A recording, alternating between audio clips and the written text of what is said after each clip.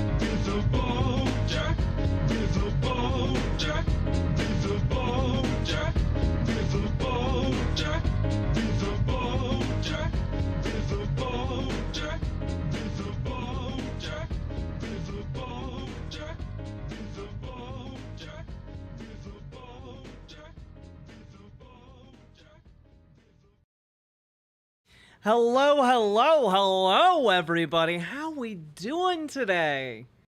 Howdy, howdy, howdy. Is it a risky outfit? I hadn't noticed. Anyway, hello, everybody. How we doing, King Kerplunk? Hello, Mr. Malachite. Hello, Quiet Kitsune. Hello, Lily Krem.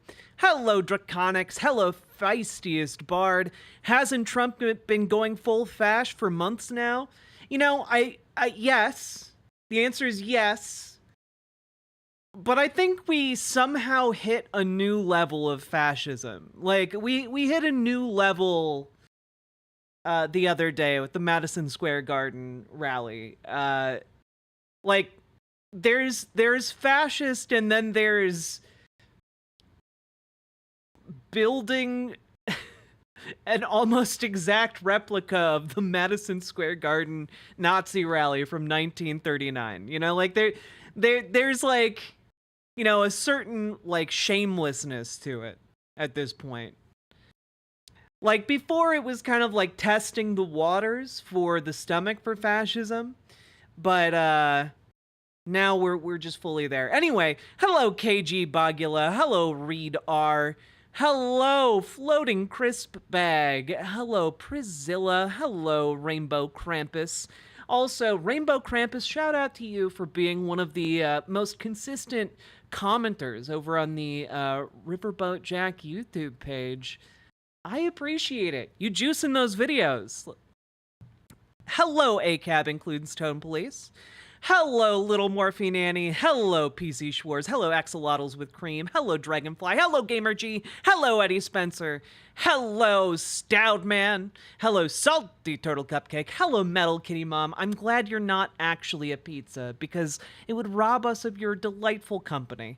Hello, Mr. Miyagi. I think I might have already said hello to you already, but you know what? That's fine. That's fine. Hello, Winbee. Hello, Snogan. Hello, Malafors. Hello, Holly Hoomst. Hello. Hello, Jazz Dog, the jazziest dog I know. Howdy, folks. Hello. Hope you're all doing well. Hello, Alien 51. Hell yeah, Comment Patrol. Look, I read the comments sometimes when I have the spoons to do so. Hello, Travenoid. Shout out to you as well for being a persistent commenter on the Riverboat Jack YouTube page. Hello, Metal Pizza Mom. You know, I really like pizza, but it would be hard to eat a metal pizza. Hello, Paladin Lost. Hello, Archangel DeCobb. Don't worry, guys. I have tested this outfit in secure scientific conditions. I do not believe we'll have a boob mishap on stream. I think we'll be okay.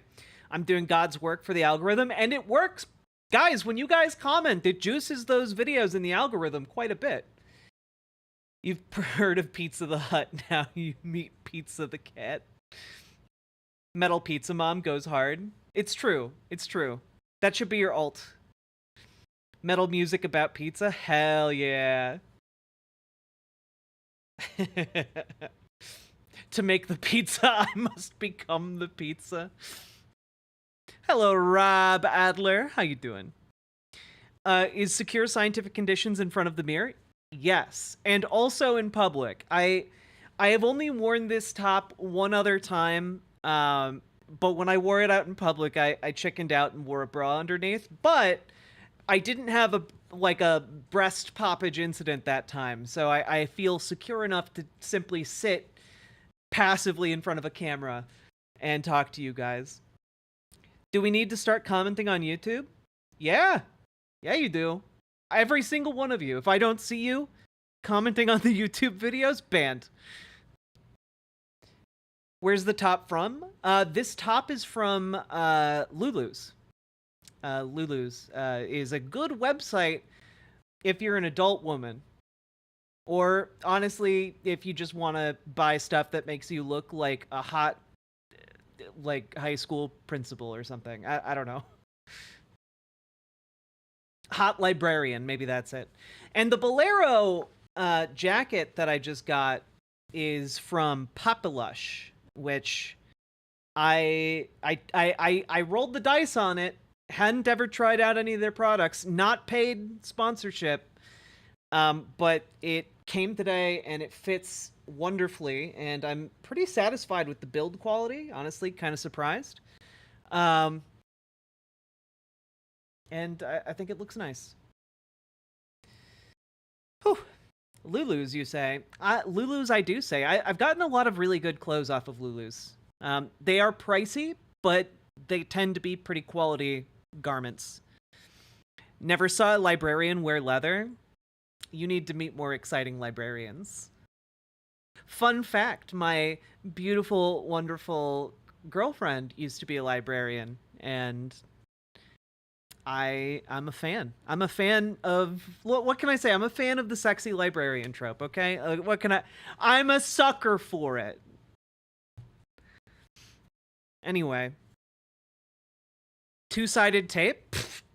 Do I look like a coward? No. Though that would probably be a good idea if I was like going out dancing or something. Honestly, it would also be a good idea if I just want the girls to be girling a little bit more.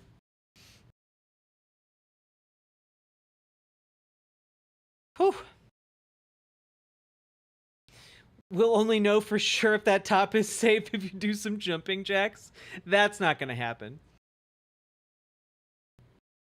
I legit wanted to be a librarian since I was a kid, though. True story. Librarians are cool as fuck. You would be poor forever, though. That is true.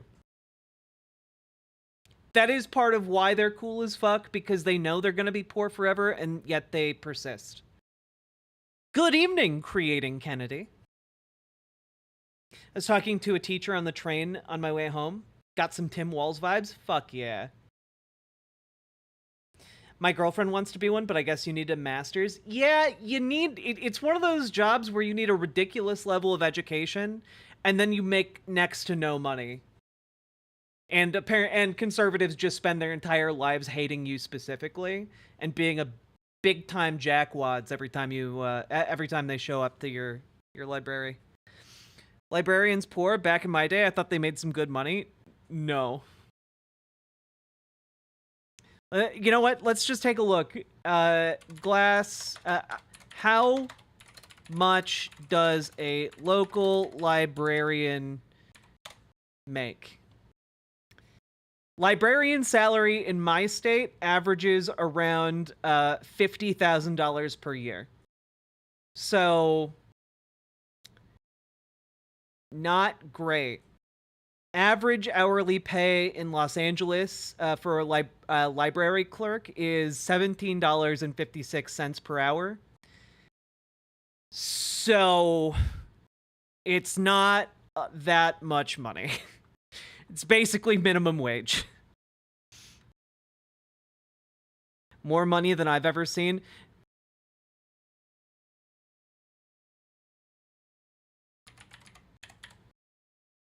Just for reference.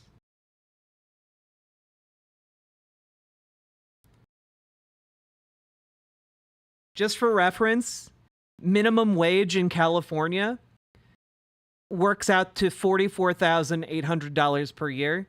This is you need to go to like 8 years of school, or six to 8 years of school after you finish high school. You have to incur all that college loan debt, and you're only making marginally more than minimum wage.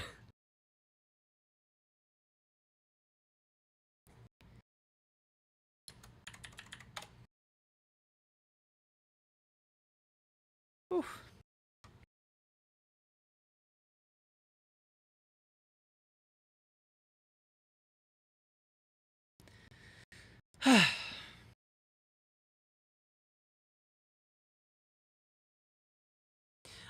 Weird. I legit thought it was 80K per year. It also probably depends very much on, like, locally, what local laws are in place, because that's, you know, your local government is what decides how much your local librarian makes. So it probably is also one of those jobs that's just very, like, localized.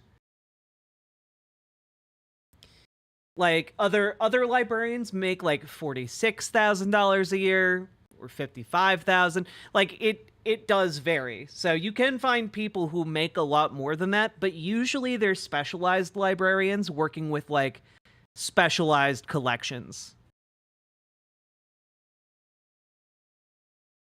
It's not the worst, but like if I was to get a master's degree, I don't think $50,000 per year is worth it, man. like holy moly. Yeah, Creating Kennedy. Yeah, the last job I had in California before I moved last year was $16 an hour as a Target cashier. $17.50 per hour with the needed degree is crazy. Yeah, and like you need your bachelor's and your master's. That's an awful lot.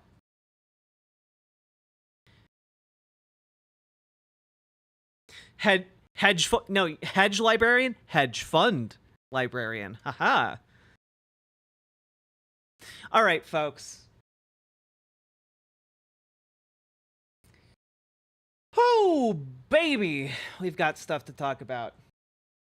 Okay,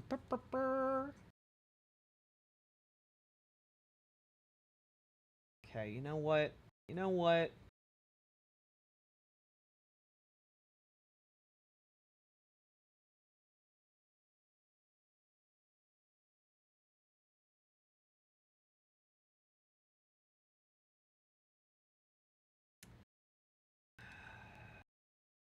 All right. I'm getting a couple more tabs ready, and then we'll be fully ready to go. Also, I was late tonight for stream because I've been running on empty lately, but I drove across town tonight and made dinner for my partner, and we ate together and hugged each other, and I feel a lot better. And yeah. So that's why stream is starting so very late tonight.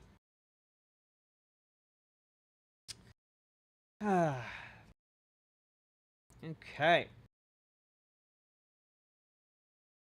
Come on. Also, my computer browser has been absolutely terrible lately. It's not been working the way it's supposed to. Boop, boop, boo.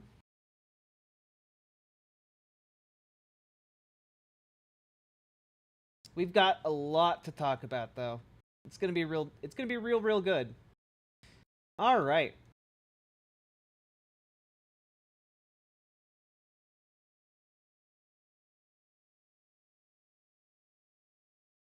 You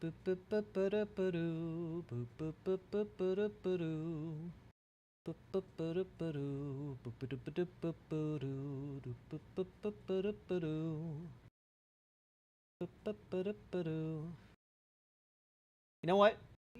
I'm gonna throw in this small clip as well because we'll need some light in the darkness, as it were. Don't worry, guys. I got good content for all y'all. Good content for all y'all.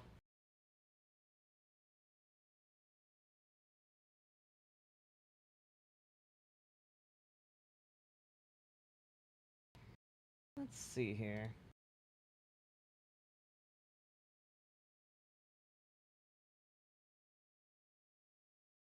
This is gonna be wild.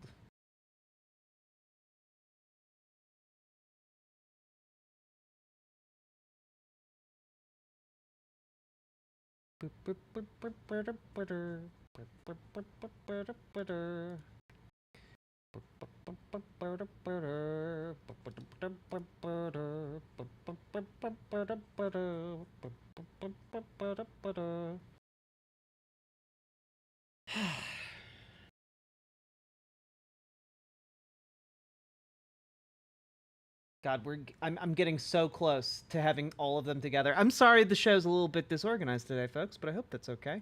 Hope that's not too bad.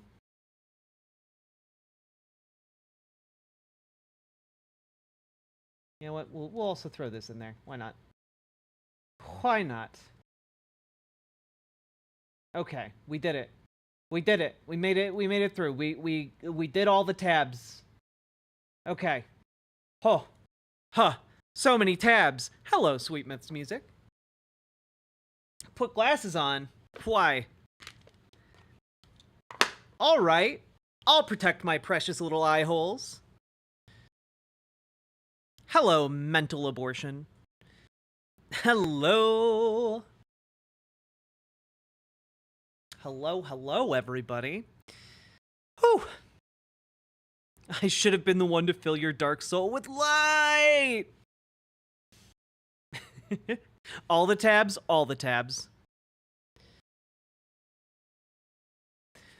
Whew. All right. All the tabs. Okay.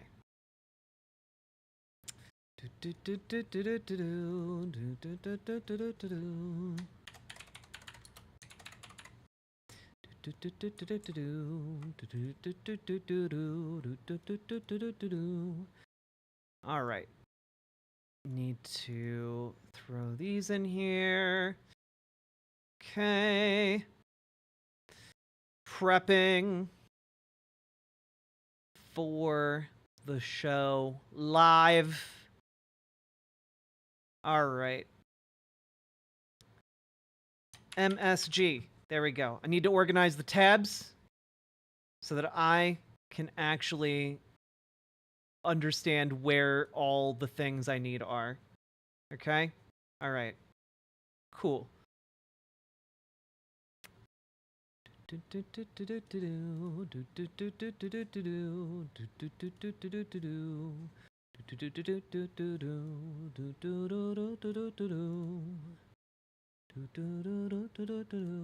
Okay, it was actually really good that I organized these tabs. Okay. Okay. Okay. All right. Making progress. Making progress, boys. Gals and non-binary pals. Okay. Cool. Cool. All right. Cool. All right. Cool, cool. All right. Cool. All right. Cool, cool. All right. Okay.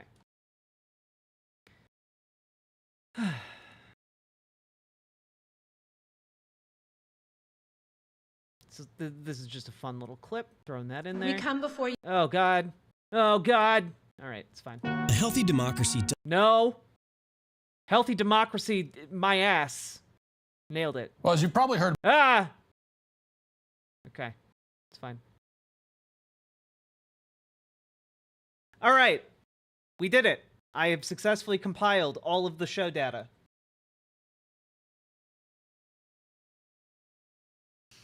Whew. All right. Hello, Brianna Huffman. Hello, Sweetness. Hello, hello, hello. Whew. Premature. Yeah. Oh no, I know that voice. You feel a tremor in the force. Tipster, welcome, Raiders. Let's go. Wait, what is this button? I can have I can make a goal. Make super chat more fun with a goal.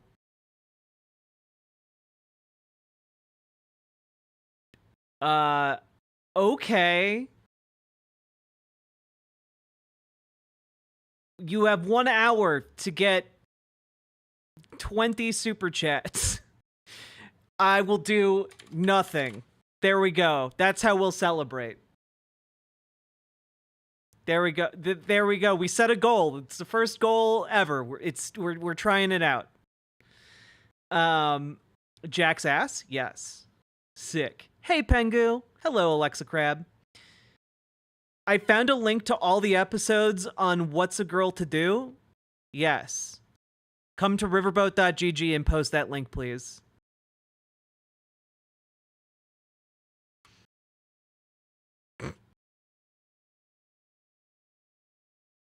What's a girl to do? Welcome, Raiders. You are just in time for us to start the show.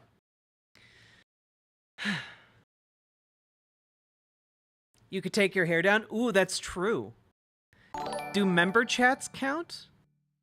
Andrew S. Do member chats count? I guess not, which is weird.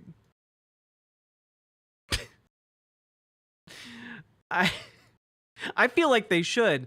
But Andrew S., thank you for being a member on YouTube for the last 6 months. Let's go.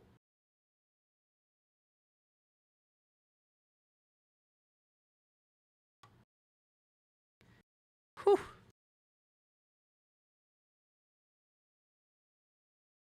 Discrimination? I agree, though I have no control over it. Riverboat Jack time? We're jacking it together, fam. I couldn't deliver that with a straight face. Ooh, Metroid Prime. I love me some Metroid Prime. 20 teal super chats. I think any super chat over $5 will be teal in color and count towards our goal. I think that's how it works, but I don't know because, again, just seeing this feature for the first time now.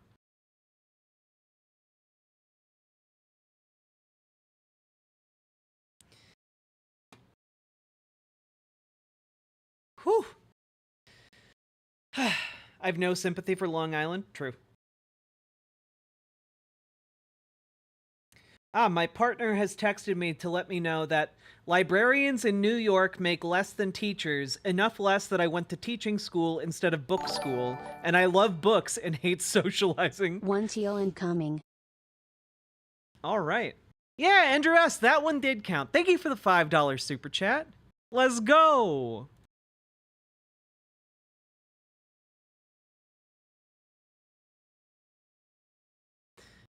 Whew. All right. Are we ready, folks? God, my breasts are huge in this outfit. Jesus Christ. Okay. Never hear from Short Island discriminatory. Hey, trains and bullshit. Breasting along boobly, true.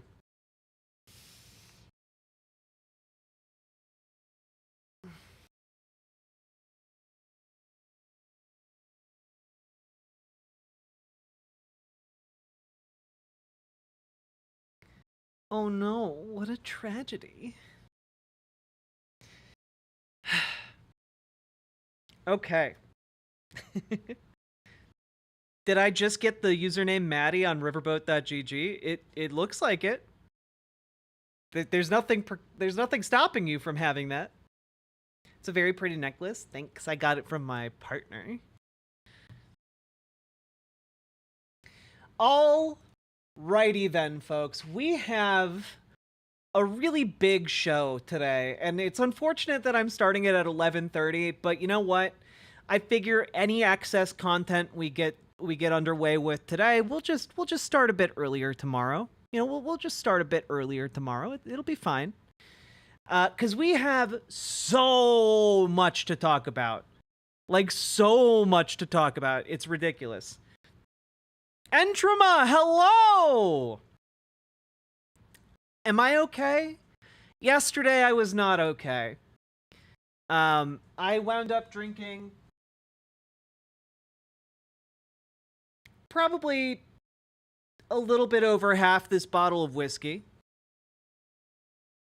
and got way too tipsy, and then watched the Netflix miniseries Bodkin. Which, you know what, if you want like a decent crime show, was actually really good. It's about a podcaster and a police detective investigating a small Irish town. It was a good show, but the lesbian in it is very mean. She's Rave so party, mean. Party popper, party popper, party popper. Zeke, thank you for the $5 super chat. She's so mean that she like made me not appreciate the fact that she was like a mean lesbian. And that's kind of my thing. I like mean lesbians. Is she the only lesbian in town? No! She's mean to the only other lesbian.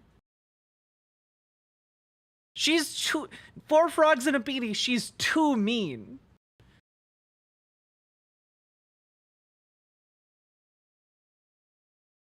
Yeah. She's mean in a not endearing way.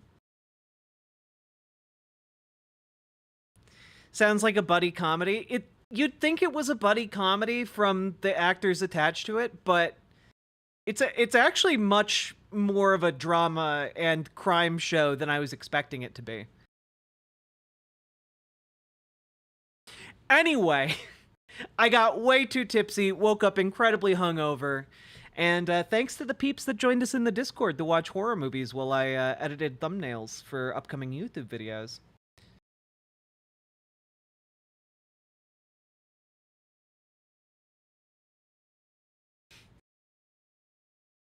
Yeah, again, I was watching Bodkin. They were drinking whiskey in Ireland, and it made me want to drink whiskey, and I got a little too frisky with the whiskey.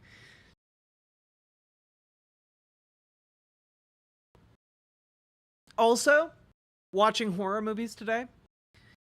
Did you guys know that there's a new Paranormal Activity movie over on Paramount Plus? It's called the Paranormal Activity Next of Kin, and apparently has nothing to do really with the other Paranormal Activity movies, but it's actually really good.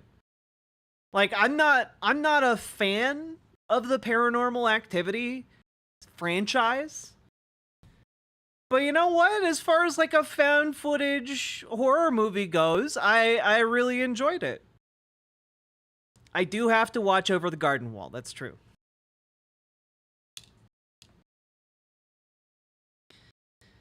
Whew.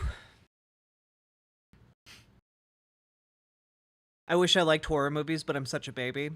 For me, it helps me to cope with doing politics all the time because I can watch a horror movie and be like, well, the world we live in is not great, but at least I don't have to worry about a serial killer. Andrew S., thank you for the $5 super chat. Which horror franchise is your favorite? Which horror franchise is my favorite? Ooh. You know, I don't really have, like, a franchise that I'm a fan of. Like, I really like... I don't know, I say this every Halloween, but I love Noroi the Curse. I love The Wailing. Like, I like a lot of, like, Korean and Japanese horror. It's really, really good. John Carpenter's The Thing. But, like, no franchise, as far as I can think of off the top of my head. Like, maybe Alien? I do like the Alien franchise an awful lot. Like, first Alien, perfect horror movie. Aliens, perfect action movie. Alien 3, criminally underrated. People say that they hated it. It's really good, actually. You're all just babies. Alien 4 Resurrection is bad, though. That one is bad. Alien Covenant, Alien, or was it not Covenant? What was it called? Oh, Prometheus. Covenant. Alien Romulus. That movie fucked.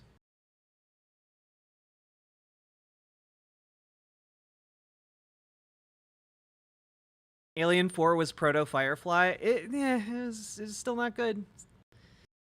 You mentioned Korean horror. Train to Busan. That movie, Train to Busan, is in my blind spot. I haven't seen it yet. Yeah, Olive Ryder, Alien Romulus is like almost as good as the original Alien. Like, it's so good. Like, imagine an Alien movie, except instead of space truckers being the people trying to figure out what the hell is going on, it's a bunch of, like, high school and college kids who jury rig a spaceship to go up to a derelict space station and trying to figure out what the hell is going on. It's really, really good. Late night stream? Ooh, yeah, late night stream. Dead Space is my favorite. Dead Space is really good. I like Dead Space a lot. Yeah, we got the Alien versus Predator movie. I didn't even know Prometheus was an Alien movie. I never got far enough through it. Yeah. Hey, Windchanter. Hello, state your thesis. How would you rate Jaws?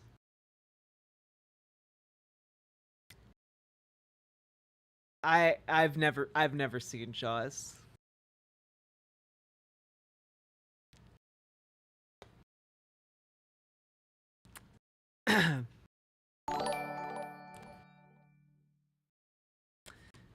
It's good. I've heard Jaws is pretty good. Say, Spherical Man. I need to fix that. Also, Shamaniacal the Shamanite. I'm glad you enjoyed VHS Beyond. Also, I really like a lot of the VHS movies, if I'm gonna be honest. Maybe that would count as another franchise. I love the anthology horror stuff that goes on. Although, what was it? It was like VHS 84 or something was really, really good. That was like on a next level. Ooh, and Andrew S. Maybe I would say Creep. The first Creep movie and the second Creep movie are so fucking good and tight as far as films go. And now they're making a Creep miniseries over on Shudder that's going to drop next month. I don't think I've heard of the VHS franchise. Yeah, I mean, it's not... It's weird to call it a franchise, but basically it's a bunch of horror anthologies that are like each anthology is kind of framed by an overarching story. And it's pretty fun. Troll Hunter is really fun. Dragonfly, that's a cult favorite of mine.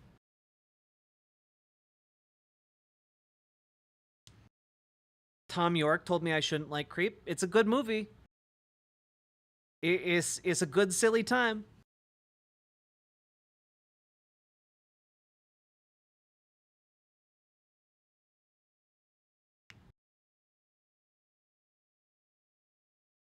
Oh, One Hand Wonder, the anime show Monster absolutely counts as horror. That show is terrifying. Any of the Halloween movies? I mean, I love the first Halloween film. It's been really hard for me to get into subsequent ones. I don't really buy Michael Myers as like this unstoppable villain. Like he felt much more like a force of nature in the first one. The first Exorcist movie is really good.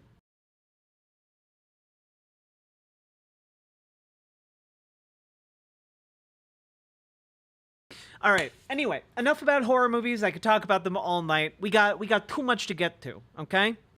I got to press this here segment button at least 7 times tonight, okay? This isn't a segment though. This is just me opening the show by letting you know, in case you didn't know, that over the last few days there was a Timothy Chalamet lookalike contest. And well, the guy who organized the event left in pretty much the most... I don't know, if you had to guess how the organizer of a Timothy Chalamet lookalike event would leave the venue, I think you might just stumble upon this.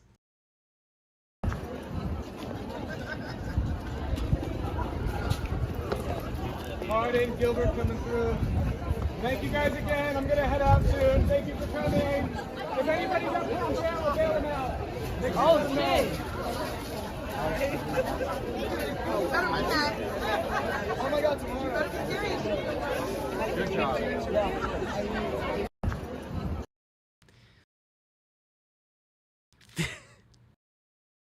I fucking hate penny farthing bikes so much, but you know what? The Mad Lad makes it work for him. The Mad Lad makes it work for him. I do have to confess that whenever I see a penny farthing, I do want to push it over very badly. I would never do that, but the impulse in me is so strong, it's almost primal. Why would you hate a bike? That's not a bike. It's a bastardization of bikes. Penny farthings are you know, are to bikes what, like, I don't know, shape changers are to humans. You know, there's just something uncanny about it. I don't trust it. It's an bike. It's a death trap. Yeah. Aren't those bikes really dangerous? Yeah.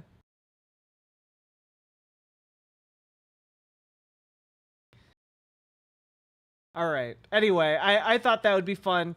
I also think this will be fun. Okay. This is just a fun clip. Okay. Just a fun clip. We can have fun here, right? So, hey, I've got to go, but I wanted to try something if you think I can, since you got me on here. I asked my team. Back in the old days, I had that Sega Dreamcast. They had kind of I don't know if it came, your folks on here could probably tell me. It either came before or right after Grand Theft Auto, which I thought was a little, you know, might not be. I was teaching school. I thought that's a little bit harsh.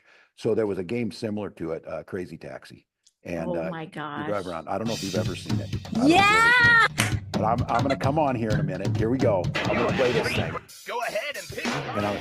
Okay, so Oh here's my the deal gosh. too. You can pick these characters, and if you get really good, I found this out, and it might be the coolest thing that I've had happen to me. There's a character Tim Walz is so fucking cool, dog. of me in there. At some Are you point. serious? Yeah, I'm terrible. I don't know the controllers on Xbox, but I just wanted to try it once with you. What you're Oh doing, my you're trying to gosh. I got to go pick these people up. Get in, dude. And here we go. And then you got to drive them to their destination. To the Out cable of the car way, stop. man. Oh my gosh. This is like Is New this York how you drive in taxi. real life? Or is that a smart ass? Is that a smart ass comment about New York? Also, in case you're wondering what that like kind of a side comment was about like being in the game Crazy Taxi,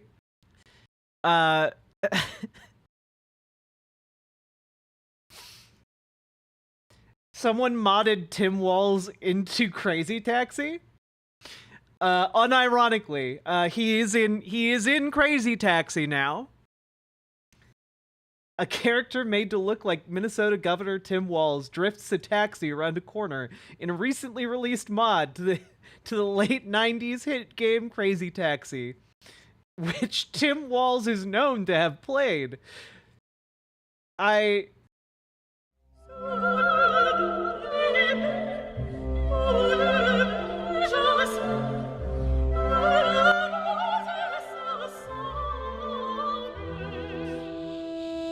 Is it weird? Absolutely. Leaders do the work. Mind your own damn business. I'm a veteran. Ready to go. Run, Kamala, run. How to make gumbo. No guardrail. Never do anything half-assed.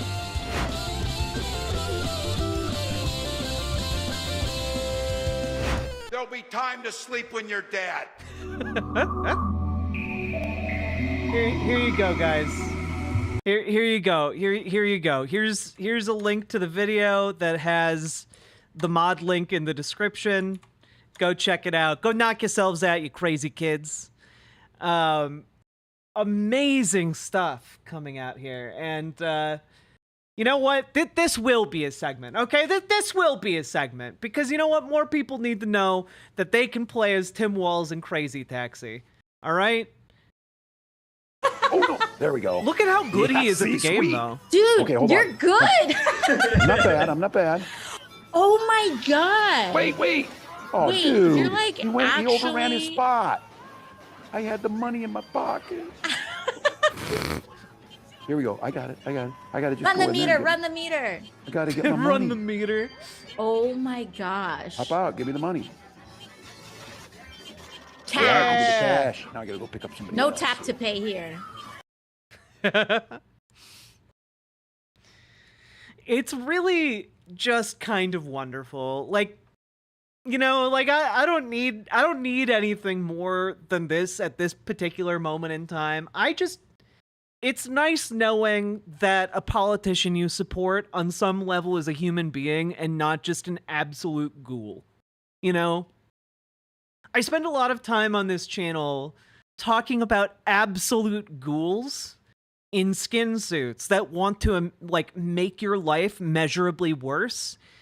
And, you know, it's nice to sometimes be able to talk about a politician that genuinely wants to make your life better. And, you know, when he has some downtime, likes to boot up his Sega Dreamcast and play some Crazy Taxi. Like, that's nice. I want that from more of our politicians. We need to demand more humanity from our politicians, because I feel like the way they comport themselves on a day-to-day basis indicates a little bit of how they're going to govern.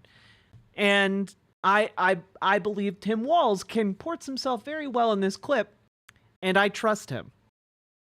He's so dad-coded, it's truly endearing. It really is. It really, really is, isn't it? Anyway, go check out Crazy Taxi Tim Walz edition. Looks like an amazing mod.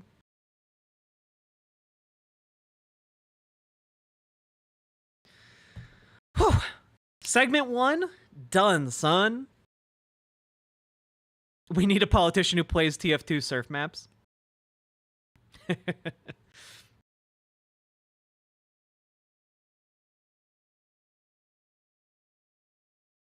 All right.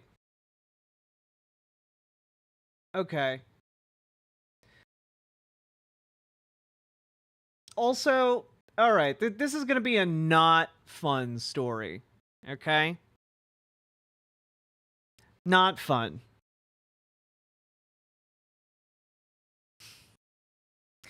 So, folks, many of you may be familiar with this thing called AI, artificial intelligence, and it is one of those things where it's constantly being pushed upon us by very wealthy people who want to basically use it to replace jobs, which isn't in itself a bad thing. Like, replacing jobs with technology can be good sometimes.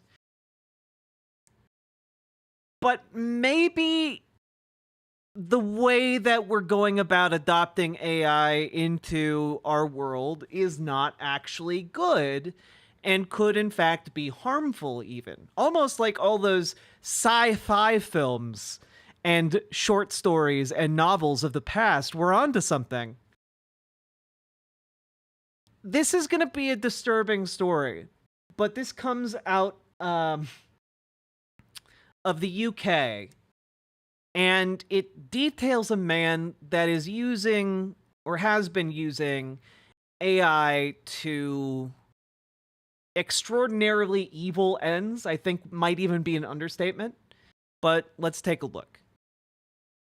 A man who used artificial intelligence to create child images from normal photos has been jailed for 18 years. My mind is very corrupted and warped. 27-year-old Hugh Nelson used a 3D computer program to transform ordinary, non-explicit photos of children into deepfake characters, which he'd then sell child images of. He took requests from people online and says a lot of these characters were commissioned by their dads, uncles, and family friends.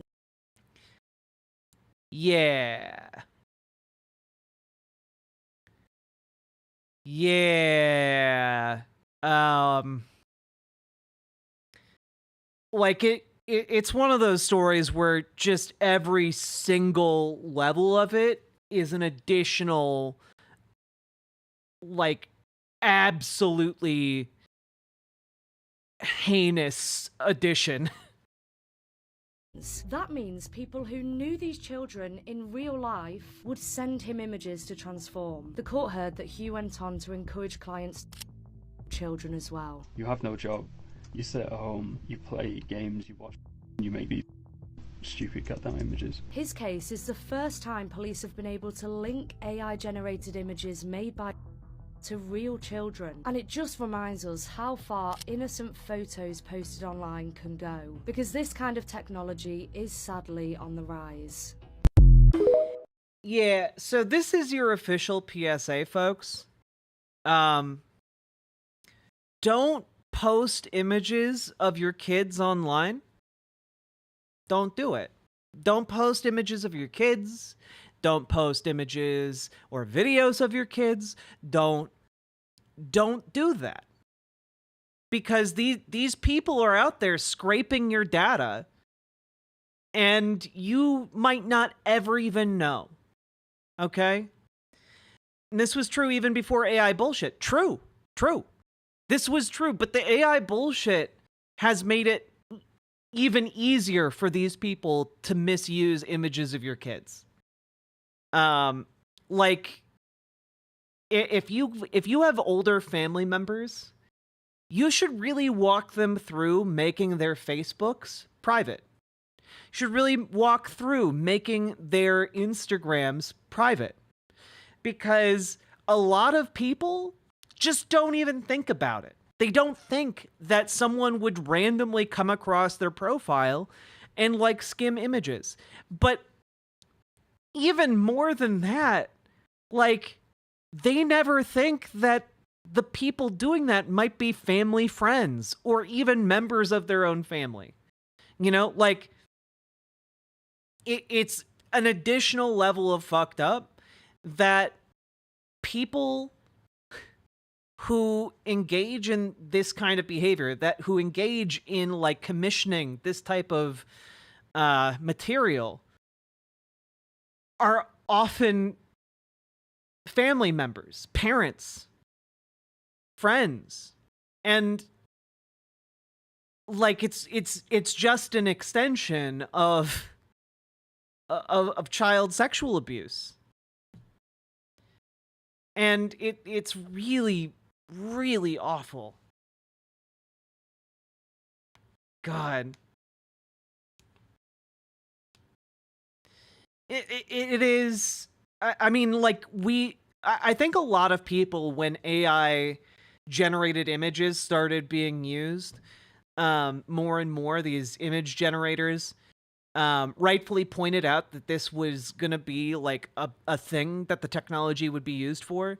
And over and over again, a lot of these tech bros are like, oh, no, it's, you know, we've made it so that you can't do that. But like, clearly you haven't. Clearly not. Like, clearly the technology has gotten out there so that like random schmuck can do this. Have you seen the trend on TikTok where parents are posting videos of their kids being adult? Yeah, no, I haven't seen that, but like, don't post stuff of your kids, man. Like, don't do it. This is like your big wake up call here. Don't stop. Well, wait, don't. Period. Stop. I hope that was clear. Please stop posting pictures of your children online.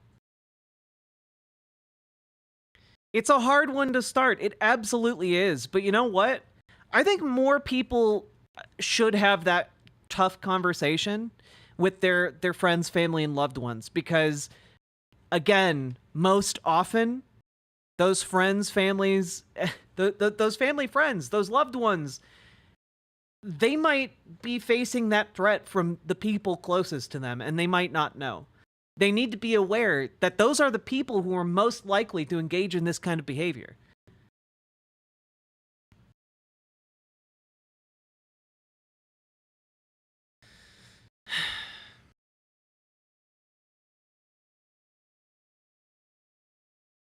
Honestly, Odd Spectre, I agree. We need to actually, when it comes to, like, at the very least, when it comes to images and videos of kids, we need to return to tradition. We need to return to, like, the family scrapbook photo album video, you know, compilation. We need to return to that, because where we're at right now with that is, you open up your kid to an entire world of horrors every time you share their image.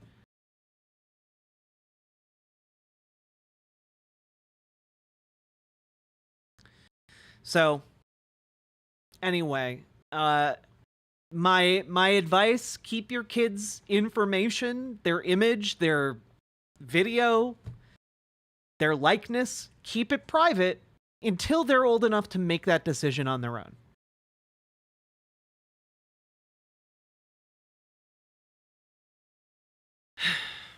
Yeah, I'll be honest, I have no idea how to have this conversation with my friends. I mean, bringing it up could be weird, but like, honestly, you could send them this video that I'm putting together right now and be like, whoa, have you heard about this?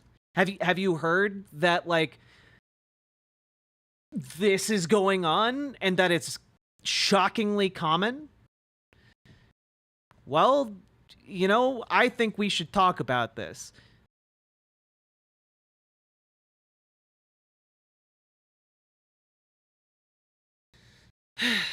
Good night, Rubber Ad Set. like, I think people need to be much more engaged with conversations about, like, sexual assault, with conversations about child sexual abuse. I think we need to talk about that way more often than we currently do. Because, like, there are guys who do sex crimes, and they're like, well, what? I didn't know what I did was wrong. And it's like, dude, you did a rape. Like, we don't talk about it, and it just perpetuates, you know? We don't talk about it, and it leads to a world where, like, adult men are fetishizing younger and younger kids. It's really heavy and it's really hard, but I think it's a really necessary topic for people to talk about.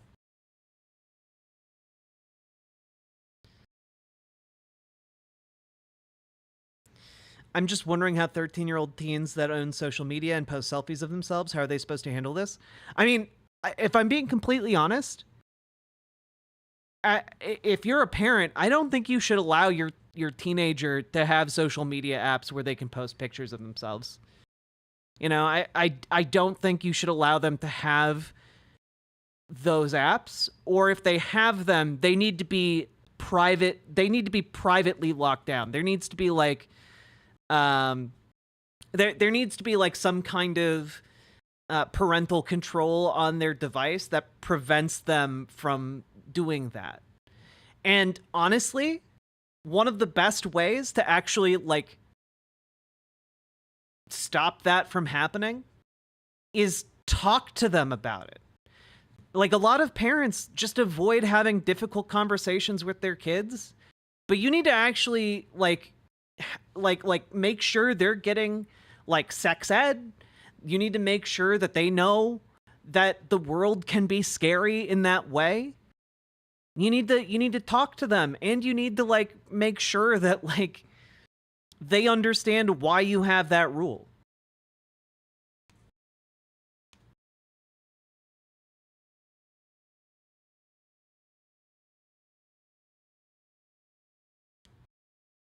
Like, I'm not against like having parental controls on there. Like, obviously, if a kid really wants to, they'll figure out a way to circumvent them.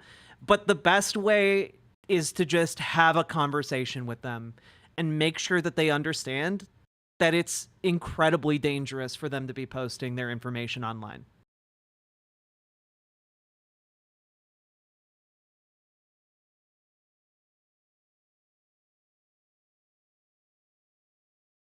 Yeah, like, honestly, treat your kid like they're an adult who can like understand. You know, don't treat your kid like they're an adult, but like treat them with the same level of respect that you would an adult, and have that conversation with them and reinforce it. Yeah, and Salmon Moose, when I was a kid, no one fucking had that conversation with me, and like I wound up getting taken advantage of. It's something that I experienced, and I wish I hadn't. And you know, at the time I didn't know that I was being taken advantage of, but you know what? I goddamn was. And yeah, exactly, SSV Clad. That might be a better way of putting it. Treat your child like a person, albeit a tiny one, rather than your property. Exactly. You're not giving them orders. You are explaining why you're giving them this guidance.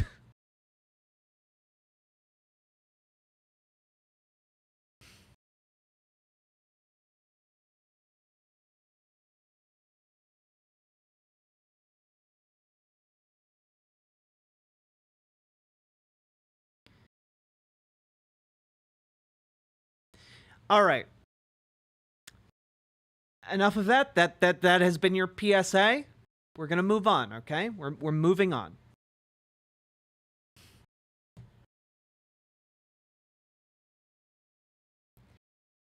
Whew. All right. Okay, we got to talk about this too.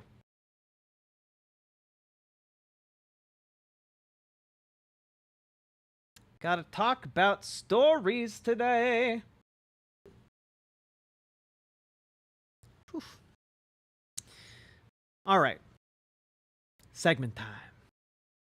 So, folks, there has been a story that's been going around today about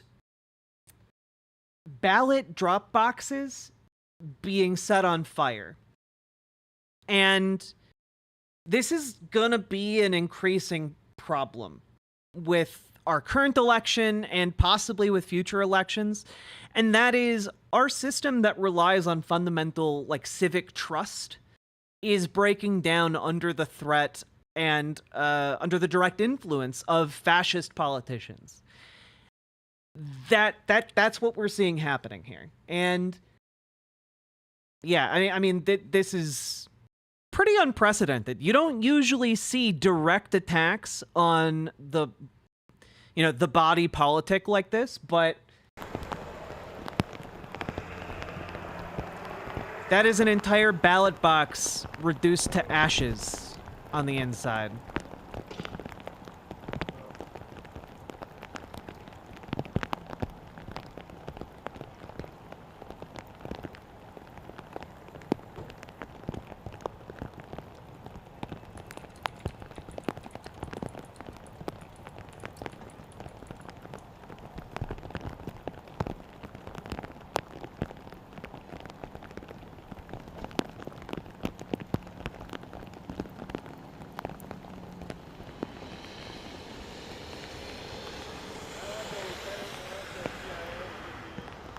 Absolutely miserable.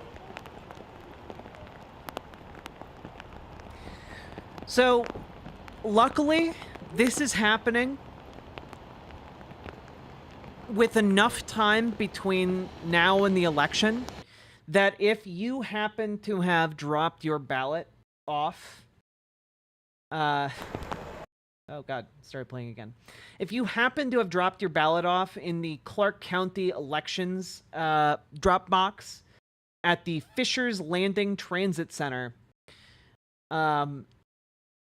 if you happen to have done that, there is enough time. You can go and actually look up on the internet what the status of your absentee or mail-in ballot is, so you can check to see whether or not it got burned up or if it made it through.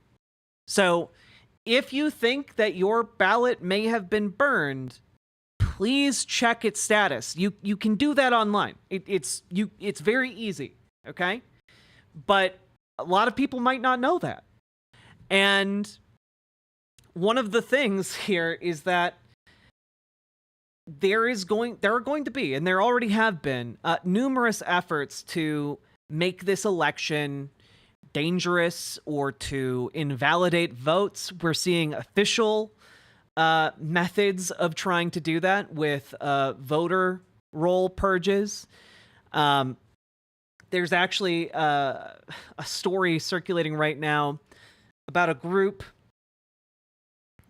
Let me see if I can find the segment here.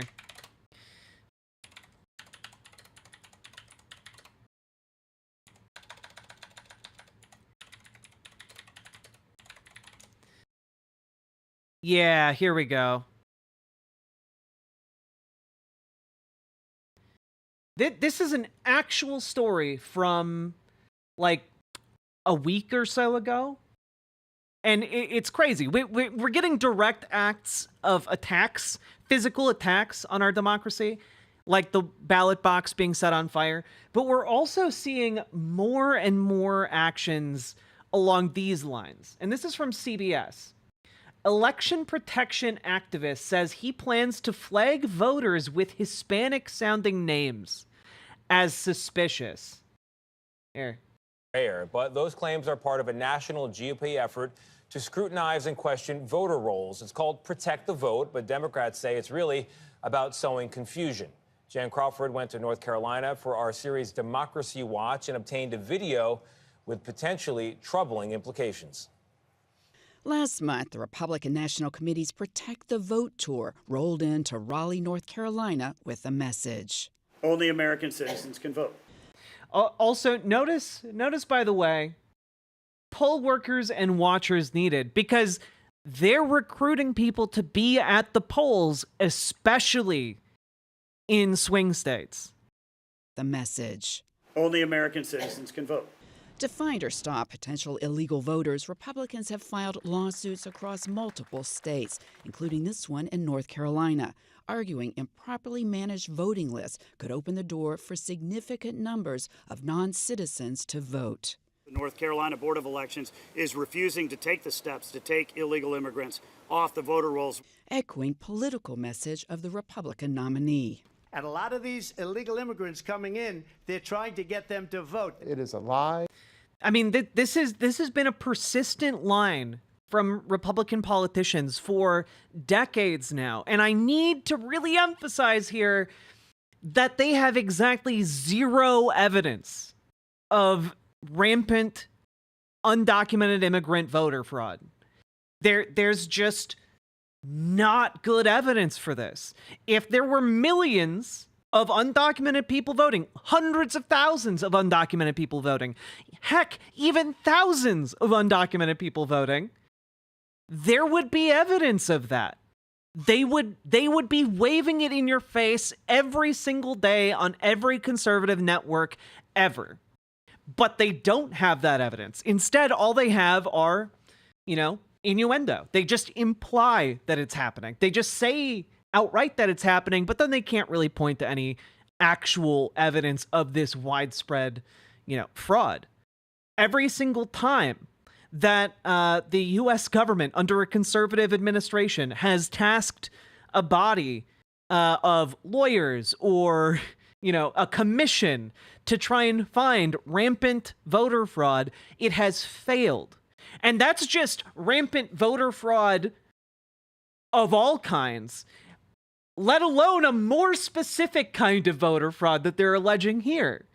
So, they literally cannot even find evidence. They can't find people to even willing to fabricate the evidence for them.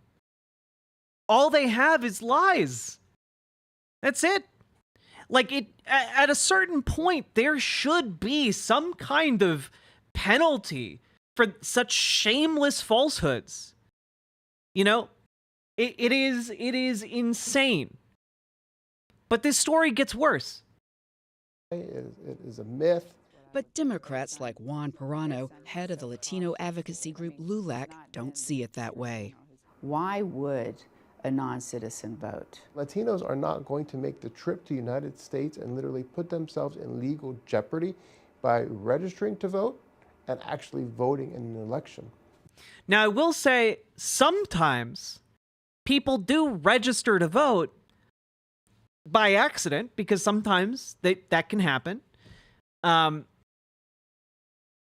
it is like maybe you could find one or two instances of an undocumented person voting. Maybe. In all of U.S. history. Non-citizens have registered to vote in the past. Since the last election, several states have taken steps to remove thousands of potential illegal voters from their rolls. But officials... Yeah, thousands of potential illegal voters. Not thousands of people they knew would be illegally voting. Thousands of potential illegal voters. This is the thing, right? They will remove thousands of people from voter registration because they just happen to think that they might be illegal. They don't need evidence for that. They just, they get that illegal feeling from someone. And you'll be shocked at what kind of criteria they apply to decide whether or not someone may be illegal. I wonder what deeply conservative people would consider suspicious on voter rolls. Officials say the number of non-citizens who've actually cast votes in federal elections is minuscule. North Carolina identified less than 50 in its most recent audit, although that was in 2016. Yeah. I'm going to even put doubt on that 50 number. I want to know.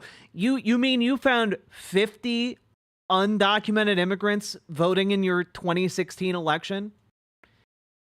Or did you find 50 people on the voter rolls who may have been undocumented immigrants? So usually this is a total non-issue.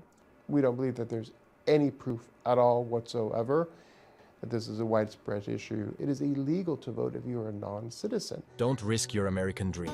The fight to clean up voter rolls and prevent non-citizens from voting is a focus of conservative election integrity groups who are distributing mailers and hosting in-person events. They are voters that are most likely to be ineligible or How do you determine that? Illegal. What is your Jim criteria? Womack is leading a team of more than 1,800 volunteers in North Carolina.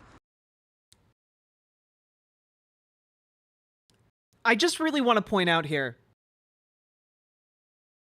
This guy is leading a team of volunteers. That's just anyone who cared to show up to look for suspicious names on voter registration rolls. You know, I wonder what kinds of people might be deemed suspicious by a bunch of conservatives with enough free time to spend their day looking at voter rolls. I wonder. Who are combing through voter rolls to identify what they consider suspicious voters. And you're trying to come up with county by county lists. It's a list of suspicious voters. Again, not necessarily illegal or ineligible voters, but people that hit our suspicious list. How do you determine? So you're not even saying they're illegal voters. You're saying they're suspicious voters. What makes them so suspicious? CBS News obtained a video of Womack discussing how to identify those suspicious voters. We showed it to him to get his explanation. If you've got folks that that were registered and they're missing information, and they were registered in the last 90 days before the election, and they've got Hispanic sounding last names, that probably is a suspicious voter. But why would you single out Hispanic sounding last names? Because he's racist. That's why. He's literally recruited like hundreds of volunteers to look at voter rolls and find minorities to kick off. On really no other basis other than, well, Hispanic last name and they registered recently. That's it. That's it. So if you have registered recently, please go double check it. Anyone with a Hispanic last name, insane. In a just society, this guy would be like put on trial. In that case, I would have to listen to the full context. The Hispanic sounding last names certainly is not exclusive. Anyone who is lacking the required information, we certainly. I'm sorry, what? In that case, I would have to listen to the full context. Okay, it is very funny that when directly confronted with this, he's like, well, the context might exonerate me, but, you know, I would need to see the whole thing. You're literally the guy who said the words, man. Hispanic sounding last names certainly is not exclusive. Anyone who is lacking the required information, we certainly would consider them as a suspicious voter. We are trying to find every illegitimate voter and to challenge the ones that shouldn't be voting. Womack says he expects his group to challenge at most a few hundred voters. Still, activists like Proano question their motives. If they have to contest these elections, what they're going to go back to is non-citizen voting. They're laying the groundwork now to contest the election in November. Yep. Now there's. I mean, I feel like this is basically. I feel like this is basically case closed. We're gonna get to this in later on, but Donald Trump has been saying that he has a secret surprise with Speaker of the House Mike Johnson. And people have been speculating what that surprise might be, because he's been talking about it openly and implying that it's going to win him the White House. And, well, what they're going to really double down on, it seems, is causing enough confusion and chaos with the election to, kick it over into what's called a contingent election, which would effectively put the House in control of, who wins the presidency. It's something that's only happened one other time in U.S. history. And it is one of the few ways a president can be legally elected without the Electoral College and without the popular vote.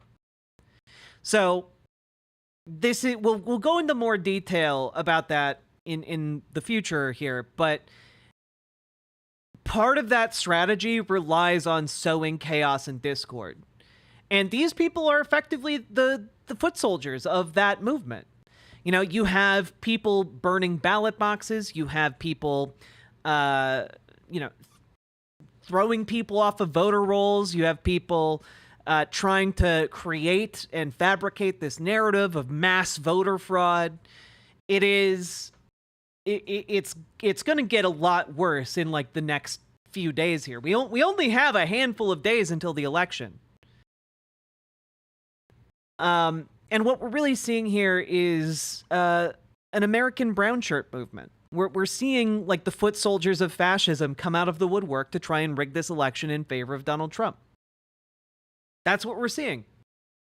I do think that Kamala Harris will still win, but if it's remotely close, we're going to see a lot of bullshit from conservatives, both, on the ground local conservatives, but also on the national level and on the state level. It's going to be overwhelming.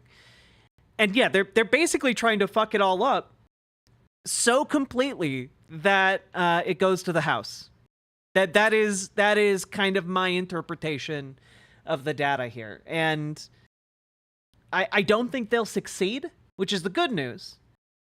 But it's gonna be infuriating and deeply frustrating, and also they're gonna get a lot more racist, which seems impossible. It seems like we've hit the absolute bottom of the barrel here. They're just gonna keep going through the barrel.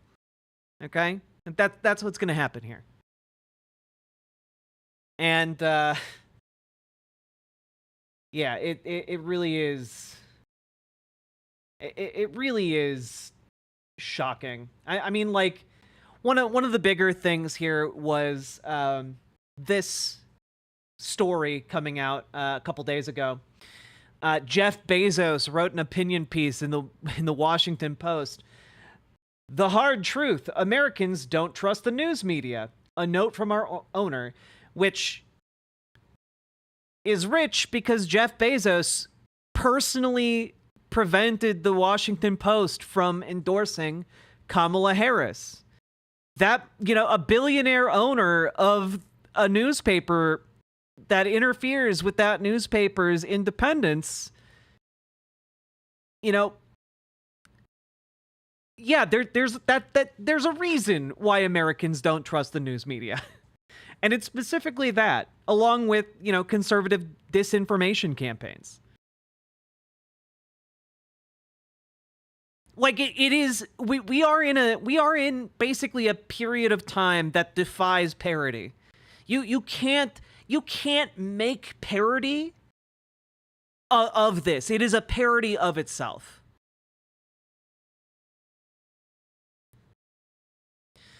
Do you think they'll start looking for us trans folks too? Will they deem us suspicious and call us mentally unstable to vote? I mean, if I'm being completely honest, Thoughtful Toffee, I think that when it comes to trans people, we're too small of a demographic for them to worry about electorally. But if I do believe that as things get worse and get prone to more chaos, we're going to see conservatives emboldened or enraged enough to pose a significant threat to the life and well-being of trans people.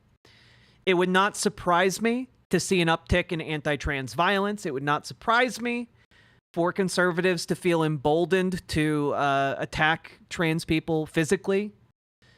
And so please, as we get closer to the election, if you are a vulnerable minority, please be careful, because they're not just going to stop with ballot boxes. If they're willing to burn votes, they're sure as hell willing to burn us. It's going to get a lot worse before it gets better, unfortunately. That is sadly my interpretation here.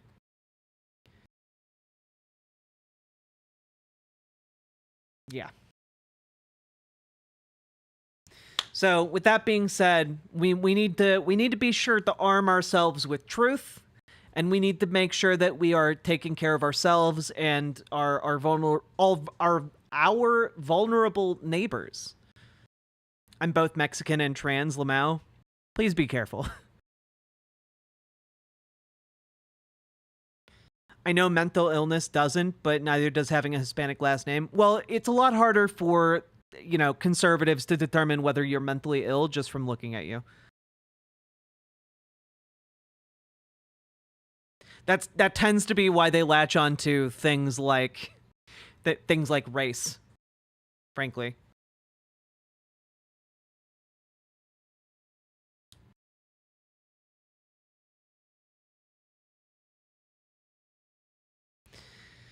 Ay, ay, ay.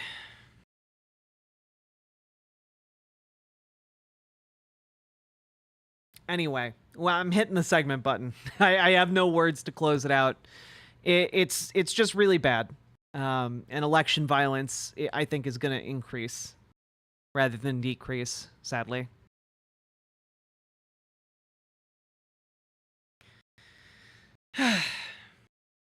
I actually had a conversation with my partner earlier today about, like, it really sucks kind of having built my entire brand as, like, a trans person covering the news and having years of evidence that I'm a trans person, because it makes it a whole lot harder for me to just go stealth. It's not really an option available to me at the moment.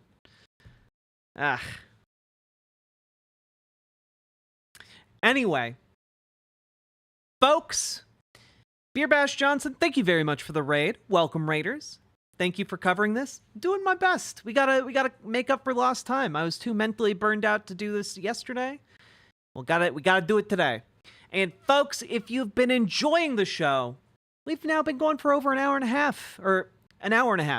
If you've been enjoying the show, please hit the follow button on Twitch, hit the subscribe button on YouTube, like the goddamn YouTube stream, and please consider dropping those subs and donos, folks, because this show is ultimately brought to you by you guys. I could not do it without your subs or donos, your super chats, your memberships. I couldn't do it.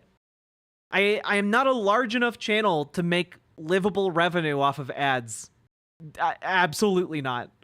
So please consider supporting the stream. Drop those subs and donos.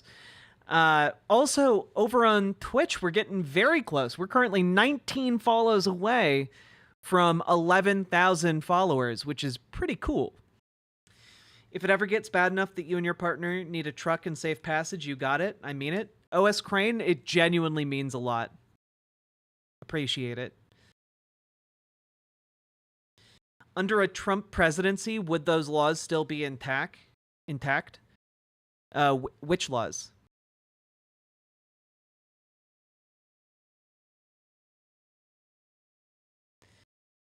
Beep boop.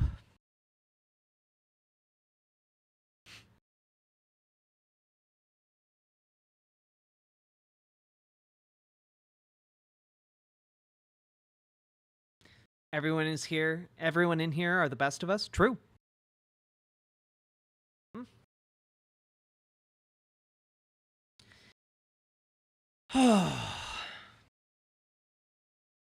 back during the Trump admin, Australia was considering offering sanctuary to trans minority groups. I know Canada, I believe Canada did, but I'm not sure.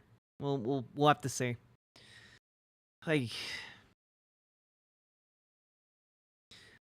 This is why Harris needs to win and keep the Senate. I hope so. God. Do we got any Oilers out there? Oilers?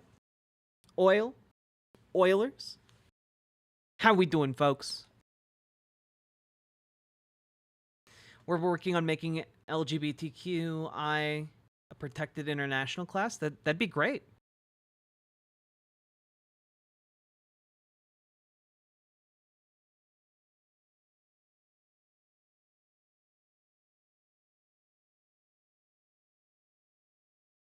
Canada is also like slipping slowly to the right, and I'm sure if America caves to fascism, that will accelerate. But you know, I'll take temporary accommodations in Canada.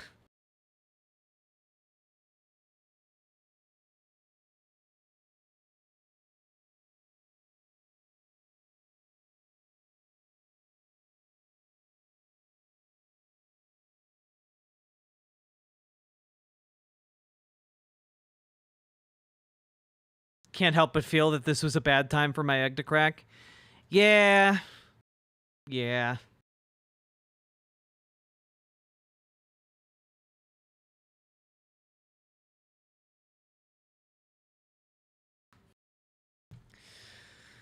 Whew.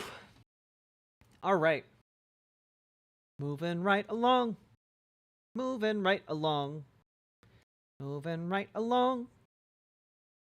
Oh, this is just not meaty enough to be a segment here, but we have new polling out of Montana that shows John Tester and Tim Sheehy tied at 43%.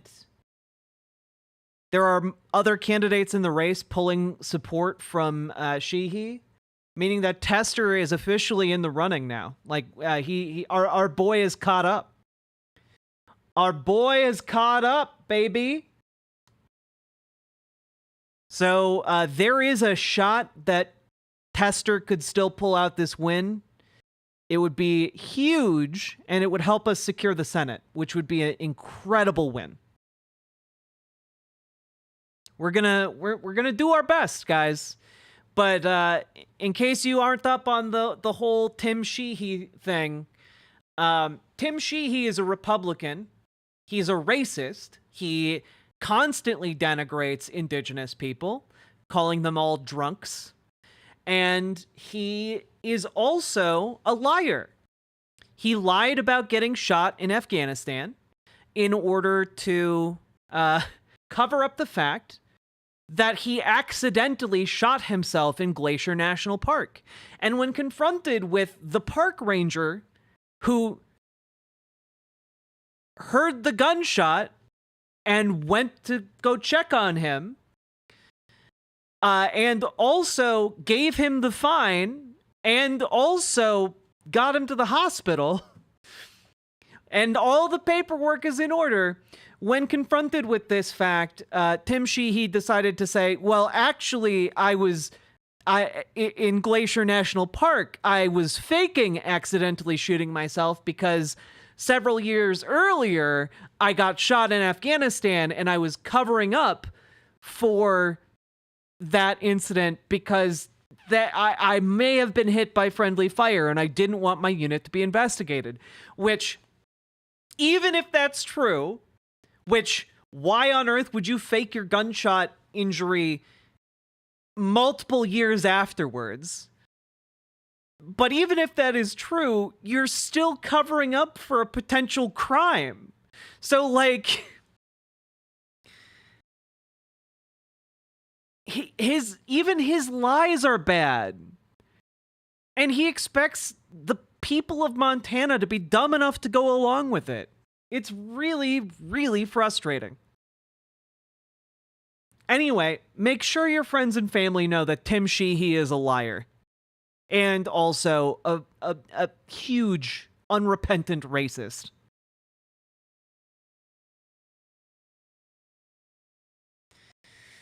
You know what? I'm pressing that segment button anyway. It was short and sweet. How bad was the gunshot wound? Apparently, it was so bad that they left the bullet in his arm. But he also went to the hospital, and, well, I find it pretty astonishing that a hospital would mistake a fresh gunshot wound from a gunshot wound sustained years previously. Like, I think a hospital would know the difference. All the trained medical staff would know the difference, but, you know, hey.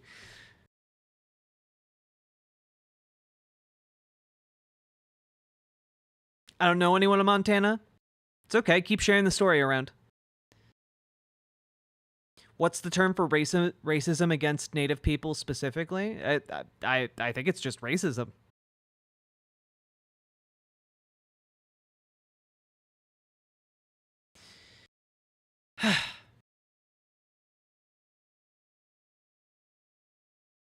I think 2/3 of my dad's side of the family live in Montana. Unfortunately, a lot of them are deeply conservative and pro-Trump. It happens. Now, I've never been an ENT, and I was never a doctor, but I think I could probably tell the difference. Yeah. Hi-yi-yi. Win B! Pitching into the BWA.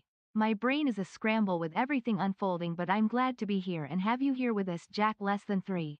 Well, Winby, thank you for the 2 gifted tier 1 subs, and thank you for bringing that much-needed BWA energy to the stream. I very much appreciate you.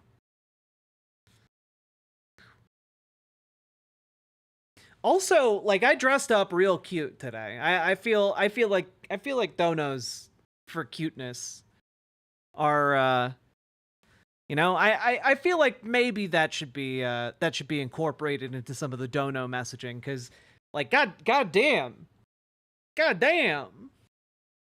I worked really hard to grow these. Whew.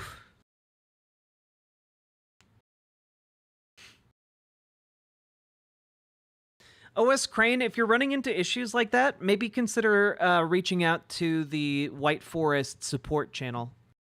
There should be a tab on the website, like right over here, that you can click on. Poof. Breasts, thank you for your service. You're welcome. Free-range titties, it's true. Cageless titties.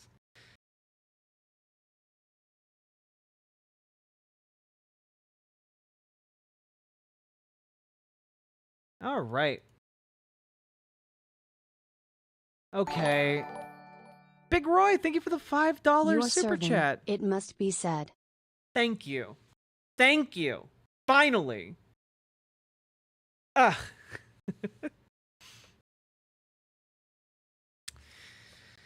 Okay. All right. This is going to be a dumb story, but you know what? We're going to cover it anyway. So, folks, there is a deep and abiding hatred among deeply conservative people for environmentalist protesters that go to museums and throw paint on paintings. And it's been a subject that, like, I just haven't talked about because it's very irritating to me. But every time it happens, conservatives tend to call for the deaths of the people involved. And so it's been captured, that this entire trend has been captured on Spanish television. Salmon Mouse, thank you for the 5 gifted tier 1 subs. I appreciate it. Thank you so goddamn much. So, like, here is this clip from Spanish television. that is being shared like crazy in right-wing circles.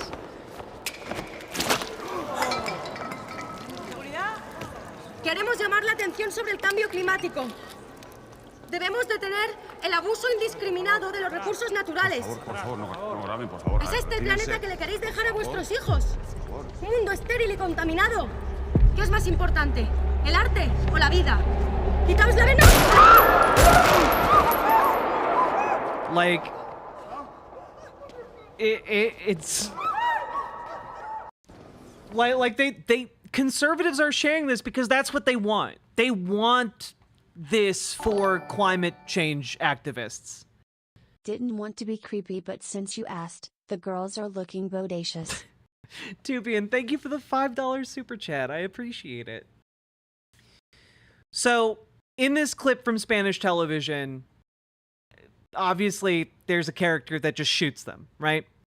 And I think we need to have a real talk about museums and paintings, because apparently conservatives are under the impression that paintings in museums are unprotected, that the canvas is just exposed to the air. And you might be able to find sometimes paintings that are exposed to the air. Usually, however, those are copies or prints that have been placed in the museum while the real version is kept somewhere in the museum archives. However, for the ones that are real, those paintings are under like 20 bazillion layers of defense. Like, the paint is not getting on the art. It's getting on glass. It's getting on, like, the outer layer of glass. There are probably 2 or 3 more layers of glass between, like, a Monet and the outside world. Literally not a single museum. Our art gallery does freestanding pieces by artist request. Yeah. Like, and guys, for the super valuable pieces, it's not just normal glass. You couldn't just like run up to the Mona Lisa with a hammer and break through that glass and then throw paint on it. Like, that's not a thing you can do. Like, the glass just wouldn't break. And there's like so many redundancy features implanted into its defenses, its preservation. A lot of these pieces that are old, that have been around for hundreds of years, they are kept like in sealed conditions to prevent them from being damaged by things like the sun, you know, or air.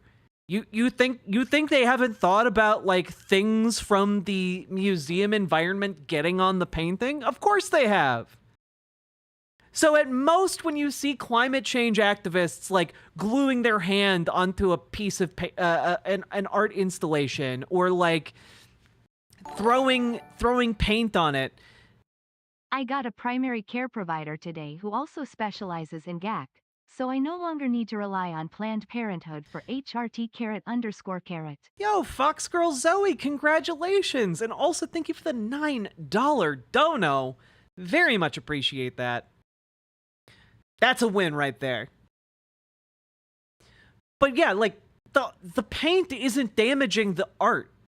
It's just a shocking move to get, like, some media attention. But conservatives see that and they're like, the art that I don't care about has been threatened. We must kill them. Billions must die. You know, like, there were some climate change activists that did exactly this, but they got thrown in prison for, like, 10 years apiece. And like, Republicans are still gonna go about saying it's not good enough. They need life in prison. They need to die. And it's crazy, dog. It's insane.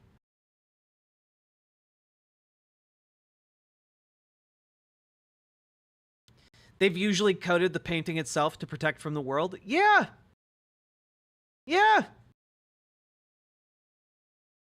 Yeah, every single time these activists throw paint on the glass protective casing of a famous art piece, they get, like, worldwide attention. It's why they keep doing it. Actually insane. Good night, John Bainbridge. Anyway, this is your PSA, conservatives. Paintings in museums are kept under multiple layers of protection. They're not just there exposed to paint from activists. Learn about how museums work. Please, for the love of God, I'm begging you. I'm begging you.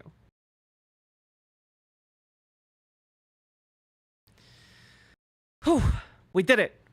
We did another segment. We did it. We doing it, fam.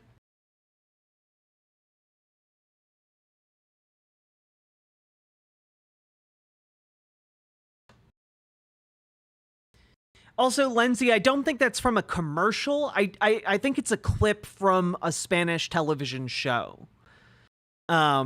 It's just been clipped and widely shared in conservative circles.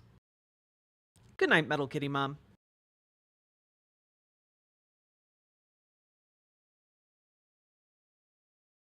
Also, this is just a PSA. So, guys, there's a new Dragon Age game coming out, which apparently, by most of the reviews that are out by now, it's supposedly very good. This is your PSA as a trans person to avoid almost all discourse about the new Dragon Age Veilguard game. Okay? Largely because that they are enabling you to be canonically trans. Like, you can establish that you're a trans person in the video game, which is really cool. That's really cool. That's good. I think that's really neat. The game will recognize that your character is trans and react to you accordingly, and that's really, really awesome. And, like, one of the neat things about this is that it's not the first game that allows you to be trans, but it's the first game that narratively incorporates trans identity it directly for a player-made character. And that's neat. You know, I don't know if it's going to be, like, well implemented or not, but I think that it's cool. I think that including us is really nice. And yeah, you can choose the this path. I think that's neat. Yeah. Of course, it wouldn't be complete without the fucking pronouns. There we go. And just have to say, the world's most insufferable losers are going to be so vocal about this. They're literally going to shit their pants on their live streams in rage. And I just want you to be prepared for that, and maybe don't dive into that discourse, because it's gonna be toxic as fuck. It's gonna be a bunch of like lonely incel types basically arguing that trans people shouldn't exist publicly or in video games. Why don't we just skip all of BS in the world and evolve to our final form, crab? True, Alexa Crab. We should evolve to crabs. It's about time. Also, thank you for the $5 super chat. I appreciate it. If I hear the usual suspects, I will probably throw up. Yeah.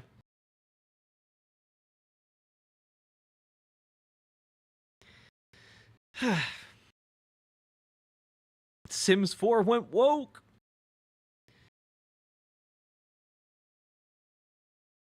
Anyway, just a little PSA heads up on that one.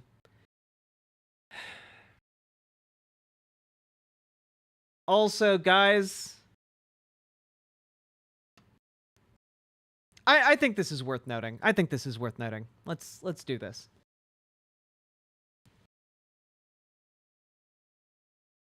So, folks, there's this guy named Elon Musk. Apparently he's famous or something. I don't know. but he's basically become Donald Trump's new running mate. He's at all the rallies. He's jumping, hopping, skipping next to Donald Trump. He looks giddy as a schoolboy. And he also is a really, really bad campaigner because he's not smart. And by that, I mean, we have a statement by Elon here. And it's just 3 words. Sounds about right. And he posted this earlier today, I believe. Or, yeah, it might have been earlier today or like a day ago or so. It's hard to tell. Anyway. It really does seem like with these 3 words, he's kind of given away the game. Which is essentially... Well, I'll just show you the screenshot here. We have an account called Fisher King. If Trump succeeds in forcing through mass deportations, combined with Elon hacking away at the government, firing people and reducing the deficit, there will be an initial severe overreaction in the economy. This economy propped up with debt, generating asset bubbles, and artificially suppressed wages as a result of illegal immigration. Markets will tumble. But when the storm passes and everyone realizes we are on sounder footing, there will be a rapid recovery to a healthier, sustainable economy. History could be made in the coming 2 years. And Elon's response to that is, sounds about right. Which is that, essentially, Elon Musk is saying, yeah, if Donald Trump gets into office, there's going to be an economic crash, the likes of which we've never seen. You know, like, conservatives, are you this dumb? They're literally out in public telling you that they're going to crash the economy, that they are going to make you measurably poorer, that they are going to do it deliberately. And not only that, they're going to do it, and they're going to do it while telling you that it's going to lead to a more prosperous future, and that's not the case. These people who want the economy to crash, they're the billionaires. You want to know why billionaires like economic downturns? It's because they have enough money that when the economy goes down, they can buy everything for a song. They find desperate people in real estate, desperate businesses needing to liquidate for capital. They find desperate homeowners. And then they buy up all of that for next to nothing. And then when the economy rebounds, wow, it's crazy. They are suddenly exponentially wealthier. It is, yeah, Warren Buffett talks about investing during recessions. This isn't like some secret strategy. This is just how billionaires and the ultra wealthy get wealthier. It's one of the main mechanisms. They make more money off of economic downturns while you like become destitute and like get kicked out of your home that you've lived in for 60 years because you're just too poor to afford the property taxes anymore. Like, they come in, they buy it for a fraction of what it's worth, and then they bulldoze it and make room for a strip mall. Like that's what they do. Okay? And so what Elon Musk is telling you here is that he wants the economy to collapse. And they're going to say, oh, well, you know, it'll increase your wages because we're going to get rid of all these immigrants. That's not going to increase your wages. Are you kidding me? Even the most conservative breakdown about the effects of immigration on wages shows that immigration makes wages go up. The research shows that wages go up with immigration because immigration provides more labor for the workforce, and labor is a resource. Your wages will decrease if you get rid of the immigrants. And not only that, firing a bunch of people from the US government isn't going to reduce the deficit. It's just going to make the government not work, which will create pockets for privatization of government services that are currently provided to you now for free. So you're going to be paying more to do things you can already do now. Like, it's honestly crazy to me here. Okay? Like, the government is the largest employer in the country.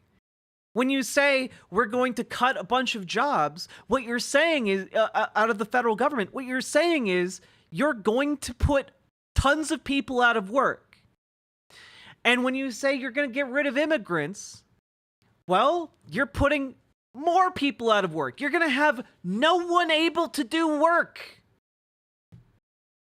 Because it turns out a government bureaucrat cannot just go and pick, like, fruit in the fields. It's a completely different skill set. And if you don't think it's a skill set, then you go do it, motherfucker. Are we just a failed state at that point? I mean, honestly, Super Jet Guy, if Donald Trump wins the election, yeah, we're a failed state. We become a dictatorship. Yeah.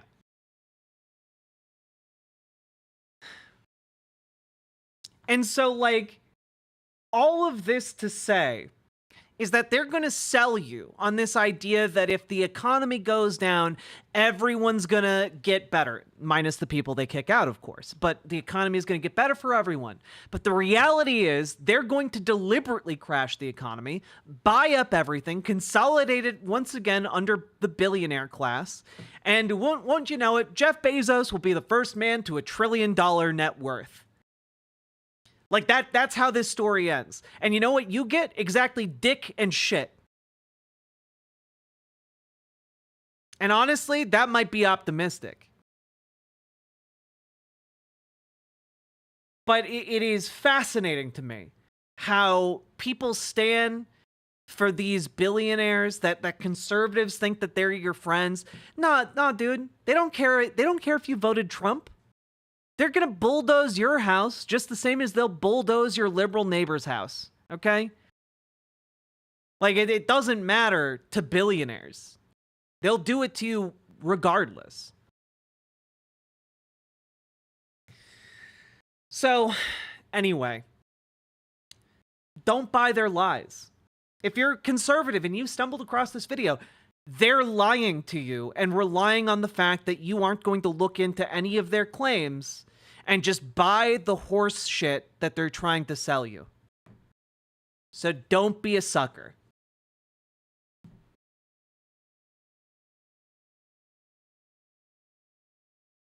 Only dick shit? No dick.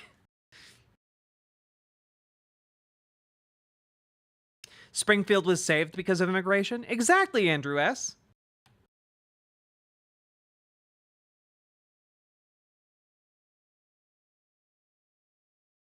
Ay, ay, ay.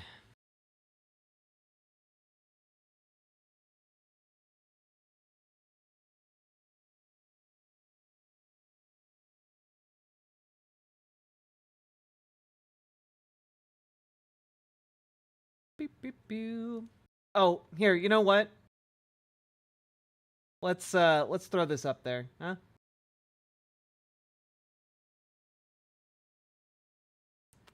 Let's do this story.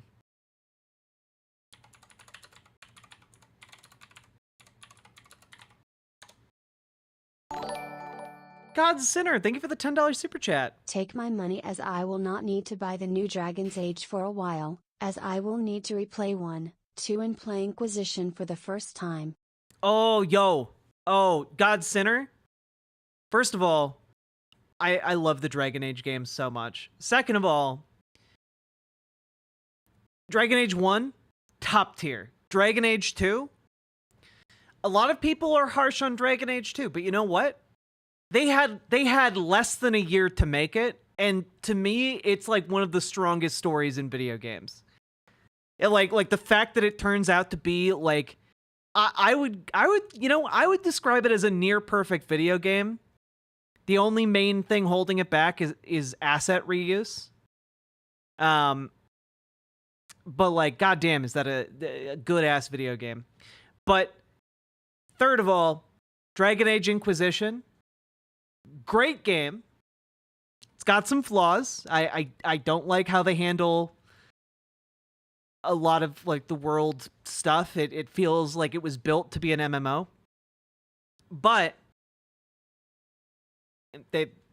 which makes sense. But I'm not going to get into the minutia of it. My main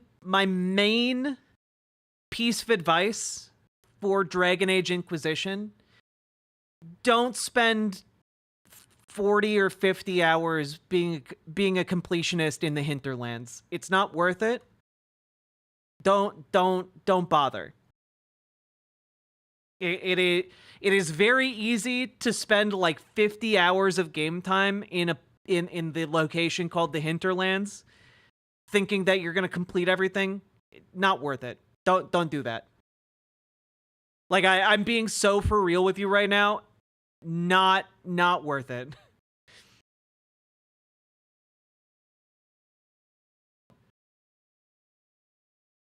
Yeah, Darth Gently, I think the goal ended, so it's not counting anymore. Also, there's no way for me to dismiss it. I guess I can set another goal. Here, let's set a more achievable goal. 10 super chats in the next 2 hours. There we go. You know what? Hair down will be the reward, okay? Well, you know what? We're at 15. There we go. There you go. If you make it, I will let my hair down.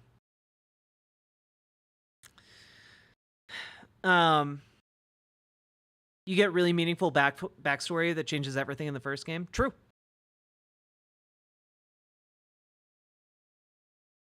Blood Mage was the best class. True. You can't tell me what to do. I'm trying. More achievable goal, get out of bed. True.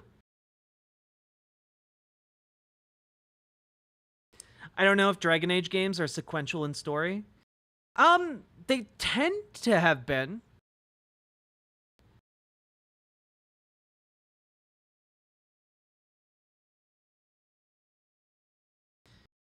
Does Liliana make a return in the other Dragon Age games? I believe so. More so in the third one. More so in Inquisition. Did you see the Department of War film, Don't Be a Sucker? I did indeed, Superjet Guy.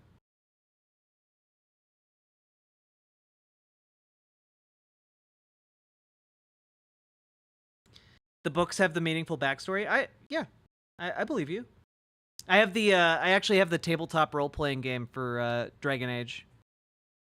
Never been able to play it, but I do have it.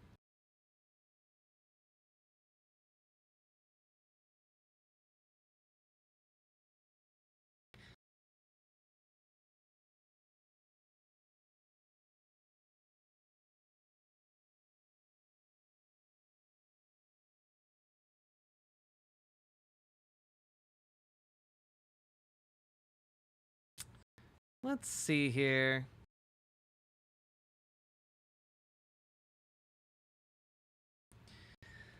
So, folks, I think this is fun, okay? I think this is fun. So, folks, there's an incumbent Texas legislator named Morgan Lamantia, okay? And she's running to hold her seat in South Texas, right? And, I mean, this is pretty singular in the world of politics, okay? She's the incumbent. And she posted this to, I believe, her Instagram. Ready? Yeah. There are good things and bad things about both political parties. But Adam Hinojosa represents everything wrong with his. He won't talk about things that matter to South Texas. More jobs, stronger schools, better healthcare. Because campaigns aren't about the things that matter anymore, are they? It's about saying whatever it takes to win, even if it hurts your people. Adam Hinojosa's campaign has spent millions lying about me, yet he refuses to debate me in public. He just hides behind slick ads paid for by mega donors in Houston and Dallas, trying to cover up his record of walking out on his debts and his taxes, his opposition to expanding healthcare, and his plan to strip millions from our public schools. These people do not care about South Texas, and that's why they want me gone. Because I'm not fighting for them. I'm fighting for you. Like, I think that's a great little, I think that's a great ad. I think that's a great thing to put out. But I find it especially singular that she's basically putting out there that she wants to debate her challenger. Who's this white woman? I just fucking explained that. Did I stutter when I introduced her as Morgan Lamontia, a Texas legislator? Did I hallucinate that? She's a Democratic legislator in Texas. For the content, those big, beautiful, bouncing contexts. Thank you, Paladin. God damn, thank you, Paladin, for the $50 dono. God damn. Thank you so much. And yes, this outfit is pretty big and beautiful. True. Anyway, we exist in context. Hey, Gay Fash. How you doing? Now, the reason I wanted to show this, and I see some people, this sounds like glorified centrism. She's a Democratic legislator in Texas.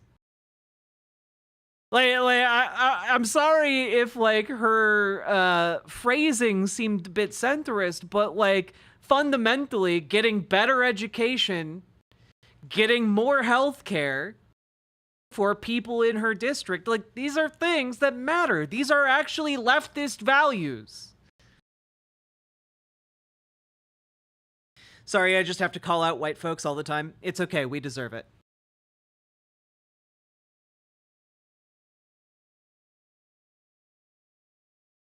Centrists are bigger in Texas. Everything's bigger in Texas. In Texas, where so many textbooks are printed, yeah, it's actually important. Like, something to keep in mind is that in Texas is a red state, but it's been moving progressively more left. In fact, so far left that we might be seeing Ted Cruz get ousted in this coming election. You know, I covered the debate between Ted Cruz and Colin Allred, and Colin blew him up. It was really, really good.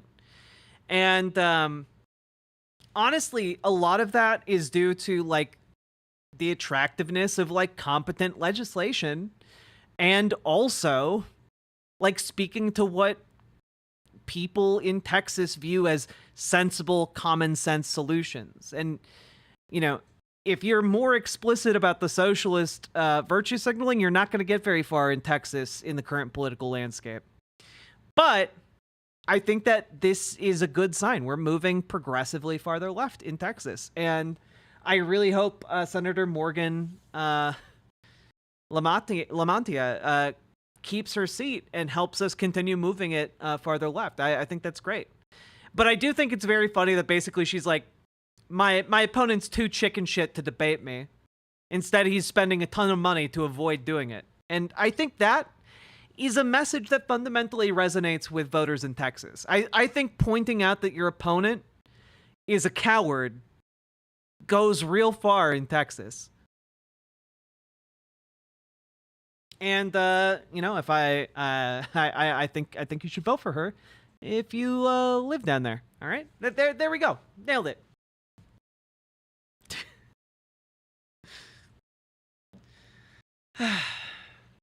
Just lost my honor run. Oh, the guy. I'm sorry. I'm sorry to hear that.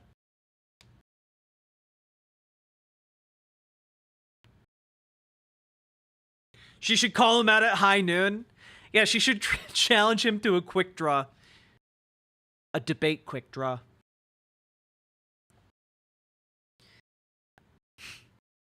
I'm the fastest fact checker in the West.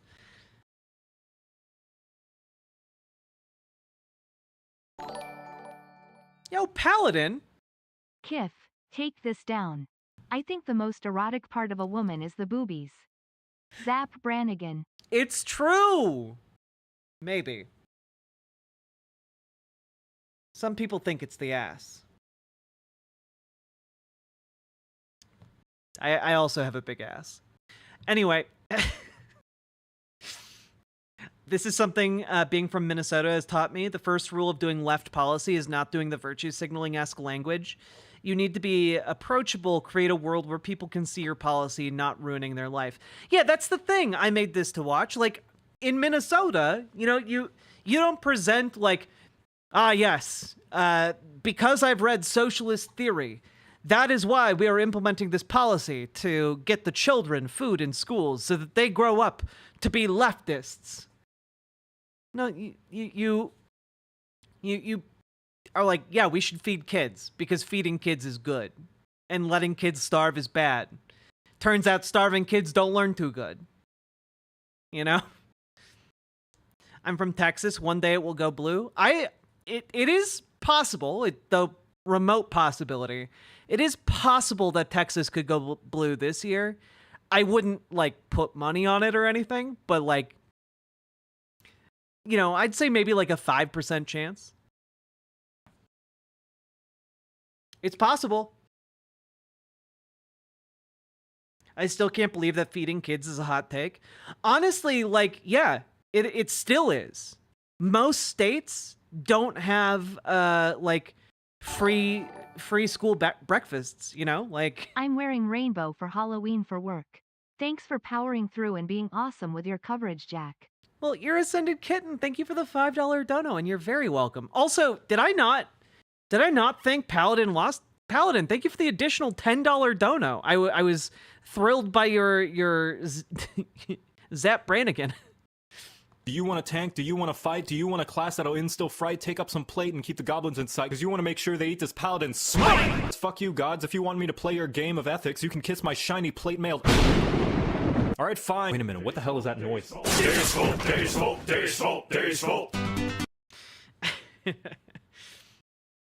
Isn't Texas the land of churches and gated communities? Delta Who, I've got bad news for you. That's every state. We should follow the Walz way, feed the kids. True, Andrew S. We should. Like, that it is such a no-brainer for kids to get free school lunch and free, like, school breakfast. Like, it's such a no-brainer. When kids are hungry, they can't learn.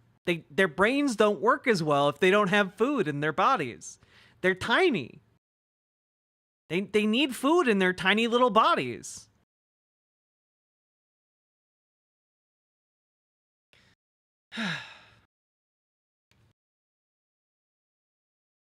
It's common sense. It's the neighborly thing to do. And, you know, framing it as common sense and the neighborly thing to do and, like, listing off the reasons for why you should do it, like, and making it seem approachable as a policy position, then puts your opponent in the position of having to be like, well, I don't think we should feed kids because that'll mean they'll expect a free lunch when they're adults. And it's like, nah, they'll just have the ability to grow up into, like, better educated and more functional adults. Like, goddamn. Also, you know, maybe we should feed people of all ages. I'm just spitballing here, but I think if we actually spent federal money to ship food to federalized food banks, I think we could maybe make sure no one in America goes hungry.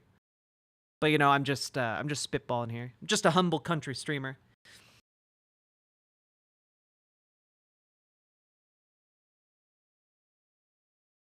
Haven't they done studies that kids have a harder time learning if they're hungry? Yeah. It turns out, by the way, that that's true of everyone. Like if you're going hungry, you don't absorb information very well. You know, if you're an adult and you're hungry, you also don't focus as well.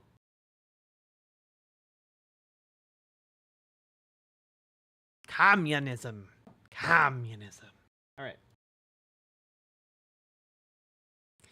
All right. We do need to cover this. Well, here we go. We're almost through our individual clips before we get to the real D-Day situation. Oh, these? My boobies? Oh, these? My boobies? My massive titties? My super stuffed milkies? My honker bonker doinky boinkies? My fucking fabric stretching wind flapping gravity welling sex mounds? Okay, I didn't read the comment until I heard that last sentence. That last one hit a fucking new level. My fucking fabric stretching, wind flapping, gravity welling sex mounds. That's top tier right there. Paladin, thank you for the $15 dono. Bring in the BW energy to the stream in a big way. Thank you so goddamn much. I could not do the stream without support from folks like you, Paladin. Thank you so goddamn much. God. Also, folks, we have currently, just throwing this out there, we currently have over 300 people watching on the YouTube stream, and we haven't cracked 100 likes yet. And I can see the like number, okay? Hit that like button so more people can find the stream, all right? We do need that in order to keep growing the channel. And hit the subscribe button, you crazy kids. Okay? I want to hit 10K by the end of the year. Let's go. I can't handle going from kids should eat to sex mounds. Hey, look. The two ideas aren't related. It's just a lot of mental whiplash, okay? You guys can handle it.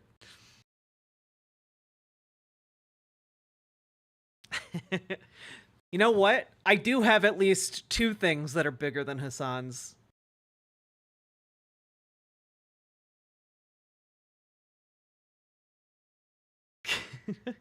God Sinner, thank you for the $10 super chat. Jocat and food for everybody. Also forgot to put from Caracal. True. Also, from Caracal. P.S. forgot hit button of likes. Yeah, I just really like girls. True. Akumi, thank you for the $5 Vegeta dono. said it best. Vegeta said it best? What did Vegeta say? Oh, these, my boobies, my massive fucking titties, my super stuffed milkies, my honker bonker doinky boinkies, my fabric stretching, wind flapping, gravity welling sex mounds? You mean these super duper ultra hyper goddamn motherfucking tits? Amazing stuff. God, Team 4-Star deserves so much more acclaim.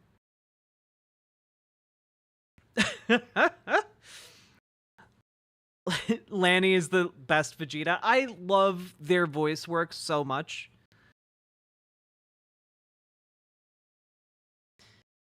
Yeah, that was Lonnie. Yeah. Link that? Here. Thank you for sharing that, Akumi. I couldn't play it on screen for obvious reasons, but the voice work we can absolutely do. That sounded like Team 4-Star's doing. It was. Also, goddamn, Paladin, what a deep cut. What a deep cut, Paladin. I am the hype. Andrew, thank you for the $5 super chat. Brutus Magnuson, I think text-to-speech only works for $5 super chats. But it will go on screen, and I will read it. It's the TT Ghost. Woo! There you go.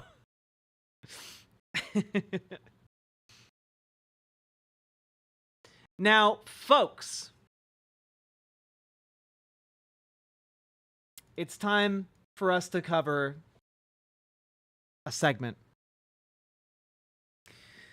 So there is this news network that a lot of you might be familiar with. You may have heard of it before. It's called CNN. That's right, Communist News Network. And they had a panel show recently about the Trump rally and the fallout from it. We'll be covering that Trump rally in a bit, but before we get to that, this is truly incredible. Here is the panel, and I'm going to preface it by saying that effectively what we see going on here is Mehdi Hassan getting his life threatened on live television. If you don't want to be called Nazis, stop doing. You're you called stop an saying- you've been called an anti-Semite more than anyone else at this table. Yeah. And people will By sit there you. and no, by me. I never called you an anti-Semite. I mean, I'm not sitting here saying I don't. I'm a supporter of the Palestinians. So I'm used to it. It's Yeah, fine. well, I hope your beeper doesn't go off. The thing is Did that you just say I should die? You should not. No, I Did said, you just say no, I should be killed? No, I did not say that. I said, no, I did not say that. Hold on. Did your guest just say I should be killed? On live TV. I said I hope Guys, you. let me just stop. You said you hope my beeper doesn't go off. Because you said I'm a big that supporter right now. of the Palestinians. Of Hamas. Guys, I let me said stop. Palestinians. Are you? A supporter Am I of what? Hamas? No, of course I'm not. Palestinians supporting are Hamas. not- Then I apologize. Are you a Ryan. Then I racist, apologize. violent person Then I inciting apologize. violence against me? Ryan, That's disgusting. that is completely. No, I apologize. Good that job, is CNN. Let's completely have first out block of say the pocket. Muslim guy You should know be that. blown Then I up apologize. on Then I TV. apologize. Don't say then I Wow. apologize. You literally. I thought he said accused Hamas. him- I apologize. You didn't think I said No. Hamas. Yes, I said I did. supported Yes, I did. Palestinian Yes, I rights. did. You know, the two words sound so similar to each other. Hamas and Palestinian. That, you know, who wouldn't think that they're different? No, there's no way. There is no possible way this guy thought that Mehdi Hassan was defending Hamas. Instead, he is trying to retroactively make himself look better by feigning ignorance. He's trying to gaslight the entire panel and the live television audience that he didn't, you know, he thought, oh, Hamas, yeah, common mistake to mistake a word with like several more syllables and completely different consonant sounds for another word. Very, very similar. Who is this guy? We'll get there. Why? Because when you hear What's funny Palestinian, is you Rudy hear Hamas. Giuliani said this No, yesterday, because- so you're a great guest Listen, to be here all to right, defend I Rudy told Giuliani's myself Give me I racism. wasn't going to Give me- entertain give me one nonsense second. today, and so at this point, This is what we're in I now. can't This do is America in Here's 2024. what I will say. Forget the Here's what racism. That's right. It's I should That's die. right. I didn't That's- say that. You You should said, die. what does beeper mean? Don't give me your I fake did not ignorance. say you should Guys, die. Why did you say guys, with my give me- beeper give me go? a- what did you mean? What did you mean by the beeper? I mean, yeah, for those who aren't really picking up what's being put down right now, that man basically said that Mehdi Hassan would be targeted by the Israeli government and assassinated with a pager, which is exactly what the Israeli government, or a beeper, which is exactly what the Israeli government did to members of Hezbollah in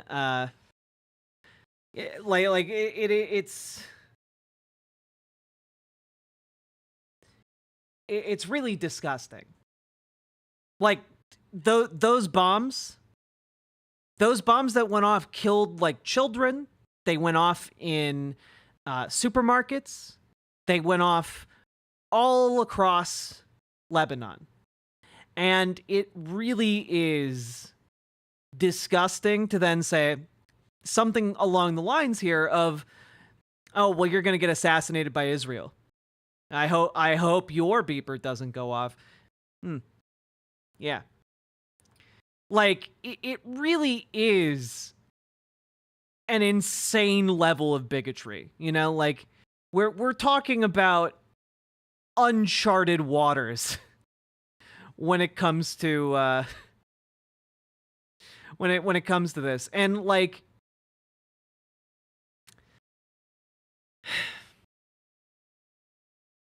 there's very rarely consequences to this. There's very rarely any kind of acknowledgement around stories like this that like, oh, well, you know, oh man, I said it in the heat of the moment.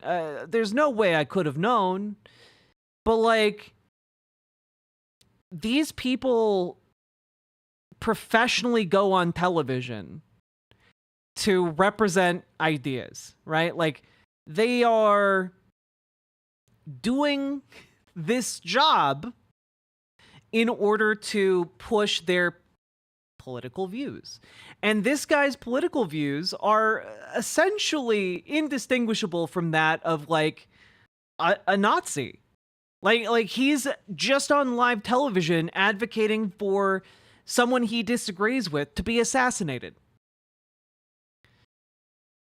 And he did so clearly expecting no pushback, clearly expecting to get away with it, clearly expecting that there weren't going to be any kind of issues after having said that. He's absolutely shocked that the panel calls him out on this behavior. And I would argue that I think the host of the show takes issue with it because Mehdi Hassan is vocal about how this is obscene, about how this is, you know, completely and utterly unacceptable, about how, like, well, this guy just threatened my life on television, you know, like, it really is beyond the pale. And I know that we're all desensitized now because we live in the era of Donald Trump just calling for, like, you know, the military to assassinate his political rivals. Like, because that's where we are right now. Let's finish the clip. What did you mean by the beeper? No, you didn't. You said, I hope your beeper doesn't go off. Ryan, stop talking. At least have the guts to support your racist comment. Hang on. I'm so sorry. Let her bring it back. This is why yesterday's rally was disgusting. Don't call us Nazis, but I'm going to threaten the brown guy as a terrorist and kill him. Because I didn't ever say Donald Trump was Hitler. Man. But do you know who stood on a stage yesterday and said, I want to come to the Nazi rally? I don't have to make up words and call you something. You're saying it for yourself. And what you just said Kamala right Harris is here, a pimp apologize, handler. but I will tell you, I don't accept that apology, and you didn't even say it to fine. me. I didn't say that it to you. was disgusting. But I can be offended when you don't even say it to me. I'm not Puerto Rican, but I was offended by what he said yesterday. And I'm offended that the former president and potentially future president would allow it and go for 12 hours and not say, I don't care. Because you know what? When Kamala Harris put out statements about switching up opinions, it wasn't good enough for Republicans. Why are you looking at me? Because you said it. Why don't you take this back a little? Like, I'm so glad he got read to filth here. Like, just like, yeah. Yeah. Also, an important piece of information about this guy, whose name, by the way, is Ryan Girdusky. So, just so you know, you might be like, oh, well, what is this guy, a Nazi? Here, do we have just like a full screen of his face that we can pause on?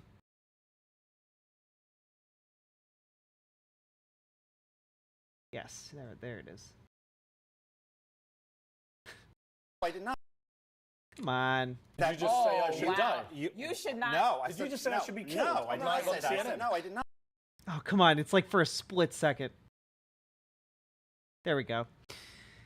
Now, you might be asking yourself, this guy is like on television calling for people to be assassinated.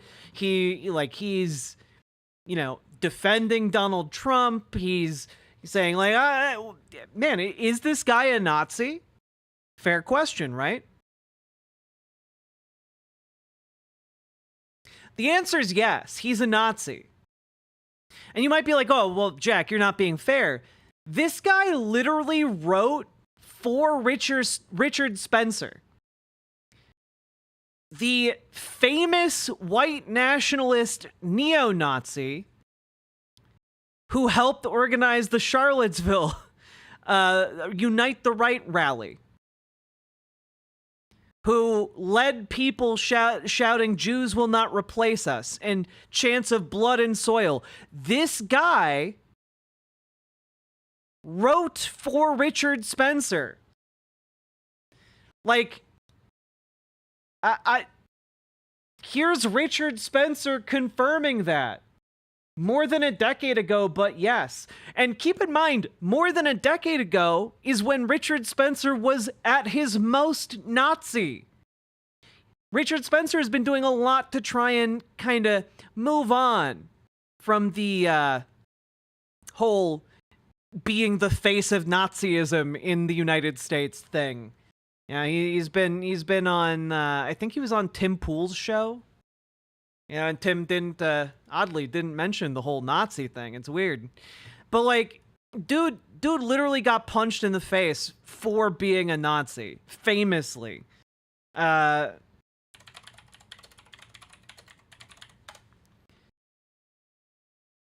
Neo-Nazis don't love me. They kind of hate me, actually. The KKK, neo-Nazi. Those people don't like me, Are you to be like honest. the hipster version of the neo-Nazi movement? It's Pepe's become kind of a symbol. Hero.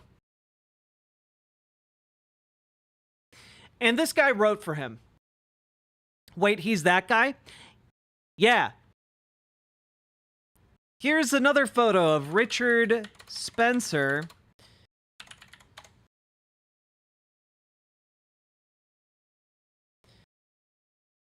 Let's see here.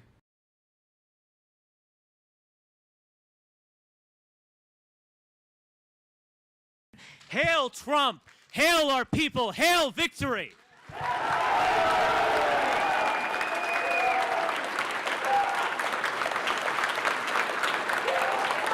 They're Nazis. They're Nazis.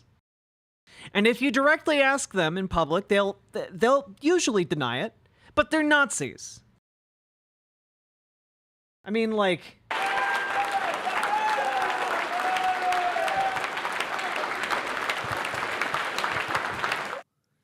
No one will honor us for losing gracefully. No one mourns the great crimes committed against us. this guy literally, like, put together Nazi rallies across America on behalf of Donald Trump.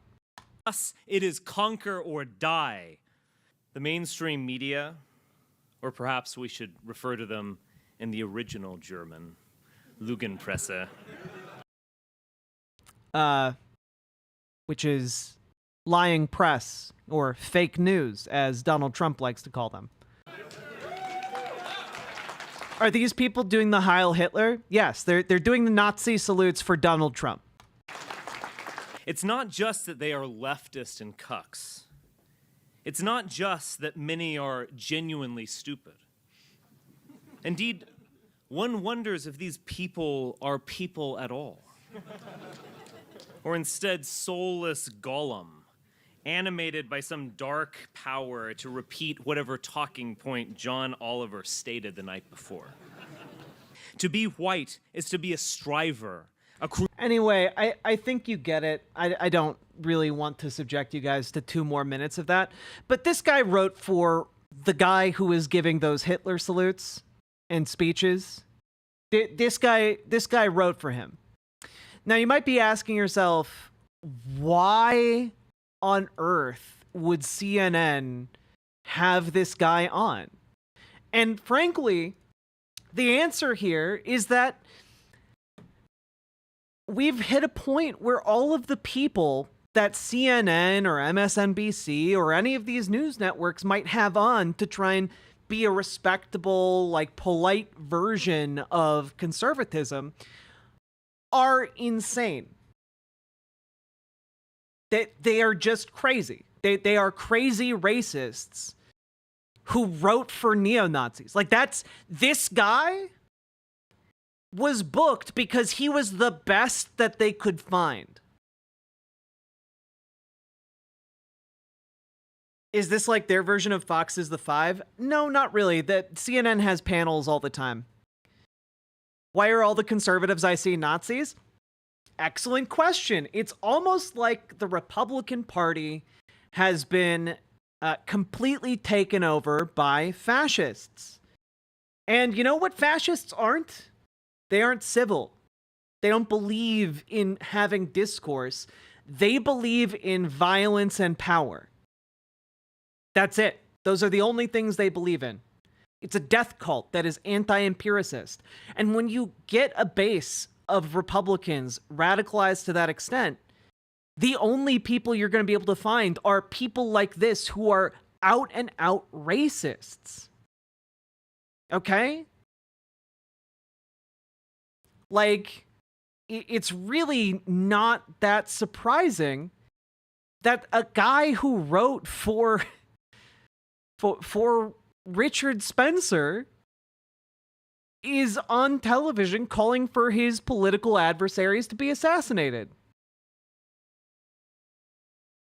This guy is a mouthpiece for Donald Trump.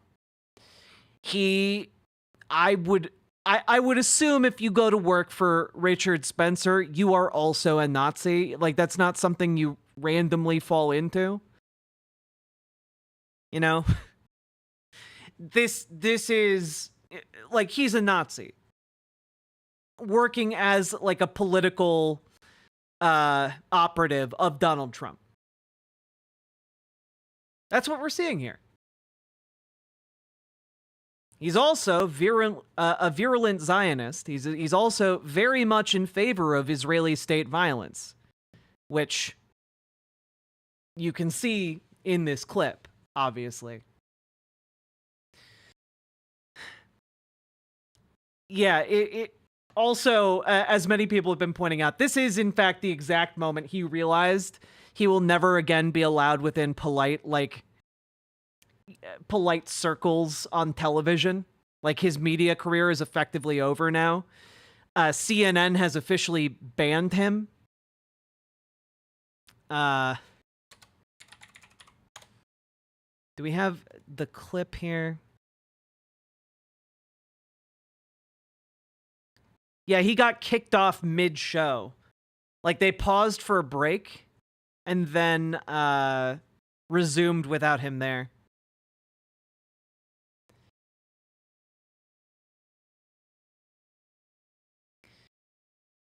Yeah, ban him for now. I'll take the ban for now, but like, honestly, like, he's probably not going to be allowed on any other like network outside of Fox News, and Fox News will probably happily have him on, because, well, you know.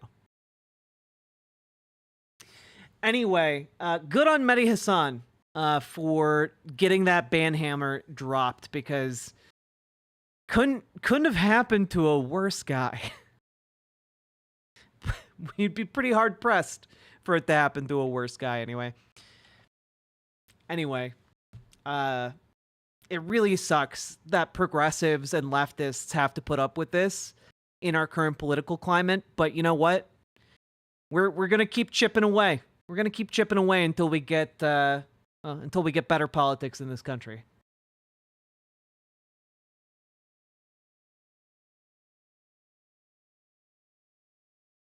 He'll end up the new Tucker Carlson. Nah, dude doesn't have the riz to be Tucker Carlson. I was canceled by the woke left. Now for PragerU. Yeah. So we'll probably make him more popular in right-wing circles. True. But you know what? We don't have to normalize him to liberals.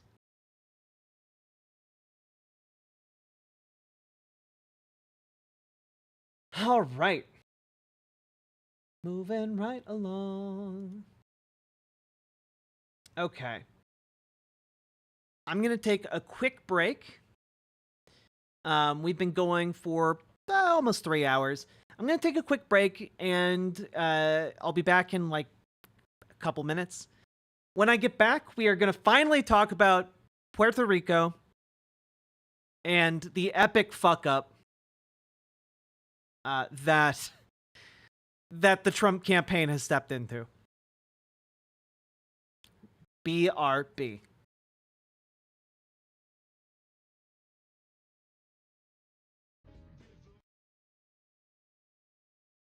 He called himself a hillbilly, wrote an elegy. His problem and his trouble is he went back and he doubled down on the fascism and the lies, and then he made a fatal crime. Couch fucker, what's your deal? J.D. Vance is cut by Peter Thiel. Couch fucker, why must he lie? We must stop Project 2025. But in 2005 you wrote back then only one time. I felt femininely when I saw that movie about New Jersey. I don't know what's wrong with me, but I must deny. And that's when J.D. Vance said he wants trans people to go down. Couch fucker, what's your deal? J.D. Vance is cut by Peter Thiel. Couch fucker, why must he lie? We must stop Project 2025. At the RNC, he felt maybe I'll be free if I take up on this task, being MAGA starting grasp to take over the country. I think J.D. Vance needs a swirly. Couch fucker, what's your deal? J.D. Vance is cut by Peter Thiel. Couch fucker, why must he lie? We must stop Project 2025.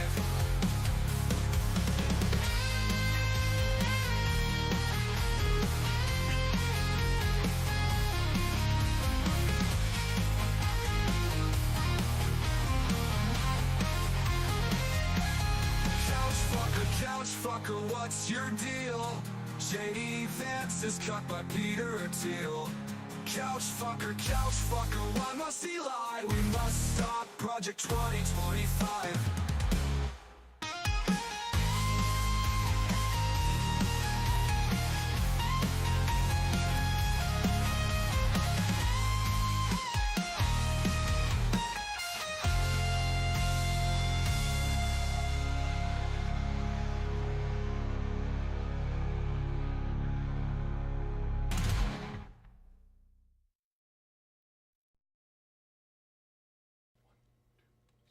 When the union's inspiration through the workers' blood shall run, there can be no power greater anywhere beneath the sun. Yet what force on earth is weaker than the feeble strength of one? But the union makes us strong. Solidarity forever. Solidarity forever. Solidarity forever. For the union makes us strong. Is there aught we hold in common with the greedy parasite, who would lash us into serfdom and would crush us with his might? Is there anything left to us but to organize and fight? For the union makes us strong. Solidarity forever. Solidarity forever. Solidarity forever. For the union makes us strong. They say our day is over, they say our time is through. They say you need no union if your collar isn't blue. Well, that is just another lie the boss is telling you, for the union makes us strong. Solidarity forever. Solidarity forever. Solidarity forever. For the union makes us strong. They divide us by our color, they divide us by our tongue. They divide us men and women, they divide us old and young. But they'll tremble at our voices when they hear these verses sung. For the union makes us strong. Solidarity forever. Solidarity forever. Solidarity forever. For the union makes us strong. They have taken untold millions that they never toiled to earn. But without our brain and muscle, not a single wheel can turn. We can break their haughty power, gain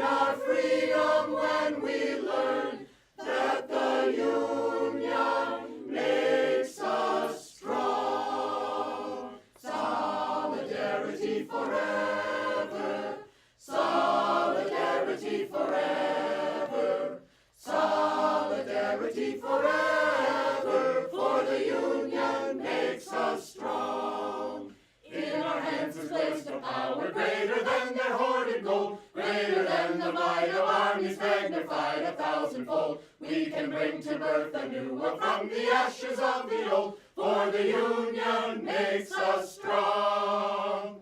Solidarity forever, solidarity forever, solidarity forever, for the union makes us strong. Solidarity forever, solidarity forever, solidarity forever, for the union makes us strong.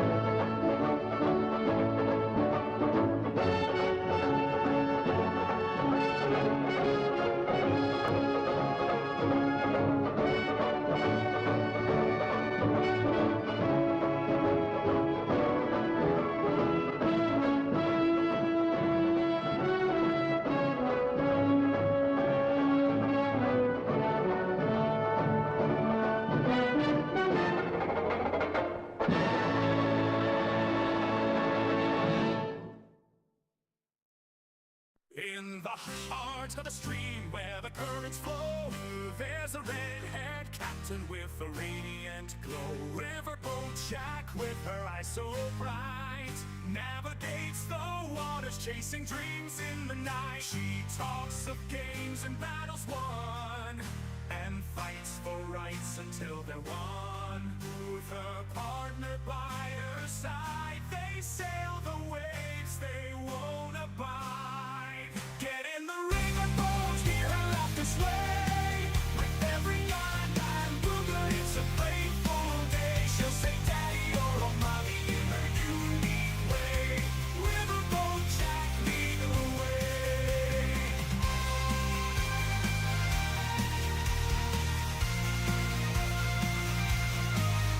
In chat, the waves crash loud.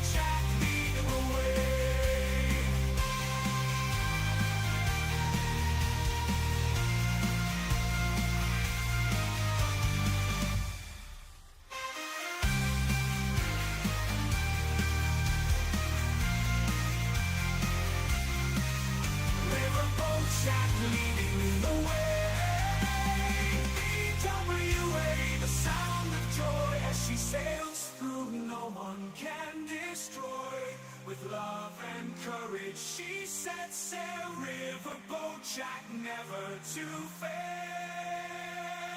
Get in the riverboat, hear her laughter sway. With every yarn and booger, it's a playful day. She'll say daddy or mommy, her unique way. Riverboat Jack leading the way. So come aboard, let's sail the stream. With Riverboat Jack, it's a vibrant dream. In the world we're all free to play. Get in the riverboat, let's sail away.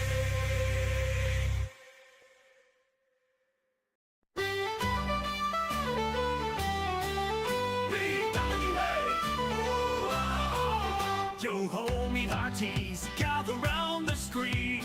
When Riverboat Jack sails a pirate queen, with a red mane glowing and a smile so bright, she leads us through the digital night. In the game of Scrabble, a word was denied, but from its ashes a meme did rise. The WA, a battle cry in the chat, it roars, echoing laughter through all shores. The WA, let's all shout, raise your voices, no room for doubt. BWA, loud and clear, with Riverboat Jack, there's nothing to fear.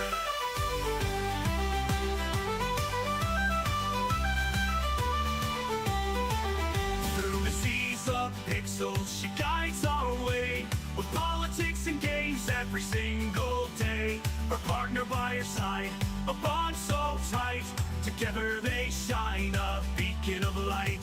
From Scrabble's lost to a meme so grand, the WA will take a stand. In the chat, it's our rallying cry. With Jack at the helm, we reach for the sky. BWA, let's all shout, raise your voices, no room for doubt. BWA, loud and clear, with Riverboat Jack, there's nothing to fear. So join the crew, let's sail the stream. With Riverboat Jack, Hello, chat. it's a pirate dream. BWA, forever will stay. In her ship of laughter will always stay.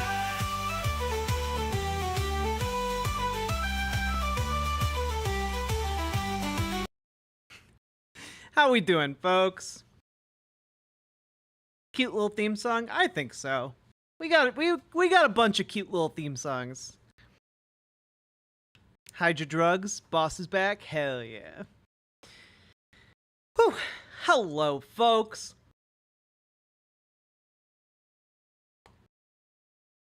Lovely necklace. Thank you, One-Eyed Heathen.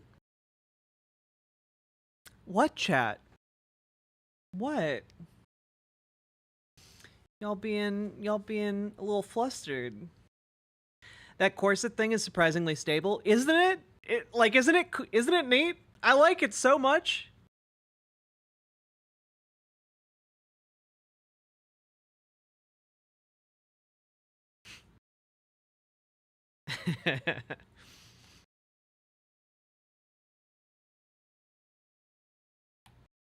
Jackets are hot, so you have to balance with more cooling. Yeah, exactly. Also, this bolero jacket's really good. I'm liking it a lot. It's comfy. Good night, Andrew S. Jack needs to do a music video for the Couch Fucker song. Yo, if we can get a Sweet Myths cover of the Couch Fucker song, I would love that so much. I'd be in that music video.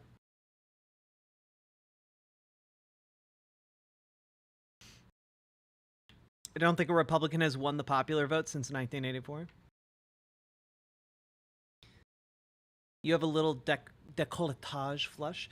It's not actually a flush per se. If I'm being completely honest, it's a tan. It's a tan from my workouts over the summer.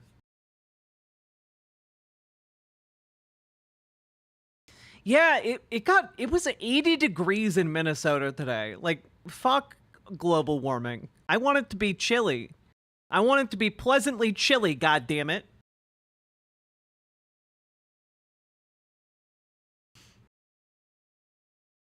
It's a tan.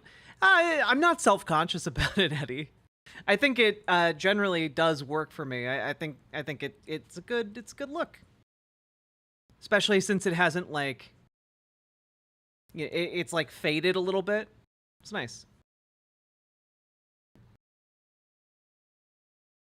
Would imply you work out with a great deal of décolletage on display. I do.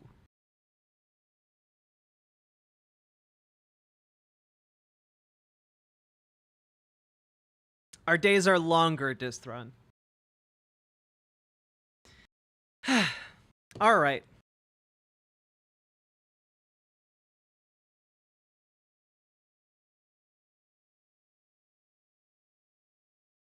Oh.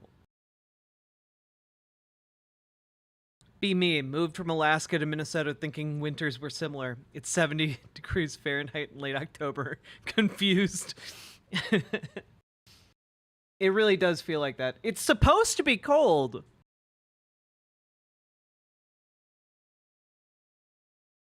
Like, it's supposed to be really, really cold. Like, we would have blizzards by now when I was a child, you know?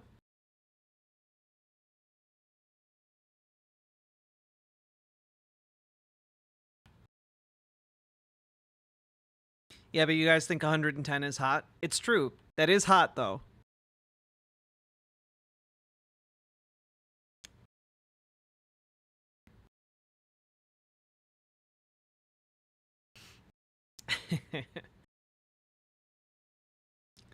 All right. Let's talk about Puerto Rico. You guys ready? You guys ready for a segment? You scallywags? You rapacious dogs? Booby booby boo. Where are you? We've got a lot to do now. Rainbow Krampus, thank you for the $5 dono. I appreciate that. Thank you so goddamn much. Can't afford snow in this economy. All right.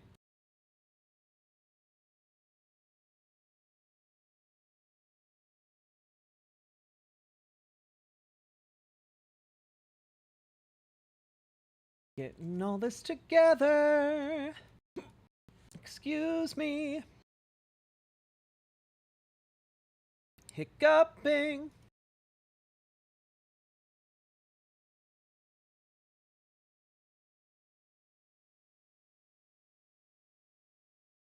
Do we have... Let me grab this real quick. I'm missing an important piece of context here.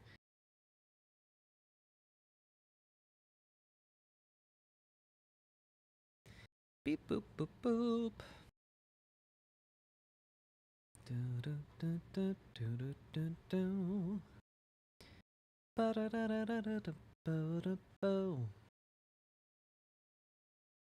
Where you at? Where you at? Where you at, context? Ah, damn it.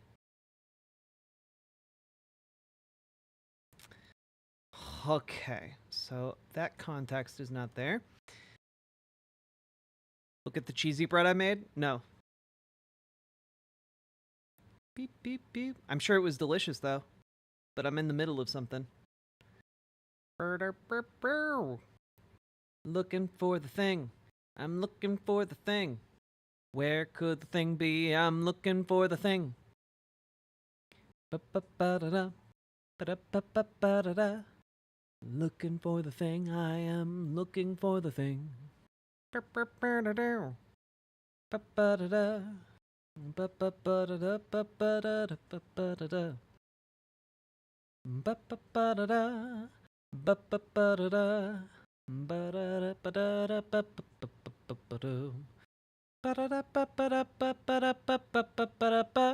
Oh, also,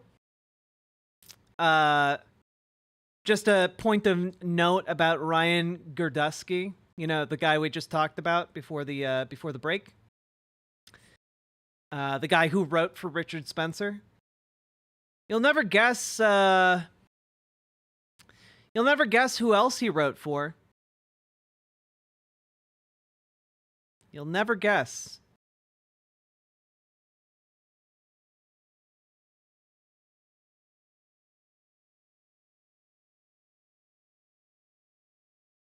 Just a little addendum, I guess. He also wrote for American Moment, an advisory group on Project 2025, alongside J.D. Vance. Cool stuff. Anyway, link to the episodes. What's a girl? Sadly, Alexa Crab, I don't think this has all of the episodes. It says that it does, but they're just like preview clips. Unfortunately, most of these are not full episodes. They're just like they're just like 1 or 2 minute long clips. We have watched all of those clips, by the way. But they have the full episode of episode 7, and we found the full episode of episode 1 and the full episode of episode 6. But we're missing all of the rest of them. Fuck, I'm sorry. It's okay. If anyone can get me all of the episode of all of the episodes of What's a Girl to Do, though, I will watch them on stream for your enjoyment. I will do that. We need to know what a girl is to do. All right. Folks, it's time. Wait a minute. Is it time? Oh, god damn it. God damn it. Reopen the closed tab. Reopen the closed tab, damn it.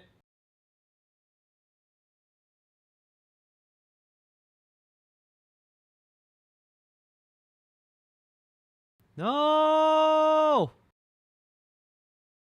God damn. Fuck. Okay. I gotta find it again. Damn it.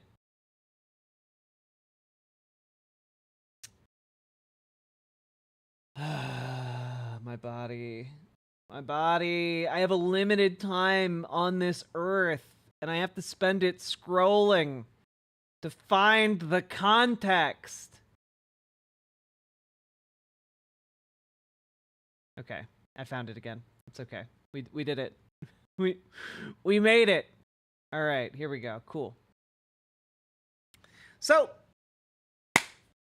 let's get ready to rumble.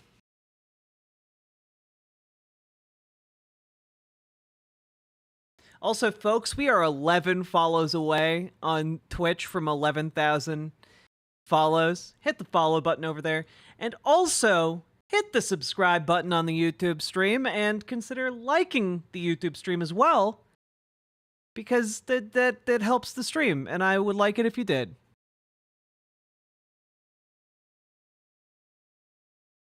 All right. Here we go. I'm pressing the button.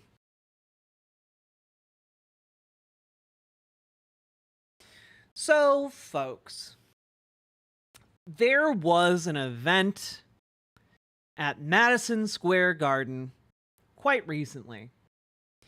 And there is a clip floating around of a comedian doing a set at this event. And I'm going to play you approximately 19 seconds of that set. And that 19 seconds might be the reason Donald Trump loses the election that is taking place in about a week.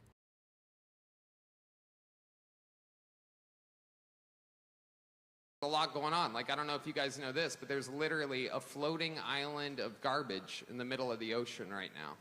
Yeah. I think it's called Puerto Rico. Okay. All right. Okay. We're getting there. Again, normally I don't follow the national anthem, everybody. A lot going on. So, we'll watch that full thing and react to it in a different segment, but for the purposes of this 19 seconds really is causing some incredibly huge problems for the Republican Party and the Republican movement, okay? Because it turns out millions of people live in Puerto Rico.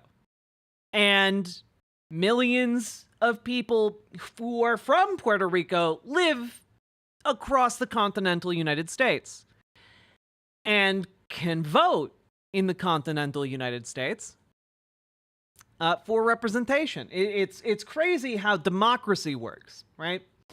And, well, it's basically led to a colossal media shitstorm. I believe that's the appropriate term here. And here is AOC on CNN. Joining us right now, Democratic Congresswoman from New York, Alexandria Ocasio-Cortez, who is also Puerto Rican. Thanks for being here. You called this out last night. You were hanging out with Tim Walz. You guys were streaming. You called it out last night.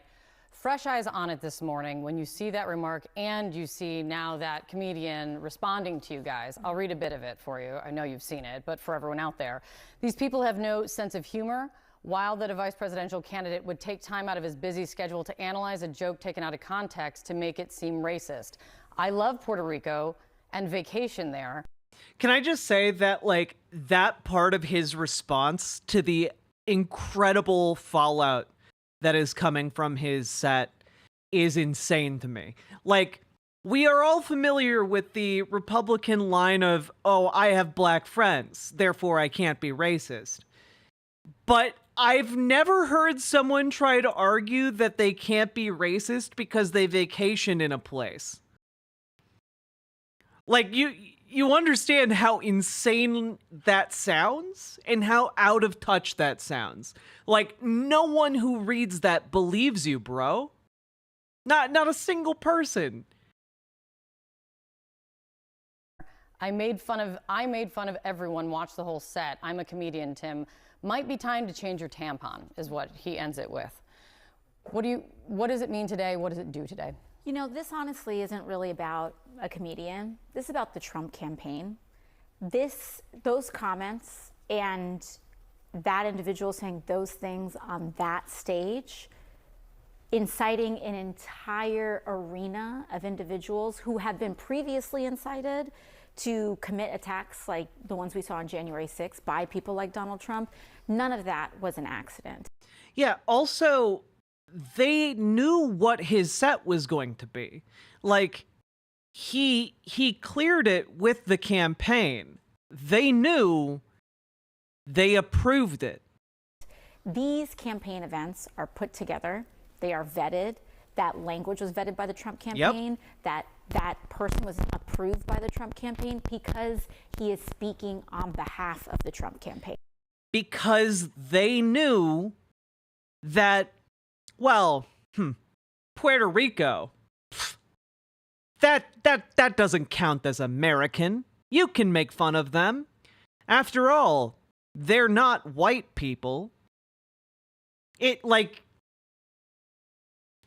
really does boil down to that level. Like, the Trump campaign is full of white supremacists, racists, and neo-Nazis.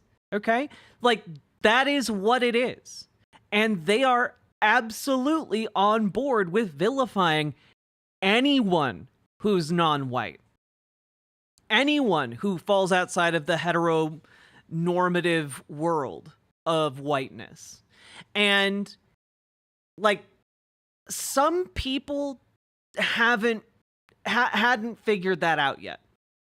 Like, that's kind of where I'm at here. Like, there are large numbers of people in this country that see bigotry towards, you know, certain minority groups, but then they look at theirs and they're like, well, they aren't going to come for me. You know, our group is the exception. You know, like, you can kind of see this with a lot of Cuban diaspora, for example. Like, there are a lot of ex-Cubans who have predominantly conservative worldviews because on a certain level, they think that, well, the racism against Latinos won't affect them. They're different. But stuff like this is a wake-up call, not just for Puerto Ricans, but for a lot of Latinos, for a lot of people who just fall outside the norm of what Republicans are gunning for here. And this is a moment where, like, they really can't ignore that Republicans are going to come for them. And I think it's really important that people understand that when we see everything that's happening, what is being transmitted and said about Latinos in the United States is exactly what the Trump campaign means. He believes that Latinos, as we've seen, are... God, the audio issue here is really unfortunate. An unimportant, Ironic for people from Staten Island and Long Island, literal landfills, laughing at PR being called garbage. Especially in a city with more Puerto Ricans than San Juan. True. Also, text-to-speech. Learn how to say Puerto Rican. Well, come on. Valued and unnecessary part of the United States of America. And when Stephen Miller comes on and talks about America for America. Yeah, I mean, a lot of the yes, Mr. Miyagi. A lot of the Cubans who fled Cuba were, in fact, plantation owners. Americans. He's not even talking about U.S. citizens as Americans, because Stephen Miller kind of flirts with this idea of taking away U.S. citizenship from people depending on his own personal opinions about what being an American means. And so the Trump campaign is very clearly transmitting who they believe is an American and who they don't. And not only is the Trump campaign doing that, but the Trump campaign also reserves the right to decide on a whim who is and is not American. Are you loyal to Trump? You're an American. Are you loyal to Trump, but you, I don't know, might not be completely white by their shifting standards? Well, maybe you're not a real American. Are you disloyal to Trump? Are you someone who publicly disagrees with him? You're not American. You know, in their conception of reality, you are not an American unless you kowtow to their great leader, you know? Not based on citizenship, but based on ethnicity and based on their opinion of Donald Trump. True. I mean, like, AOC is completely correct.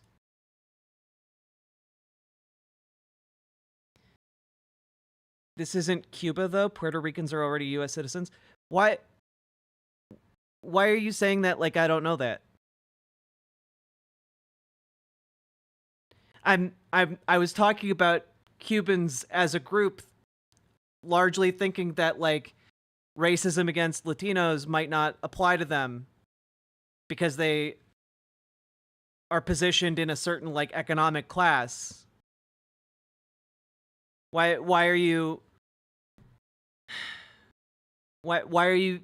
trying to imply I don't know Puerto Ricans are US citizens? It's a US territory. They have US citizenship. Like, the issue here is that they're reserving, they don't think they are full Americans because they can speak Spanish. I'm responding to the chatter. Gotcha. Yeah, no, like, it really is one of those things where Republicans just don't care that they're U.S. citizens because it doesn't matter to Republicans if Puerto Ricans are U.S. citizens or not. A lot of Republicans just go, they're from that island. Get them out of here. Send them back. You know, like it really does boil down that far for a lot of Republicans. And to be clear, that comedian, when he made that joke, the premise of the joke is that Puerto Ricans themselves are the garbage. Puerto Ricans are the ones making the garbage. Like, it is inherently dehumanizing because they don't view Puerto Ricans as human beings. Okay? Like, it really is incredible. And, like, the backlash has been wild. Here's J.D. Vance trying to talk about it. Now, I've heard about the joke. I haven't actually seen the joke that you mentioned, but I think that it's telling that Kamala Harris's closing message is essentially that all of Donald Trump's voters are Nazis, and you should get really pissed off about a comedian telling a joke. I mean, I haven't seen it yet. That he has to open up by saying that, because if he says he's seen it, there's no way for him to defend what was said there. So he has to feign ignorance here in order to be like, well, I imagine it was a totally good guffaw time. It was made in the interest of comedy. Yes, it was totally fine. But I haven't seen it. That there's not a single goddamn chance that the vice presidential candidate for the Republican Party, who was, I believe, at that rally, hasn't seen that. No chance. No shot. No shot. That is not the message of a winning campaign. And most importantly, it's not the message of a person who's fit to be the president of the United States of America. You know what's not the message of a winning campaign? A message that alienates millions of voters in swing states. In this case, millions of Puerto Rican voters in swing states.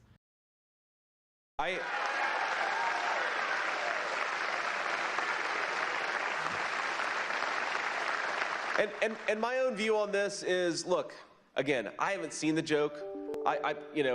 Maybe it's a stupid racist joke, as you said. Maybe it's not. I haven't seen it. I'm not going to comment on the specifics of the joke. But I think that we have to stop getting so offended at every little thing in the United States of America. I'm so over it. We have to stop getting offended over every little thing. Here, let me just pull this up here.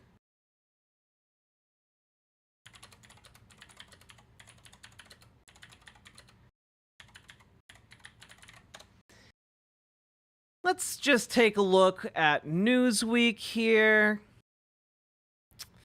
Because Newsweek put together a handy little map here of states with Puerto Rican population listed here. Let's take a little gander here.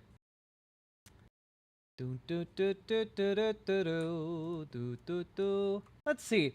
The Puerto Rican population is 5.5% of Florida's population, and that equates to 1.17 million votes. Patrick Lucas, thank you for the gifted membership over on YouTube. I appreciate it. Or Pennsylvania. 472,000 votes.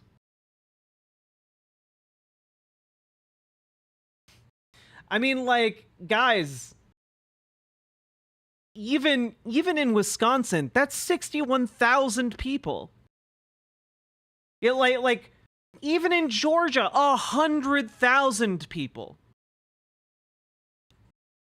Not votes, people. I understand the difference between votes and people. What I'm trying to make clear to you is that when you say to hundreds of thousands of people in swing states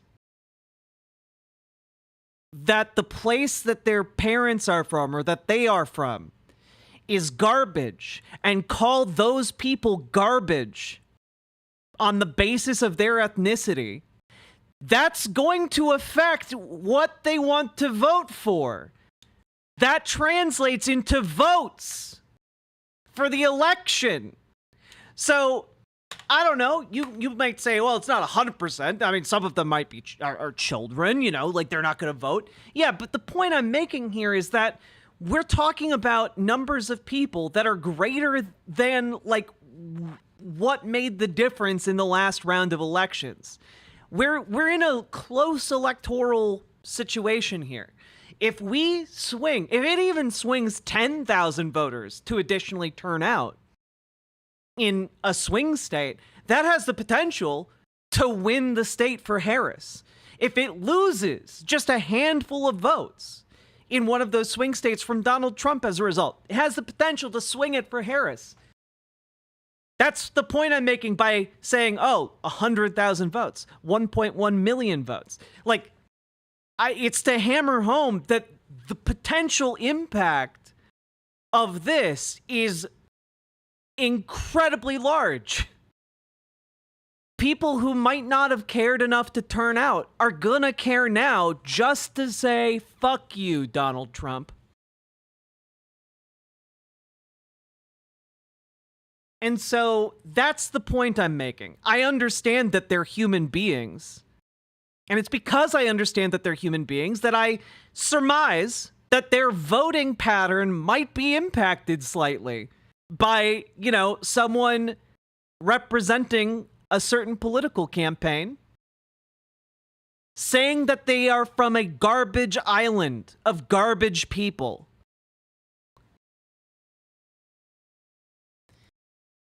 And, like, it's not like there was a ton of love for Donald Trump previously. Because I don't know if you guys remember this, but 3 years ago?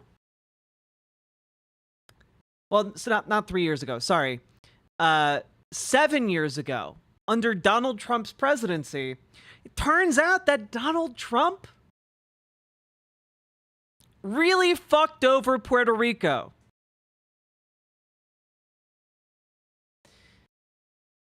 He delayed $20 billion in aid to Puerto Rico for no reason. He delayed it because he doesn't care about Puerto Ricans. He doesn't view Puerto Ricans as people. And so he delayed it to punish them, to let them know they're not as valuable to Republicans as people on the mainland. And then he had the audacity to try and use their disaster as a photo op with him tossing paper towels at them.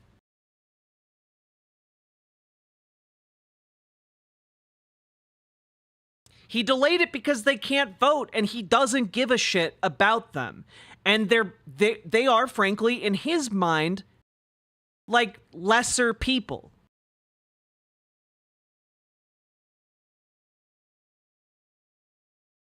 And guys, it got the attention of Puerto Rican celebrities. This is from Don Omar.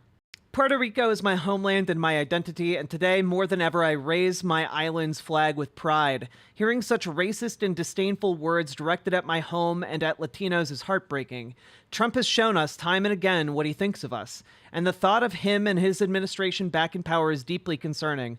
Words have weight, and as a community, we cannot tolerate language that seeks to devalue us. Latinos, both on and off our native lands, deserve respect and fair representation. With only 1 week until the election, let's make sure our voices are heard loud and clear. This is why I'm supporting Kamala Harris.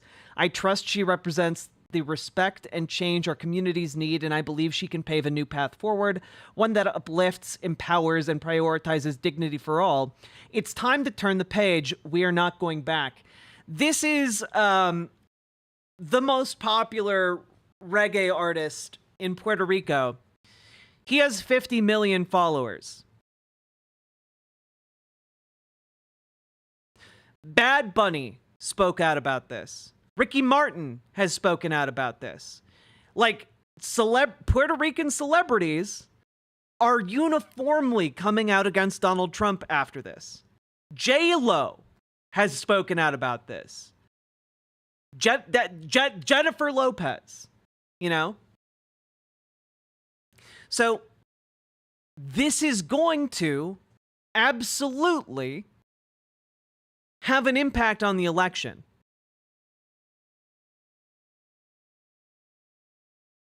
Like, this when I say this might very well save America, I mean it. I genuinely mean it, guys. Like, this mobilizes not just Puerto Ricans, which we've already established on their own could make the difference for this election. This mobilizes all Latinos. You know, the turnout is going to be massive, I think, as a result of these endorsements.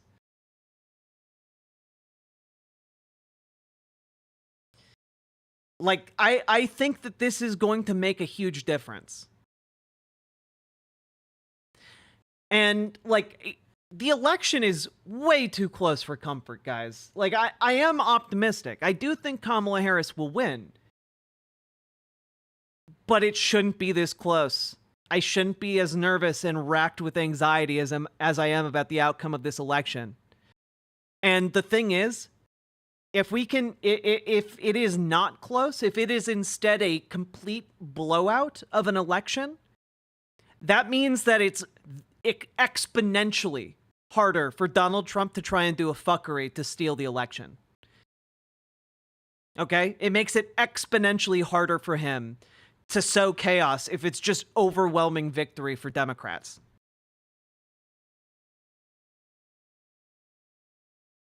And I think that possibility is now in play. That possibility, a complete blowout, is currently in play.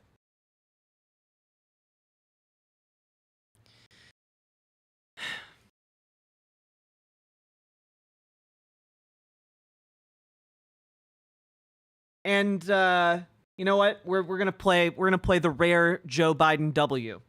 Okay, the rare Joe Biden W moment from earlier today that Republicans are currently having conniptions about.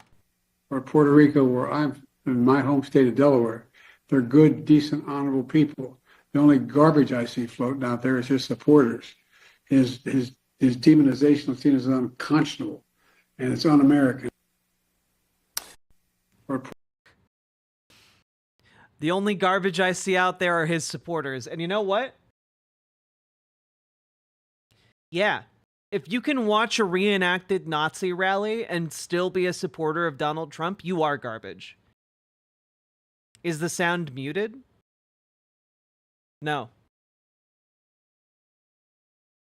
Like, the thing is, I don't know that that is a good thing to say electorally this far out of from the election.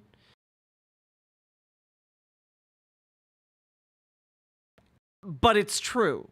You know, like, it's one of those things where it's like, is it a good idea to, like, poke your opponent to, like, mobilize conservative voters? No. But is it true? Absolutely. Absolutely true. And he shouldn't have tried to correct it afterwards. He shouldn't have. He should have let it sit. He should have let it stand. But you know what? Joe Biden is on his way out of office. And frankly, it couldn't come fast enough. It is, however, the moral thing to say. It is. It is. I think more people should defend that position. The issue is, and I've talked about this at length on the show, but also I did a thread about it on Twitter. It's not a wise thing to say electorally when Kamala Harris's current campaign strategy seems to be appealing to white non-college voters. And peeling off Republican votes by, like, eroding support for Trump in that demographic. Like, her main campaign strategy right now is appealing to the white non-college voter. And,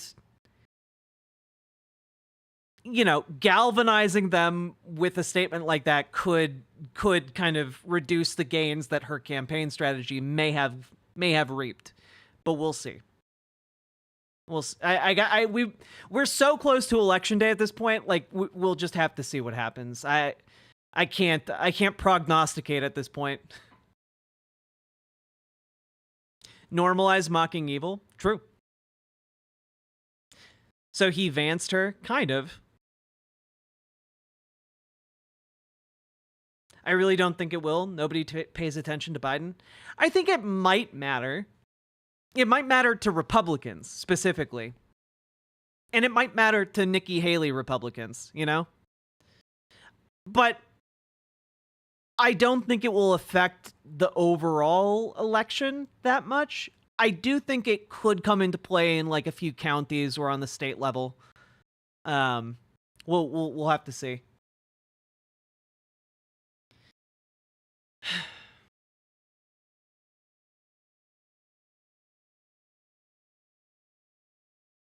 Yeah. Also, just want to really highlight this. Here y'all go. Have a good stream. Ah, Simric. Drink water and exercise. Thank you for the $5 super chat and good advice. Drink water and exercise. I've been doing poorly at both of those things this past week. After the election, I'm getting back on it, but I need the anxiety I feel is not being dealt with well. Anyway, that being said, while Joe Biden's statement there accurate, maybe electorally unhelpful, the Trump camp's doubling down on this is exponentially worse than anything Joe Biden could say. Here is a statement from a guy named Brendan Dilley. Okay? Are you guys ready for this? It's pretty bad. This guy is from Donald Trump's communication team, is my understanding.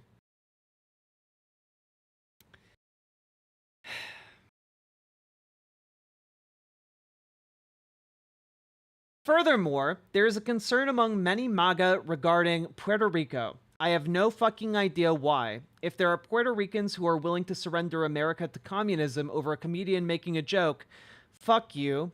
Fuck you right back to fucking Puerto Rico. If you're in the fucking United States of America right now and you're on the actual fucking the lower 48, you're there. You're not on your shit-ass island. You have no right to complain about how people perceive your dirty-ass island, period.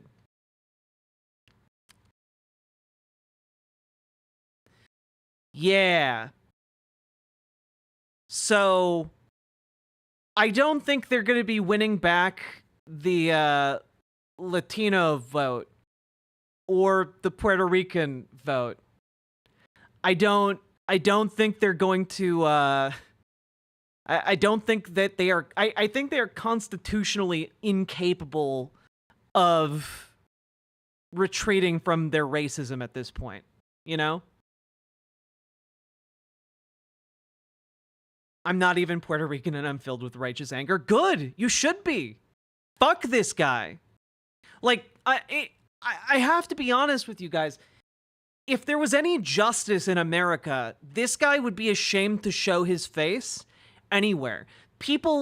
If there was any justice in America, Trump supporters would be so ashamed of themselves, they would never wear their Trump merchandise again. Because they would universally be recognized instantly as modern day Ku Klux Klan members, okay?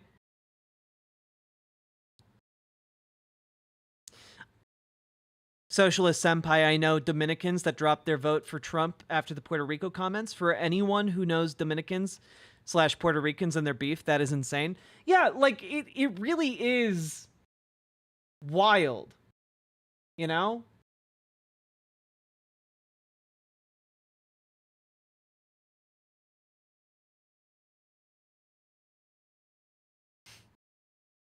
Also, the comment after. Oh, I didn't need to read it. There's actually a clip. Wow, look at that. Furthermore, there is a concern among many MAGA regarding Puerto Rico. I have no fucking idea why. If there are Puerto Ricans who are willing to surrender America to communism over a comedian making a joke, fuck you. Fuck you right back to fucking Puerto Rico. If you are in the You know, it's crazy to me how, like, white supremacists are just the ugliest motherfuckers. Fucking United States of America right now, and you're on the actual fucking the lower 48. You're there. You're not on your shit ass island. You have no right to complain about how people perceive your dirty ass island.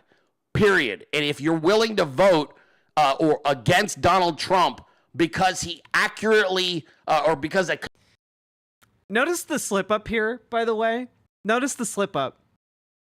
Because if you're willing to vote against Donald Trump because he accurately, this guy in his defense of Donald Trump here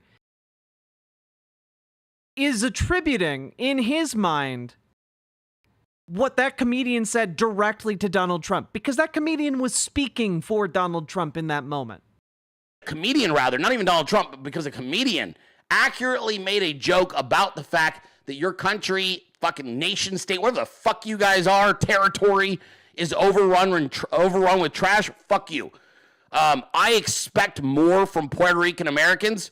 If you're a Puerto Rican, you know exactly what your problem is with your island. I've fucking been there. You can sell your bullshit somewhere else. I've fucking been there. I've seen how fucking dirty it is. I've seen the violent crime. I've seen the poverty. And I've seen the goddamn trash. And so, yes, there was a joke made at your fucking expense. And it wouldn't be funny if your island wasn't actually a floating trash heap. Jesus Christ. So, you're not going to actually impact this election in a negative way, no matter how much you virtue signal about this stupid-ass story. I don't know, Dilly. I think it might negatively impact the election. That's why fucking Rick Scott apologized for it. If you know anything about politics, you know that Rick Scott, in case you guys forgot, it's this supervillain looking motherfucker, is one of the most conservative people in holding elected office. He's an evil guy. And even he had to put out a tweet disavowing this. Okay? Like, this guy campaigns with Laura Loomer. He is out and about, trafficking and conspiracy theory nonsense. He is a truly vile individual. And even he put out a tweet saying, this joke bombed for a reason. It's not funny and it's not true. Puerto Ricans are amazing, and people are amazing people and amazing Americans. I've been to the island many times. It's a beautiful place. Everyone should visit. I will always do whatever I can to help any Puerto Rican in Florida or on the island. And you know, that's because Rick Scott knows that joke means that his ass is on the line. Because of the Puerto Rican population of Florida. Because that population is big enough to ensure that he doesn't hold office again. Like, Republicans in districts where Puerto Ricans live know that they're kind of fucked here.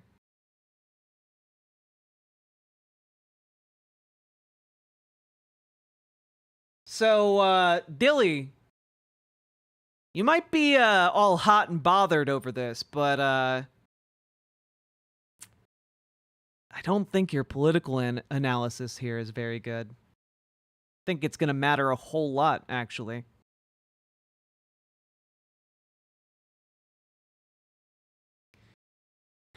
And, of course, just one more time for the road, huh, Joe?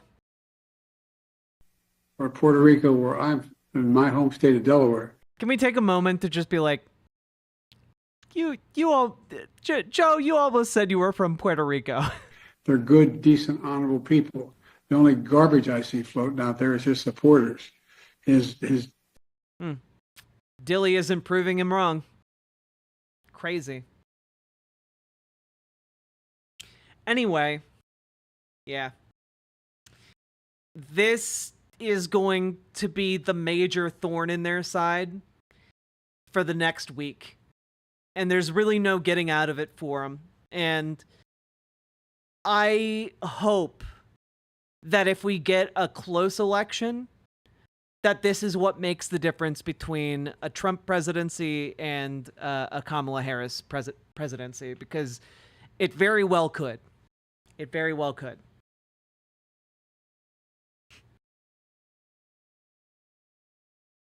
And with that, folks, we made it to the end of the segment. Woo!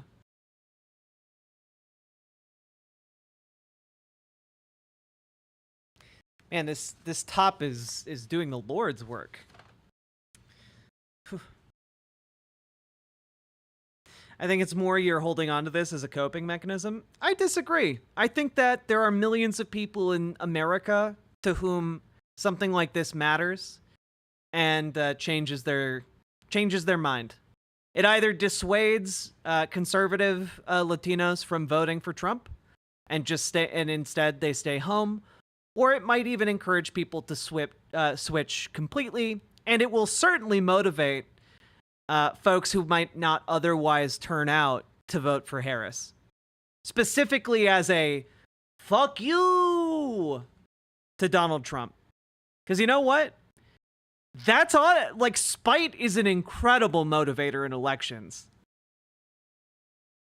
It might be one of the most powerful motivators.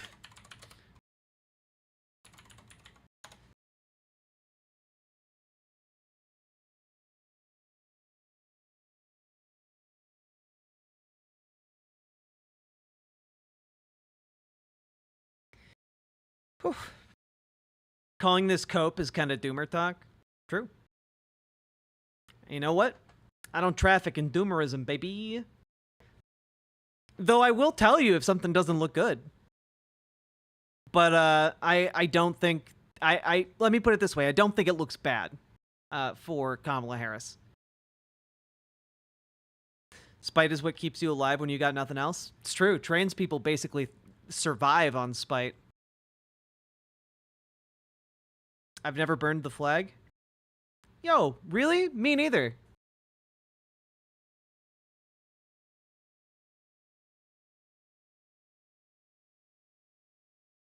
Pew, pew, pew.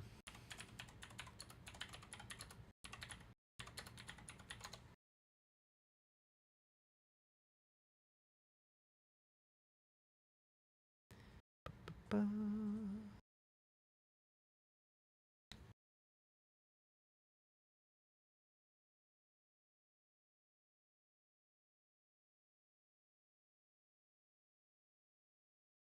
Hey, fun fact, guys. Did you know that Puerto Rico, for a span of about 9 years, Puerto Ricans, for a span of about 9 years, were prohibited by law in America from flying the Puerto Rican flag? Fun stuff. It was illegal to fly the flag of Puerto Rico. Wild stuff.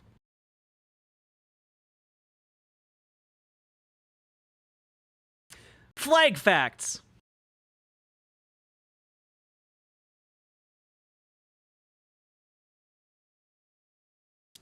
Why did Puerto Rico have a Trump rally yesterday if they are so bothered? Well, maybe take a look at the demographics of Puerto Rico to figure that out.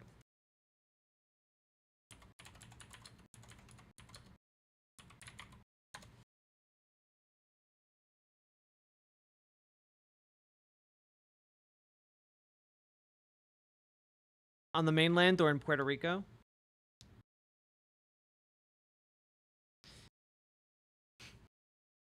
Did they, though? Yeah, of course. Probably because they knew they needed to do damage control. Yeah.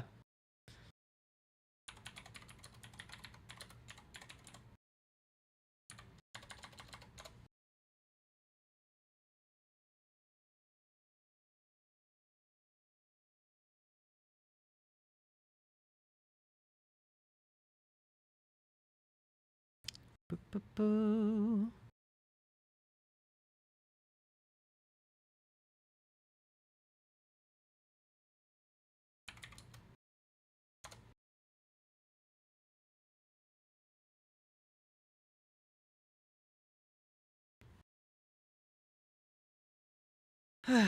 Also, like, you do know that, like, Puerto Rico has been colonized, right? Like there are wealthy ass white people living all across Puerto Rico now because they came in and bought property after natural disasters hit and ran Puerto Ricans off of their own land. Like you know that, right? Like that's like basically been the modern history of the island.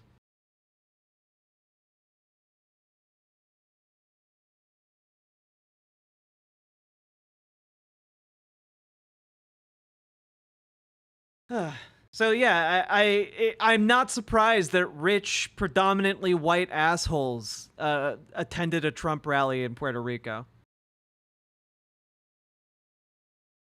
What about the Puerto Ricans at the Trump rally that said they weren't offended? Look, you can always find a minority of people who are willing to say anything. But something tells me that, well, frankly, it's gonna matter. Trump's Puerto Rico fallout is spreading like wildfire in Pennsylvania. Huh, that's so crazy. Many Puerto Rican voters in the state are furious about racist and demeaning comments at the Trump rally. Let's see. Particularly nearly 500,000 Pennsylvanians of Puerto Rican descent. Evidence of the backlash was immediate on Monday. A nonpartisan Puerto Rican group drafted a letter urging its members to oppose Trump on Election Day. Other Puerto Rican voters were lighting up WhatsApp chats with reactions to the vulgar display and raising it in morning conversations at their bodegas. Some are planning to protest Trump's rally Tuesday in Allentown, a majority Latino city with one of the largest Puerto Rican populations in the state. And the arena Trump is speaking at is located in the middle of the city's Puerto Rican neighborhood. Yeah, I don't think they're a fan of that. Oddly enough. It's spreading like wildfire throughout the community, said Norberto Dominguez, a precinct captain with the local Democratic Party in Allentown, who noted his own family is half Republican and half Democratic voters. It's not the smartest thing to do to insult people, a large group of voters here in a swing state, and then go to their home asking for votes. This was like a gift from the gods, said Victor Martinez, an Allentown resident who owns the Spanish-language radio station La Mega, noting some Puerto Rican voters in the area have been on the fence about voting at all. If we weren't engaged before, we're all paying attention now, Martinez said. He added the morning radio show he hosts was chock full of callers Monday, sounding off about the Trump rally comments, including a Puerto Rican Trump supporter who is now telling people not to vote for the former president.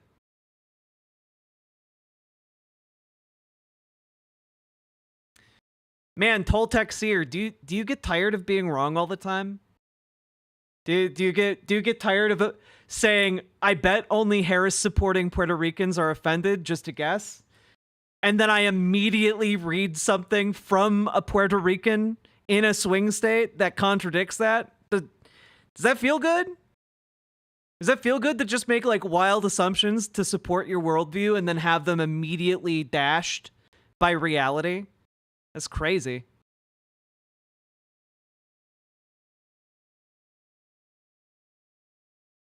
In response to questions on the comments and whether Trump was planning to publicly denounce them, Trump campaign press secretary Caroline Leavitt said in a statement, due to President Trump's plan to cut taxes, end inflation, and stop the surge of illegal immigrants at the southern border, he has more support from the Hispanic community than any Republican in recent history, which is notably not a yes.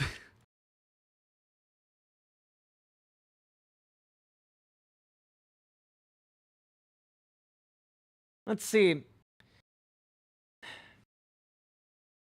Local Democrats like Dominguez argue the fallout at the very least reminds Puerto Rican voters of Trump's previous comments about the island, such as the time he called it dirty and tossing paper towels to survivors during a 2017 visit after Hurricane Maria devastated the island and killed more than 2,000 people.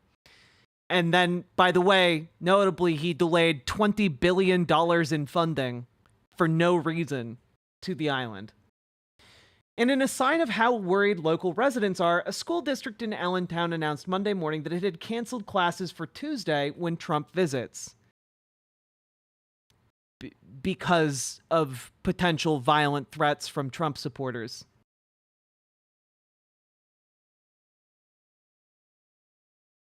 Yeah. Other Trump allies and his running mate J.D. Vance have downplayed the rhetoric as just jokes. During a rally in Wisconsin Monday, Vance said that he had not heard the joke, but that it was maybe a stupid racist joke. But maybe it's not.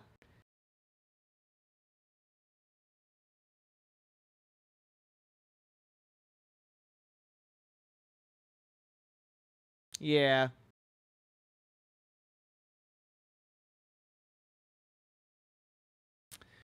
Crazy.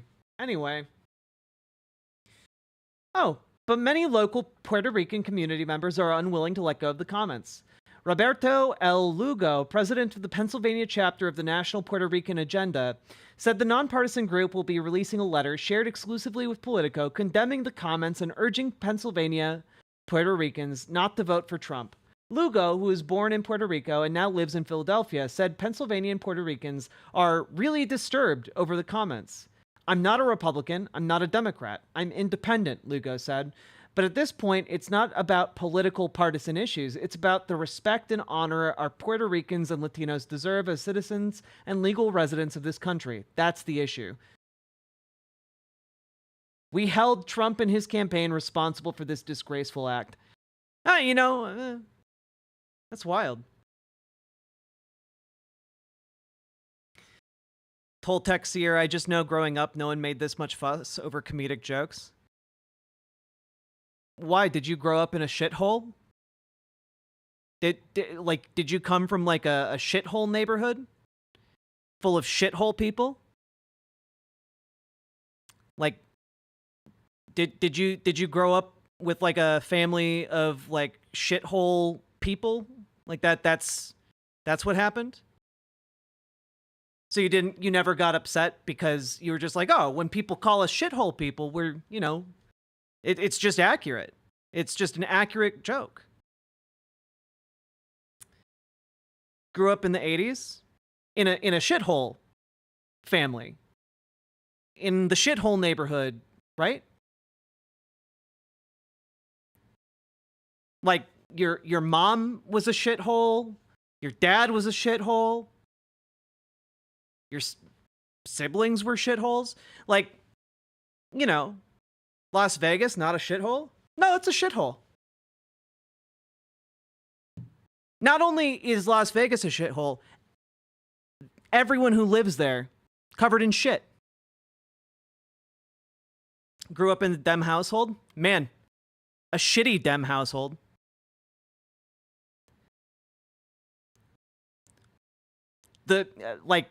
Sounds like you really just like shit. I've seen pictures of Las Vegas. Shit everywhere.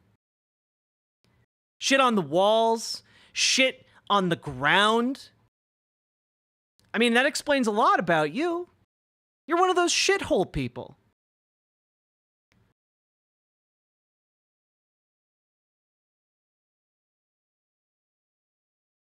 Not in the nice part of Vegas? Oh, there's not a nice part of Vegas, man. It's a shithole. Where shitty people live. Like you and your family.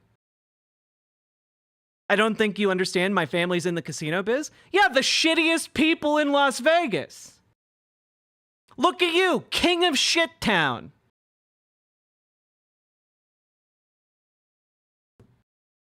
I grew up in a very nice area. Oh, the nicest area in shit town. Wow.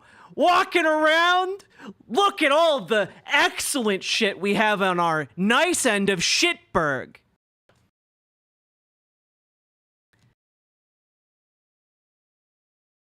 Wowee. Surrounded by only the finest and the most fragrantests of shits. Why, did the turds gleam golden when you stepped outside?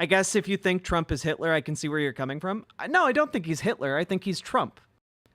I think that he is a guy who is a fascist, and I think that he is comfortable with 99.9% of the things Hitler said.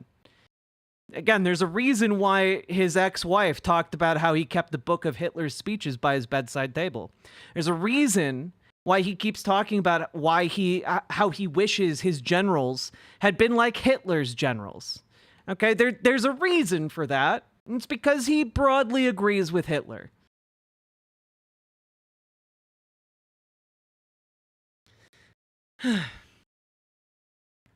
For the record, Las Vegas is fine. I've never been there. It's probably okay. Toltec Seer is a piece of shit, though. I will stand by that one. Hopefully my point wasn't too subtly made.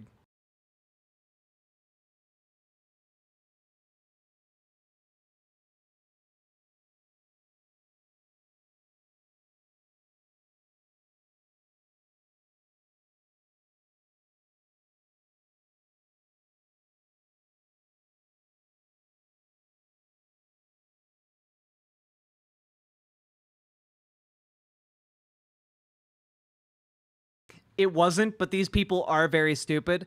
You know, I figured I had to be heavy-handed because otherwise the point would easily be lost.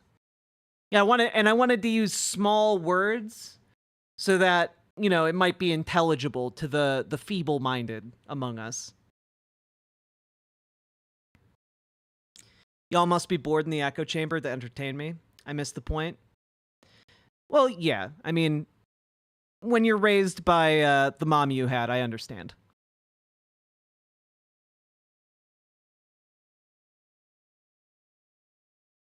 Sometimes you have to hit a bitch with a truck. It's true. Wait a minute, what? In Grand Theft Auto. There we go. Nailed it. Just woke up. What's going on?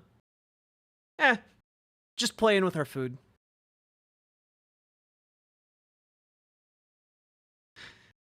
No one ever talked about racism in the 80s. Is like one of the literally you have to be slow. You had to be put in one of those special classes in the 80s. Got ourselves a dipshit in chat? Yeah.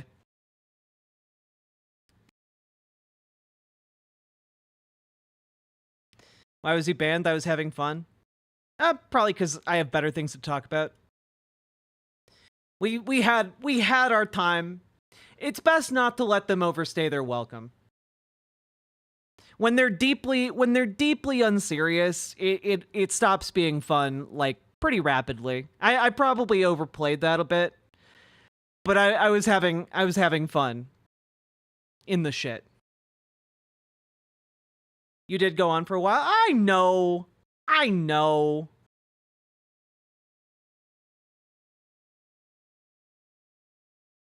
It wasn't fun to begin with.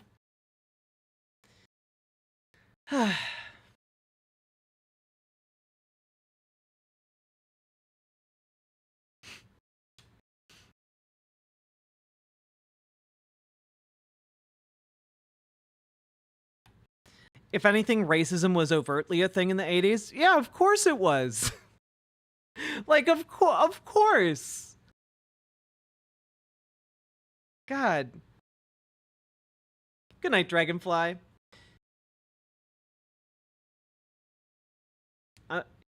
I'm off. Georgia has 1 million more votes than at this point in 2020. God damn. All right. I got most of it in a clip. That's great. I don't really need to watch a clip of me saying the word shit 1,000 times, though. How bad was racism in the 80s? Well,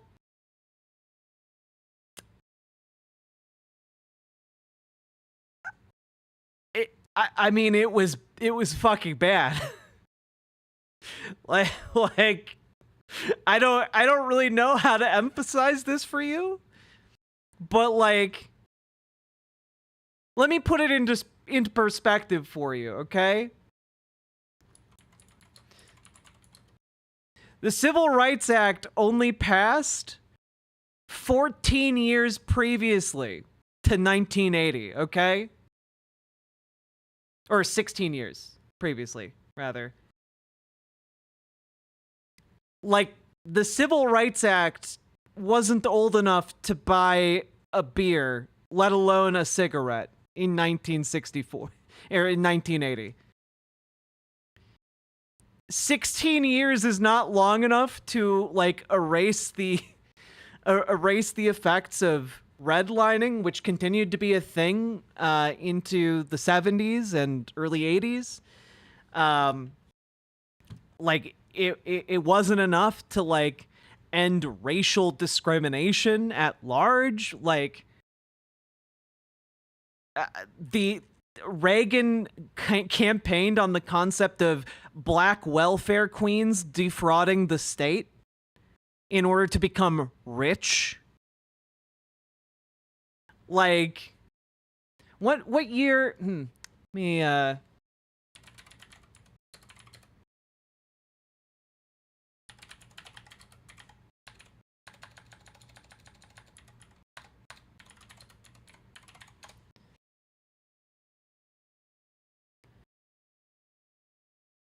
Yeah, 1985 was the Move bombing, which,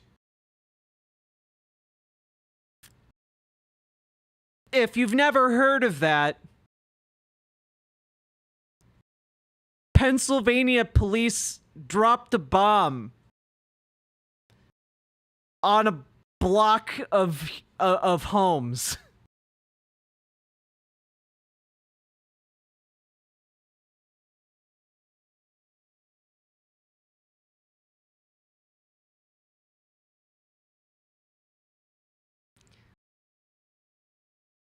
Like, I don't know.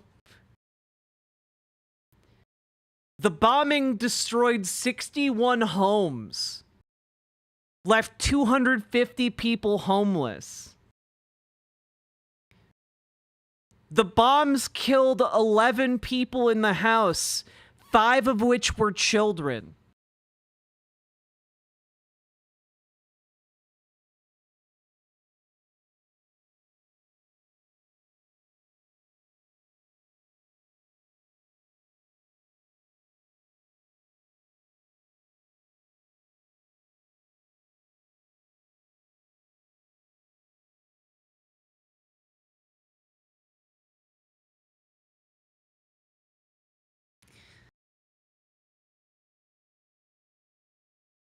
Why the fuck did they do this? It's complicated, but basically there was a black liberation organization called Move. A number of members of the organization were wanted for, like, parole violations, contempt of court, illegal possession of firearms. They made threats, and eventually the police were like, well, we just have to go get these guys. And then 500 police officers mobilized to execute those arrest warrants. And yeah.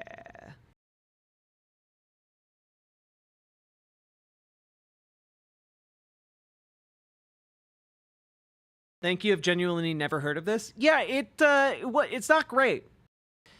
But yeah, it ended when Pennsylvania State Police helicopter dropped explosives on the house.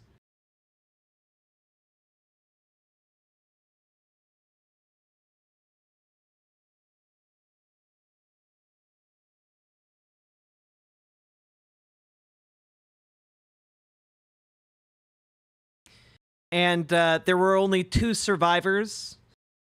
A girl who was 13 years old at the time, and an adult woman named Ramona. And as they ran to escape the building, because it was on fire and had just exploded, police tried to shoot them. And later, Ramona said that Police also fired at anyone else trying to escape. So, yeah.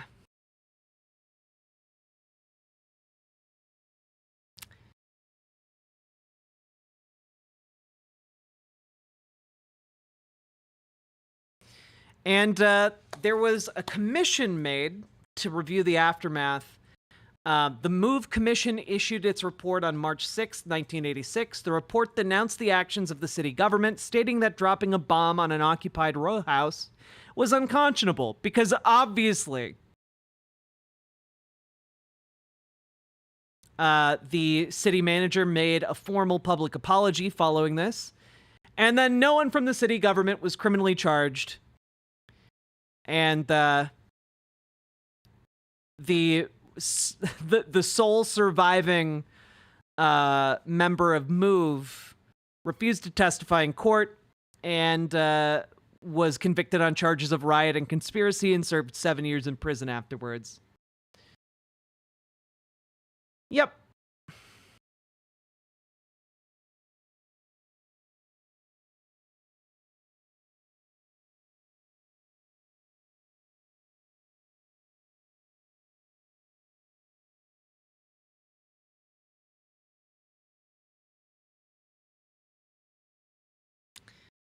Anyway, we really got hung up on that. Okay, let's move on.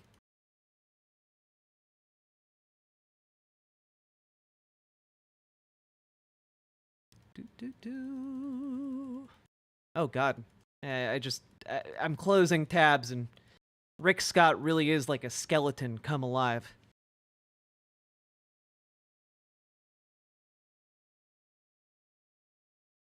That is worth getting hung up on? Yeah. I mean, it is, yeah. In my mind, it stands out like Blair Mountain.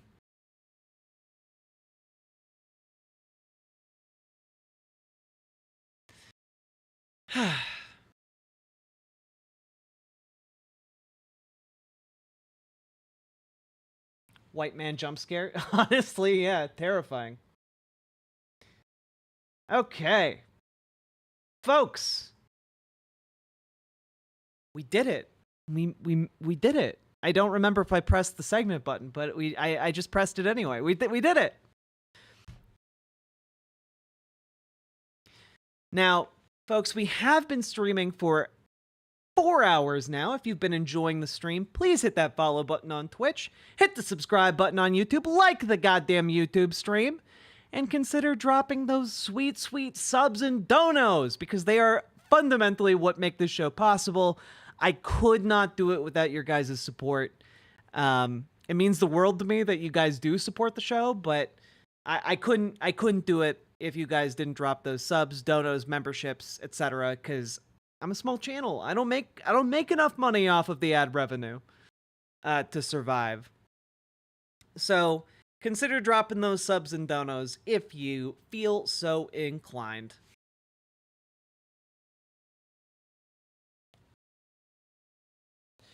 Enjoying is a strong word, but okay. I mean, I don't know. Like, if you're not enjoying it, you go do something you do enjoy.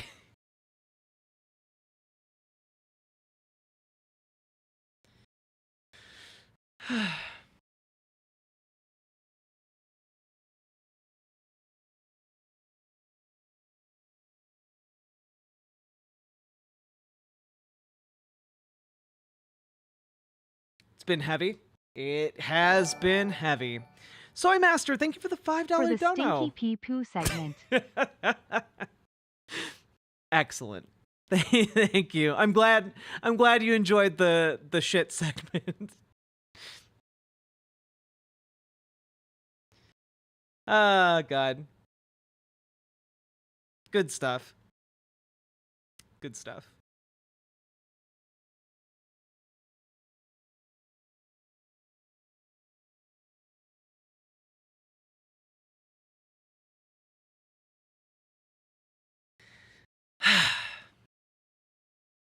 I love the fucking fart donut. Me too. Heavy is the booba that wear the crown.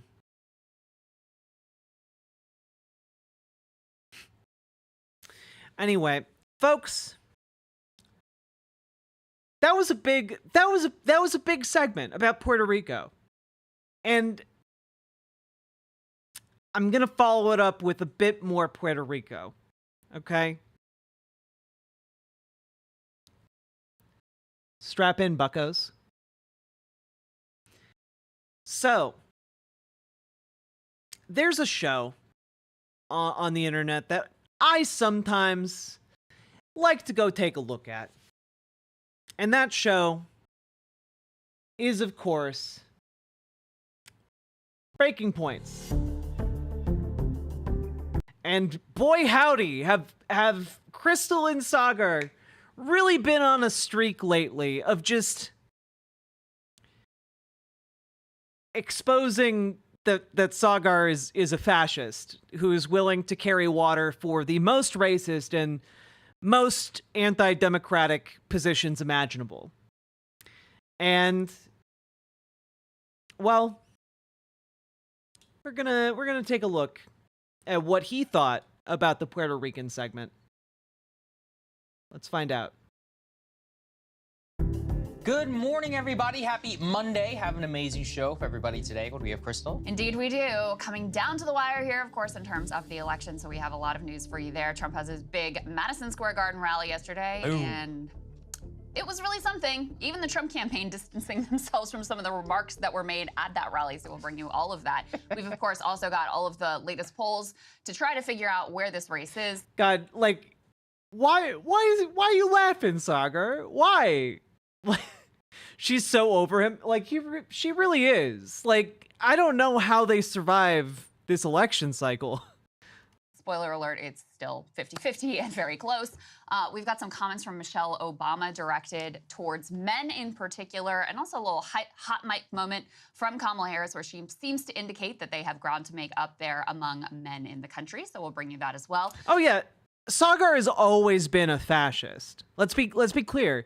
It's just he's gotten progressively more comfortable dropping the crypto part of crypto fascist. You know, like his main appeal when he was at the Rising was that he put like a friendly face on conservative talking points, and came across as mostly normal. He's not really doing that anymore. Trump winning some Muslim American endorsements in the state of Michigan. Absolutely wild scene there, given past history. Jeff Bezos deciding seemingly to curry favor with Trump by withholding an endorsement by his paper, The Washington Post, stoking a lot of controversy there. The LA Times also deciding not to endorse in this race. They're giving a different reason, though, for their rationale, so we'll break all of that down for you. We have Dr. Trita Parsi on to talk about the very latest with regard to Iran and Israel. Israel finally launching that, you know, what they describe as a retaliatory attack towards Iran. There's a lot that's interesting there, so we'll get into that as well. Absolutely. Can't wait for that. Before we do, thank you to all of our premium subscribers. We're coming down to the wire. Oh my God, please, for the love of God. Partner, he'll be here on the side. I don't know if you guys know this, but there's literally a floating island of garbage in the middle of the ocean right now. Yeah. I think it's called Puerto Rico. All right. Heck yeah. It's a cool black guy with a thing on his head. What the hell is that? A lampshade? Look at this guy. Oh my goodness. Wow. I'm just kidding. That's one of my buddies. He had a Halloween party last night. We had fun. We carved watermelons together. It was awesome.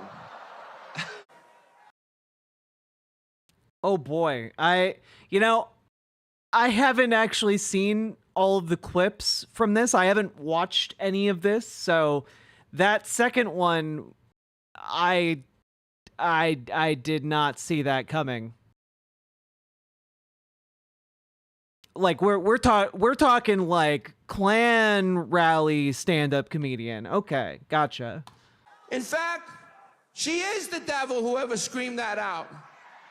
She is the Antichrist at her. And there's not one moment I've ever been with him off camera where he's spending his time grousing about people he hates. Ever. He's talking about the people and the country he loves in his private time. Trust me. You know something, Trump maniacs? You should, pro tip, never trust Tucker Carlson, okay? I don't see no stinking Nazis in here. I don't. Holy shit. You know, to say that, you need to be assuming other people think you're already Nazis, man. See no stinking domestic terrorist in here. The only thing I see in here are a bunch of hard-working men and women that are real Americans, brother. So that was before Donald Trump even took the stage. It was like, he's like giddy. He's giddy at those clips. So as I described, full MAGA, I would put it as a mini RNC, effectively. Lots of controversy this morning over Tony Hinchcliffe's joke there about Puerto Rico. In fact, the Trump campaign themselves have come out and they've distanced them from it. Let me go ahead and read you what they said in a statement this morning. Quote, "The joke does not reflect the views of President Trump or the campaign." So I'm sure there will be a lot of bedwetting over this on both sides. What I mean by that, Crystal, is not the liberal freak out over it, but on the Republican side, there's a big debate over, like, why should you even apologize over a joke? I like Tony. I think he did a great job, specifically at the Tom Brady roast and previously. The thing is, and this is what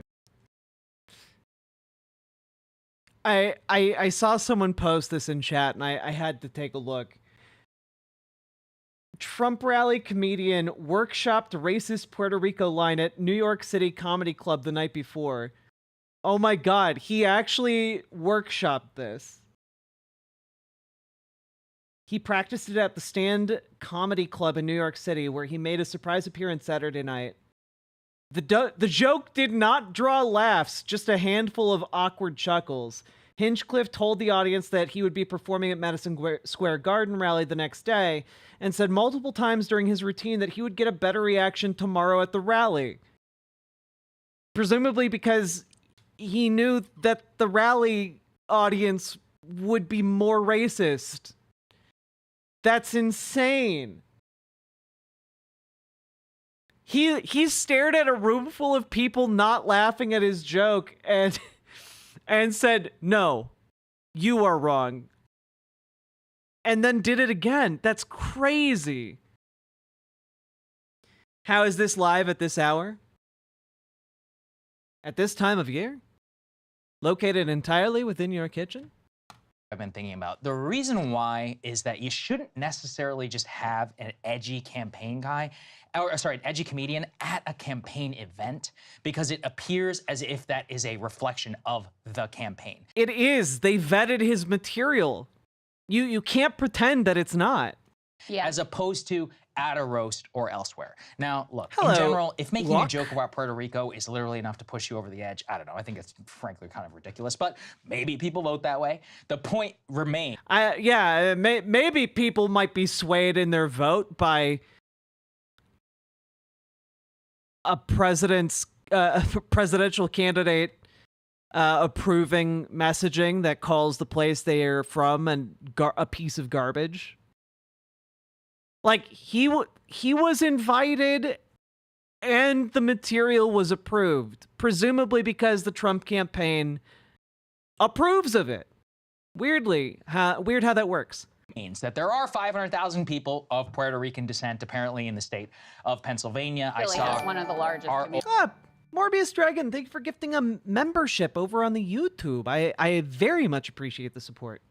Old friend Chuck Rocha, who runs that Latino-focused Nuestra PAC or whatever, and he's already raising money. He's like, give me money so I can text this to everybody. Bad Bunny came out and endorsed Kamala Harris immediately after this came out. So, look, will it make a big difference? I don't know. But I think that the point stands that, in general, like 9 days out for this, the Puerto Rico joke, it just doesn't appear to be helpful. I guess the... Wait, I'm sorry.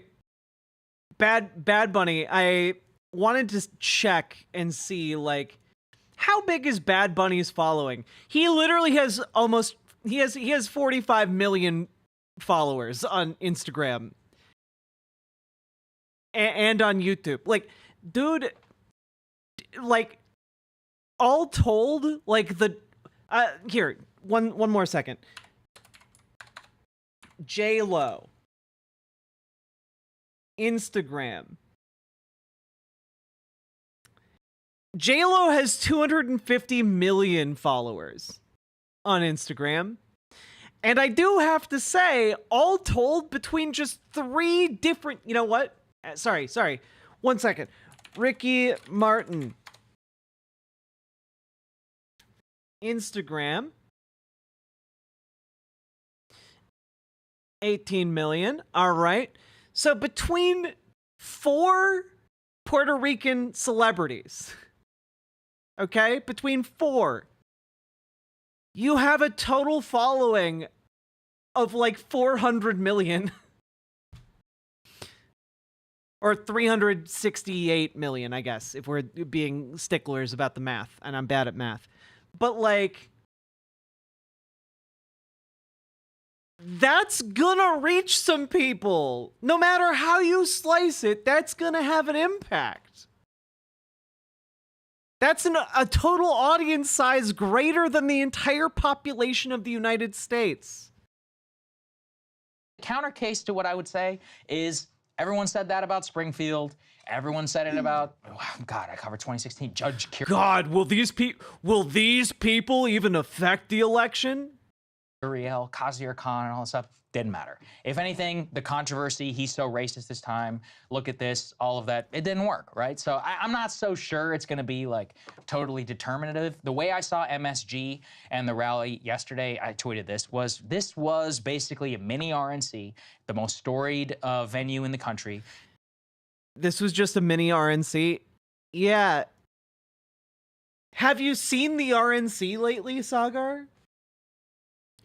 It's a Klan rally these days. Like it's full of nut jobs.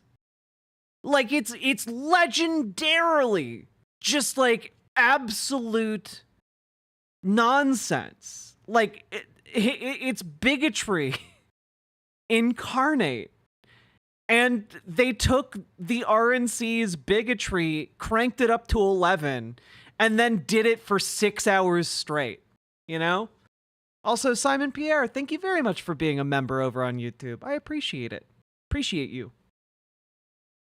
If their goal was to dominate the conversation, to have a gigantic media spectacle, I think they succeeded. That conversation now centers around them. Nah, Delta Who, there's 0% chance that Sagar is correct on this one. And the only question is it 2016 when that dynamic is to his benefit, or is it 2022 when this being on full display is going to repel voters? I genuinely have no answer to that question. Yeah, I mean, it was like dark RNC.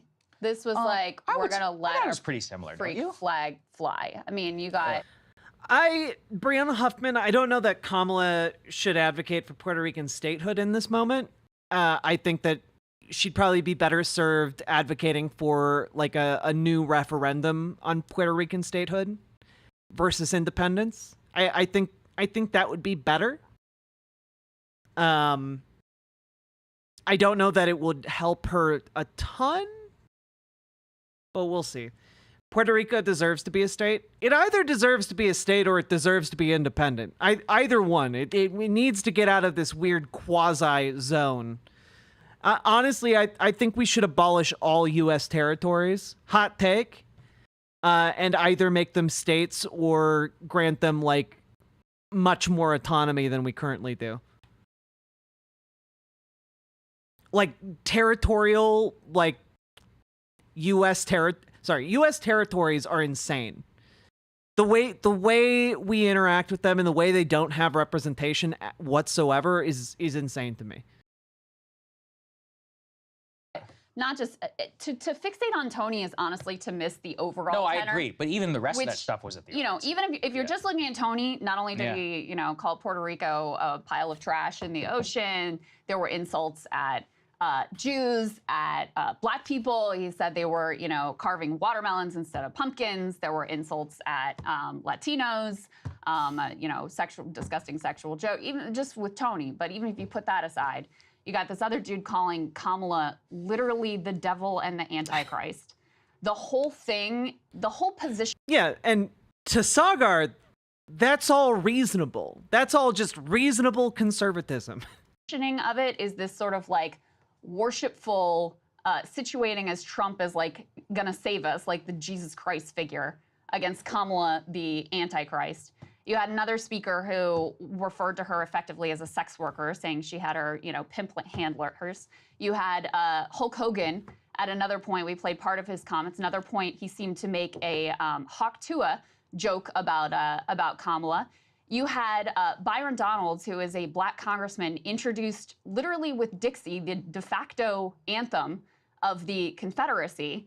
And then, of course... Wait, what? You had Byron Donalds, who is a black congressman, introduced literally with Dixie, the de facto anthem of the Confederacy. Oh my God. Oh my God, what? To be clear, I have not watched any of that yet. This is crazy. This sounds insane to me. I have only watched the segments of that related to Puerto Rico, and I haven't even watched the entire section of that guy's stand-up. Like, I think we'll cover it. Wait, why are you commenting on without seeing any of this? So you're doing us... What the fuck are you talking about? I watched the relevant Puerto Rican section. That's what I watched. I didn't watch the whole 6-hour rally. I'm not doing you dirty. It just isn't relevant for this.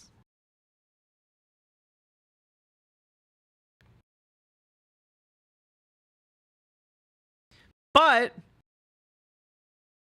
we are going to watch it. I just didn't want to start the show by covering a 6-hour-long thing. And then, of course, you have Trump doing his normal thing, talking about the enemy within, talking about using the Alien Enemies Act, which was last used for Japanese internment. So, the overall... Chat wants you to stream for an extra 6 hours. That's true. Chat does want that. And I'll cover... I think tomorrow we'll get to covering the different sections of that rally. We'll get to it, okay? Question of the rally or why it even existed. To me, it's less about an electoral consideration. Oh my God, and it's more dude. about creating a sense of inevitability and sort of like domination.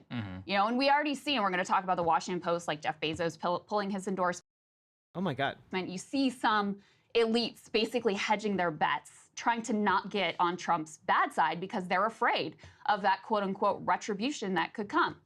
So having this very, ominous spectacle in the center of a very diverse, deep blue city, yeah, I think that's more what it's about. And it ties into, there could be a vibe with it because it seems it's like a lot of bravado. It's basically projecting like, we are already so confident that we've won this thing that we can send Tony Hinchcliffe out there to insult a major critical demographic group in a swing state. Like, it almost has the vibes of like Hillary Clinton popping the champagne on the plane on election day, which also, by the way, happened on the way to New York.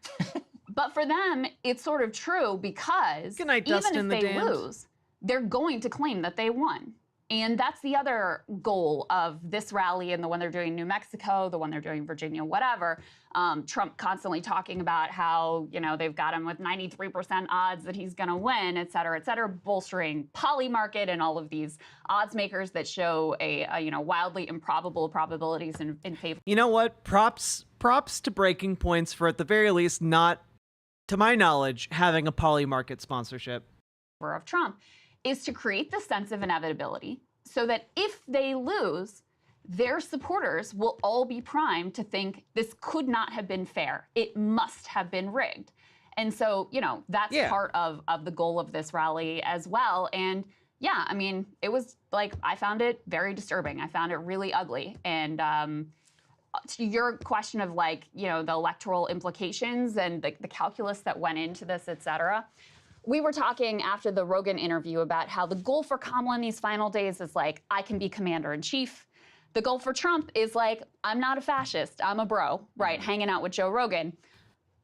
Don't think that this rally really served his interests in making him seem less scary, less dark. It, you know, if anything, feeds into the closing message of the Harris people of like, listen, you should take seriously what John Kelly, Mark Milley, Jim Mattis, Mike Pence have to say. Yeah. For further context, Crystal and Sagar have been debating what like these fascist comments for like the last 2 weeks straight. And like I don't know, it's starting to get pretty heavily weighted towards the fascist section here. Sagar, how are you going to spin this? Say about who this guy actually is. So, you know, I don't buy that it serves them electorally. And they also have a different coalition than they did in 2016. You know, in 2016, it was all about juicing the white working class vote. Worked for them, obviously, enough to win in the Electoral College. This time, they are really reliant on eating into Democratic margins with Black and Latino men. So that, I think, is part of why, whereas in the past, in 2016, you know, if there was some racist joke made or whatever, Trump would never have apologized for it. I think the fact that they're trying to court that different coalition or really electorally dependent on that different coalition is what leads even the Trump campaign to be like, that was too far. See, I don't. I have to disagree with one thing here from Crystal. I don't think the Trump campaign is really distancing itself from those comments. Like, I know that people are referencing like, oh, well, you know, those comments don't share our values. I think I think that Donald Trump would rather die than apologize for that. I don't think Donald Trump himself will ever apologize for those statements. Because I think he agrees with them. I don't know. I have a totally different read. I didn't see that. I mean, I think you're primed to see darkness, so you're seeing darkness. I'm trying to look at it as like basically an entertainment event when you literally have Hulk Hogan like ripping his shirt off and coming out and be like, "We're not Nazis here." And then you had what, Tony Hinchcliffe and the Yeah, an entertainment event. Famously, a place that can't have politics. Because when have politics and entertainment ever been related? She said, with foreshadowing.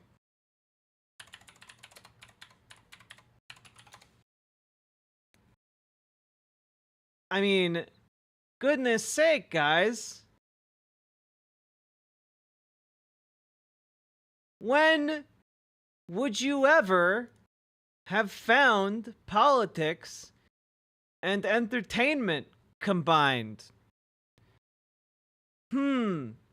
I wonder where one might have found that. Politics and games and athletics combined. I wonder. She said, not subtly. comedian. The aspect of it to me was just pure camp and entertainment. You could see darkness if you want to, and you're taking it seriously. But the whole point of Trump is that most people don't take him seriously, specifically the people who vote for him or are inclined to do that. So for them, like, they see if Ooh, Stadman. Jack, I asked my brother, who's a cop, what he thought about the recent fascist comments because he stopped talking politics with me 5 years ago precisely because he felt I was going too far calling Trump a fascist. His response was just to tell me what he is, where he is politically now, and the best I could describe him as is an ANCAP with a fucking edgelord desire to see the system burn down. I'm like, you're a cop and you have so little faith in the system you prefer anarchy over democracy? Ay. Sorry to hear that, Stadman. If anything, the media bedwetting, they love it. There's nothing they love more than to see people call him a fascist or a racist or compare it to Nazi MSG. That's the best thing that could happen for them because they wear it on their sleeves. Then why are they distancing themselves? Okay, they're distancing themselves from one comment, but this Antichrist stuff, that's like, first of all, that's like any Republican evangelical event, not endorsing it. I've always found it creepy and weird. Then why are you downplaying it? And second of all, it's not just any evangelical event. It's Donald Trump's like last hurrah on the campaign trail. This was like his swan song for his politics campaign here.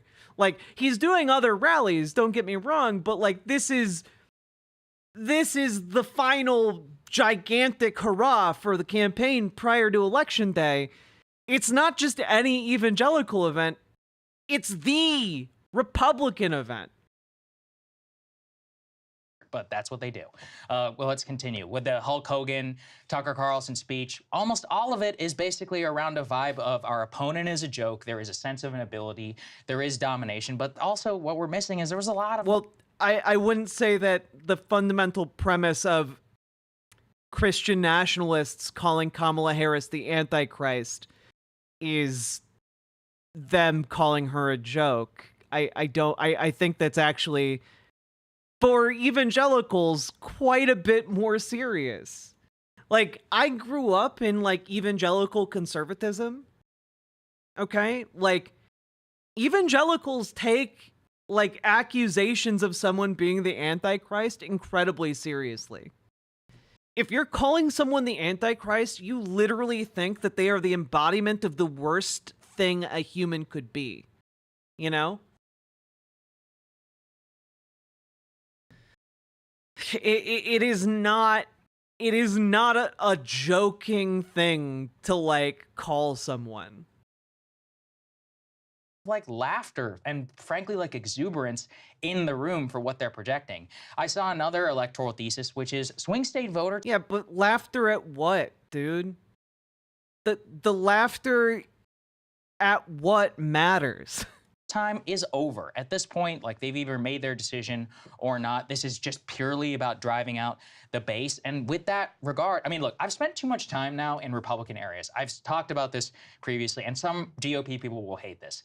There is a deep element of Trump support, which is on the nose and, for lack of a better word, crass. Like in 2020, I remember I told the story a lot. I was driving through, rural Nevada, and I just saw this gigantic sign this farmer had, and it just said, Trump, fuck your feelings. And I've thought about that sign a lot because I think that is everything. I was recently in Pennsylvania at like one of those pumpkin patches or whatever, and there's literally like grown men walking around with like F your feelings t-shirts and I'm voting for the convicted felon bumper stickers with truck nuts as well. Yeah, they relish causing discomfort in their enemies. Like they revel in like making people they view as their enemies feel bad. Get to. There is a deep element of that, and those people love this. And you can hate it if you want, but they love. Yeah, they're fascists and they love fascism. Yes. Like it, it's the whole MAGA meme. There's are you offended yet? I'm a white Christian male. Like, does that piss you off? That is a deep part of Trump culturalism, which is aimed directly at the beating heart of institution and of Washington. So I see this as the apotheosis of MAGA. The question in my mind, is it 2022 or is it 2016? In general, for Trump, this stuff doesn't stick. It usually doesn't hurt. This whole fantasy about Latino and black men, I mean, we've talked about this before. It's nice to win a couple more percent, but the vast majority of the electorate, some 74, 75% is white. 55% of those people, no college degree. Median voter in this country, 55-year-old white dude. Yeah, but I know they're called, And you know who's been hemorrhaging white non-college voters, Sagar? Donald Trump. From 2016 to 2024, he's lost 6% of that demographic. And that holds true, by the way, in swing states. So his case for winning the current election is not looking good if that trend carries over to the voting booth.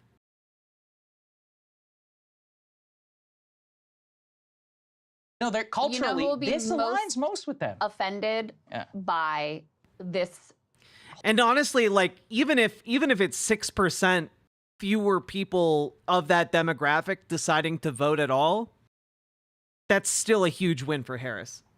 Whole situation is a lot of those white college educated Okay, but they're suburban Democrats voters. already, right? I mean, No, they're they're not. going to come They're out and actually vote. not. I mean, that's where, listen, I think you're right that this is the kind of beating heart apotheosis of MAGA. And that's what I find so disturbing. I think the deal, the implicit deal that Trump... It is fascinating to see Sagar be like, yeah, this is the apotheosis of MAGA. But then like, oh, but it's not fascism. Like, no, it's fascism, bro. Trump has with his supporters is basically, you give me unending loyalty. And listen. Ooh, did John from San Antonio have poll number updates, Michael DeZingle? And if you watch this and you didn't think that this was like, you know, worship of a cult hero, I don't know what you were looking at. You give me unending loyalty, and I will give you permission to indulge the ugliest parts of yourself. That's what was on display here. I mean, Tucker came... I mean, she's right. She's right. Like, effectively, what it means is, under Donald Trump, if you give him fealty, you can do whatever you want to your enemies. You can do whatever you want to your enemies. Came close to saying it. He said something to the effect of, you know, what we love about Trump is he's given us permission to tell the truth, which is, of course, preposterous when you look at a guy in Donald Trump who probably lies more than, like, literally any other political figure we've ever seen. But what he means by that is, now, like, we can tell... I mean, Brianna Huffman, to be fair, like, I don't necessarily understand how one can throw out all of the polling recently. Like I understand looking at individual polls and like taking issue with their methodology. But a lot of the polling right now is not looking great. Like it takes a very cultivated like approach to like cut out all of the ones that don't look good. Like to put it nicely.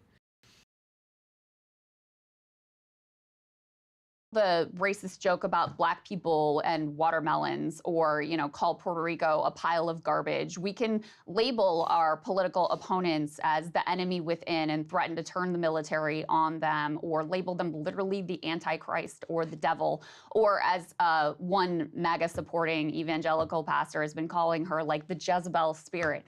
We can do all of those things. We don't have to pretend that we have this, like, you know, veneer of polite society.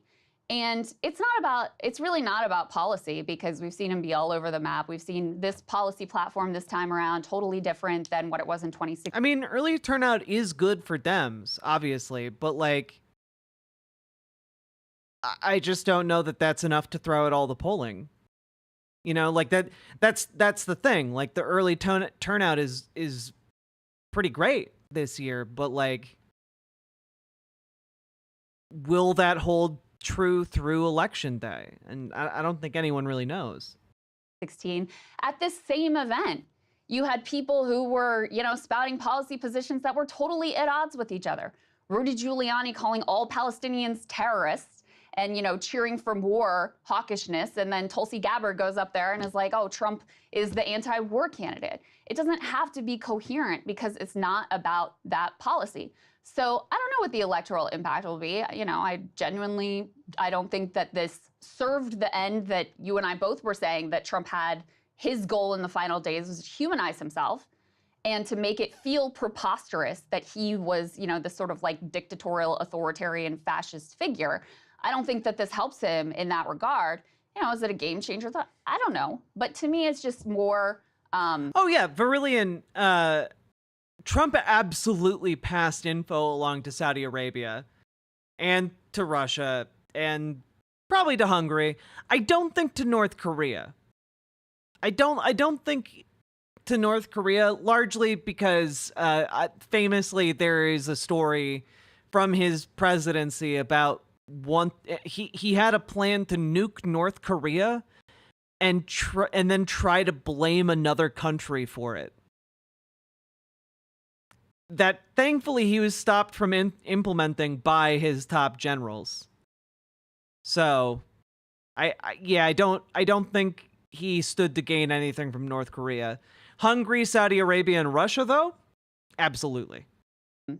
It's less about the electoral impact Thanks, and Media more Breakdown. just about what this movement actually The only thing he got from North Korea was love.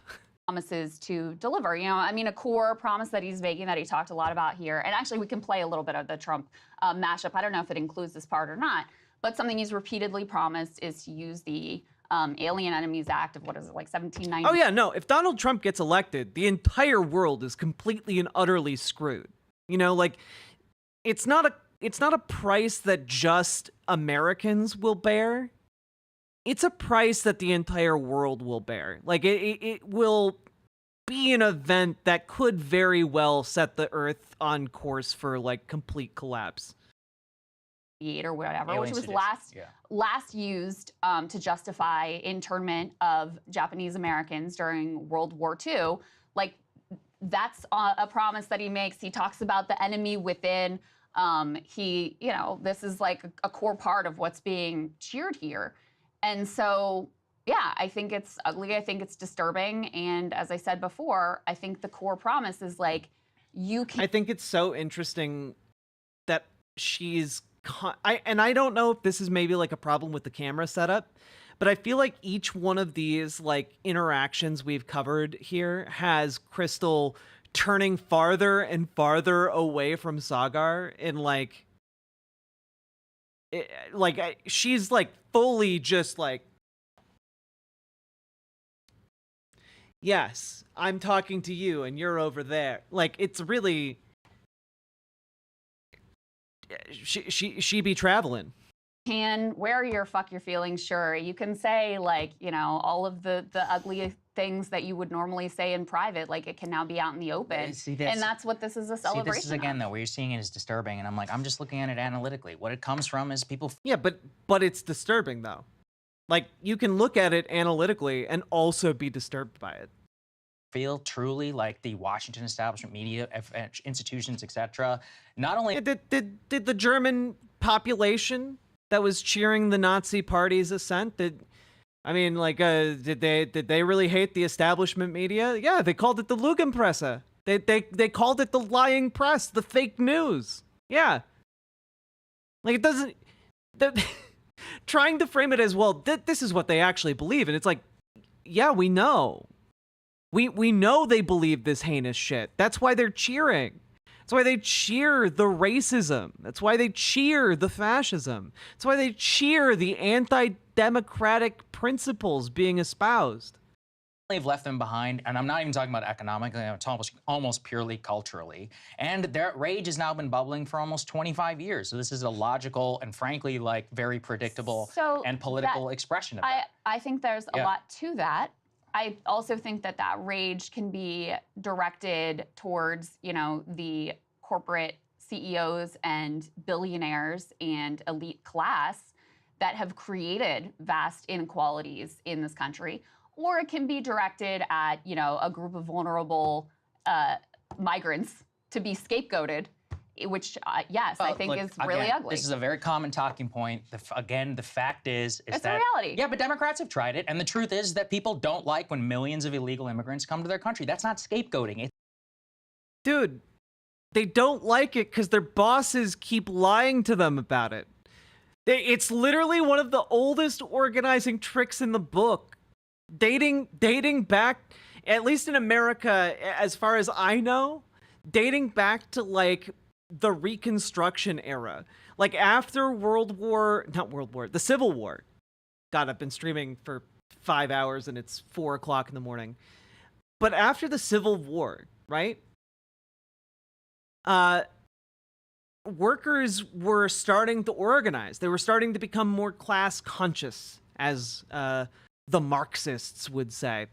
And in order to prevent them from banding together and arguing for things like higher wages and, you know, protesting about company towns, summarily executing folks in the street, well, they just told their workers lies.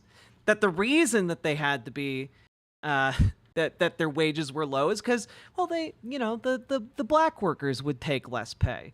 And they told, the same lie to other workers about other groups. And instead of fighting the bosses, they fought each other. Okay? I'm simplifying here, but like it's a redirection. You just have them fight each other, and if they're too busy fighting each other, well, then they're not organizing against you, And that is exactly the narrative that has been perpetuated. We covered it earlier tonight. Elon Musk has been mainstreaming this, that like wages are kept low by immigration. When in reality, all of the, even the most conservative analyses of immigration effects on wages show that wages go up due to immigration. Immigration raises wages. It's just that the American people and a lot of conservatives have been fed a lie by, Republicans who stand to gain, by billionaires and millionaires who stand to gain. Immigration raises wages.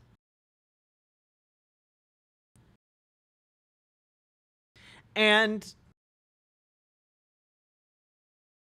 instead of recognizing what the truth of this scenario is, Sagar is like, well, it just shows that immigration, people hate immigrants. And it's like, that people don't naturally hate immigrants. They need to be told to hate immigrants. They need to be given a narrative that justifies why they hate immigrants. No one grows up and is just like, well, I recognize that these immigrants are hurting me, and therefore I hate them. Like, no. You need to be fed that line. And there are some very powerful people, billionaires and millionaires specifically, who stand to benefit by feeding as many people as possible that line. And I guess Sagar is trying to feed that to the audience. It's a pure fact. No country on earth would accept the level of illegal migration that we've had. And then let's legalize it. Like that's the easiest way to deal with it. If your problem is that it's illegal immigration, then let's make it easier to immigrate.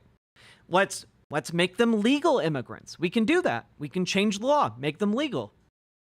Rightfully blame a lot of elites for washing that away and just saying, oh, it's actually not a problem. It doesn't matter if your community gets totally flooded or whatever. We've had this debate a million times. Yeah, if your community gets totally flooded by immigrants. The examples that Republicans are giving of communities flooded with immigrants are communities that specifically asked for refugees and immigrants to be there. Places like Springfield, Ohio, asked for those immigrants to be placed there, for those refugees to be placed there, so that they could revive their dying town. Sagar's just propagating a racist narrative. The yeah, point but to that pretend like the whole problem in this country is immigrants is preposterous. Well, a big problem and it's ugly. is illegal immigration. And most people believe that. In fact, if you look at, you're talking about alien and sedition. If there was an Axios poll or whatever, and it was like, how many Americans support putting illegal immigrants in camps and deporting them? It was 47%. But Sagar, yeah, that's not a position that people naturally gravitate to, Sagar. That's a position that they arrive to because people lie to them about it. And also, guess what? Just a fun little fact for you here. Let me see if I can pull this up real quick.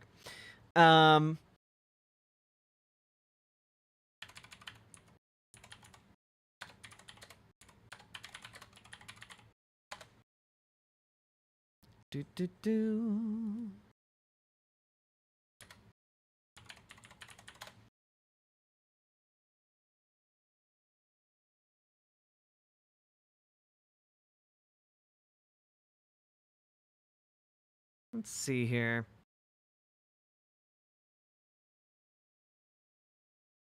Can I pull this up real quick? Oh, come on, Axios. Why? Why are you doing this to me?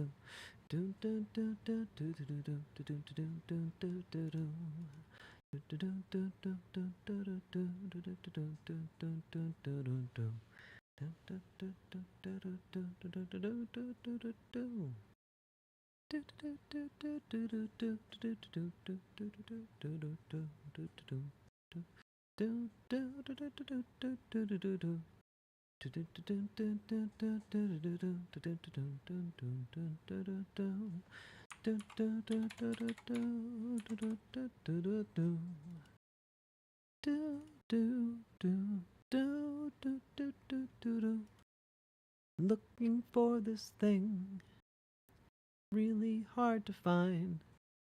Why is this specific answer to my query so difficult to find? It's making me enraged. My anger boils over and the world cannot contain it. I'm going to explode. All right, can't find it. Anyway, long story short, I recently encountered a breakdown of the polling on whether or not Americans support putting migrant workers, immigrants into detention camps. Okay, and the breakdown that I saw indicated that if you just ask people directly, you know, do you support, you know, mass deportation, you know, putting immigrants in the camps, you get like this 47% number, right? If you ask more specifically, you know, and make it clear what all that entails, suddenly that number plummets because a lot of people have no idea what it means to have these camps of migrants. You know, like they don't understand what it would take to actually build the infrastructure, to actually deport tens of millions of people. They don't understand. All they know is what they've been shown by Republican politicians and media, which is that, oh, well, it's the only way to solve our problems. Majority Report talked about it. Thank you, Malachi. Like, it would destroy the economy. But not only that, they don't understand what it would do to the people who are being mass deported. You know, they don't understand how this would break families apart. They don't understand how, like, people would be forced to live in these camps, these concentration camps. They don't understand how the cost of deportation would be staggering. Hope they're ready for $30 strawberries. Unironically, they don't understand that. They don't understand the value immigrants bring to their community. They don't understand the cost of it. And if you explain even a little of that, support for mass deportation plummets. Are we sure they don't understand, or they just not care?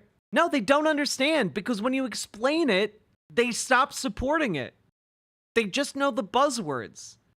They just know what they've been told, the lines they've been fed. Even the vast majority of independents. So it's true, my rear end. The Nazi concentration camps started as holding facilities for those awaiting deportation. And let's be clear, Donald Trump is all about saving costs.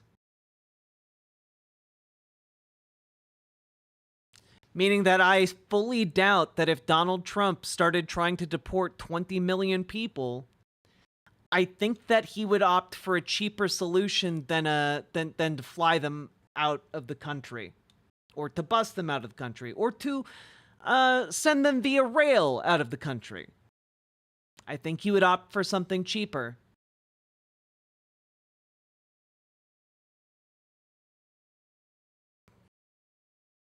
Five-star hotels? Yeah, that's what I'm getting at.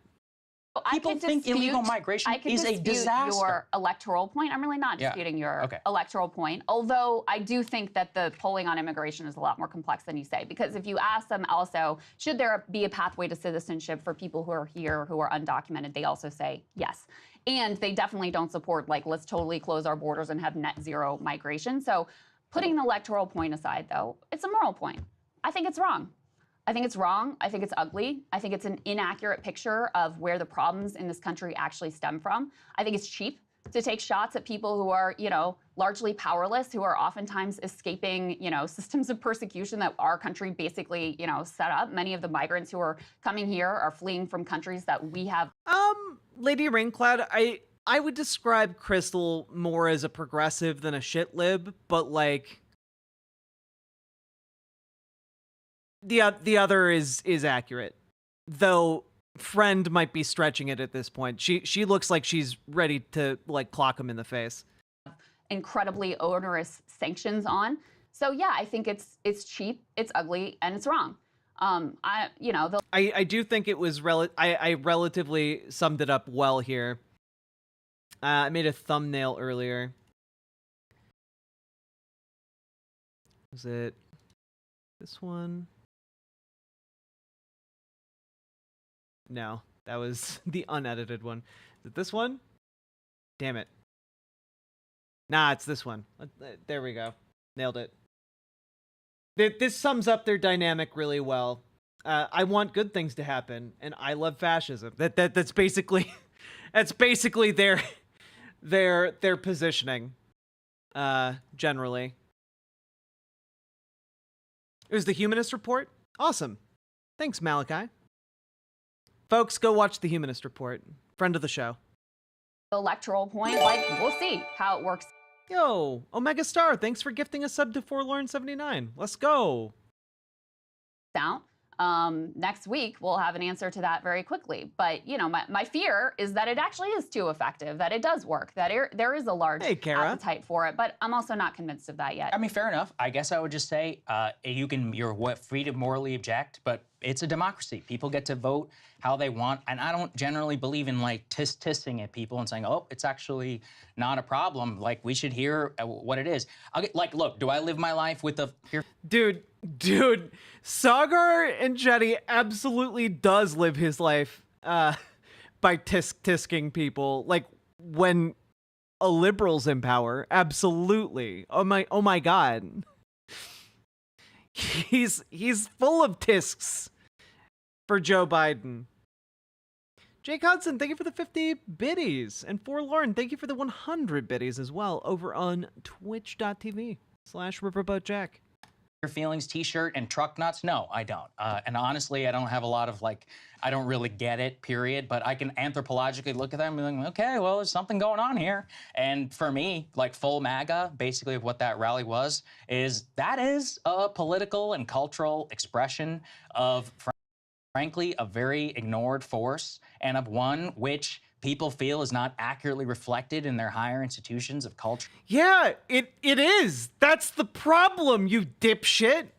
It's fascism that they're expressing. They're expressing the fascism, and you like it. You're saying as much here. Come on, dude. Media, and at a certain point, like, you do have to, if it wins, people should ask a lot of questions about how did that happen, what exactly led to this. If you want to make that corporate argument, you know, I mean, frankly, look, I don't even disagree, but the truth is that people, you know, like, the second Joe Biden like takes a shit in the wrong toilet, you know, like this guy will be up his ass about it. Okay. Like, you besmirched the sacred value of that toilet. How dare you? Like, But when it's fascists going full fascist, he's like, well, anthropologically, it's a very interesting phenomenon, and really, they're all these righteous freedom fighters expressing their desire to be free.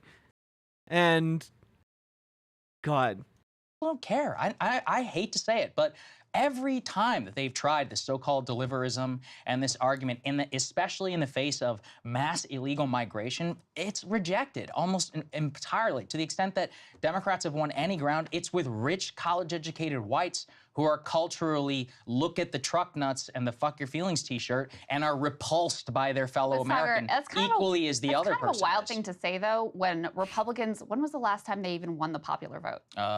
2004. So, I mean, you act like this is the... You know what? Props to Crystal for bringing that up.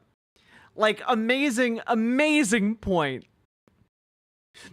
He's trying to make this like, oh, this is the voice of the people. This is the real voice of a people who've really been disenfranchised. They haven't seen enough fascism exemplified by their leaders in the highest offices of government. And really, this is a mass populist uprising when you look at it anthropologically. And then she's just like, when was the last time they won the popular vote? And the answer is 20 years ago. The answer is 2 decades ago. The vast majority of the country.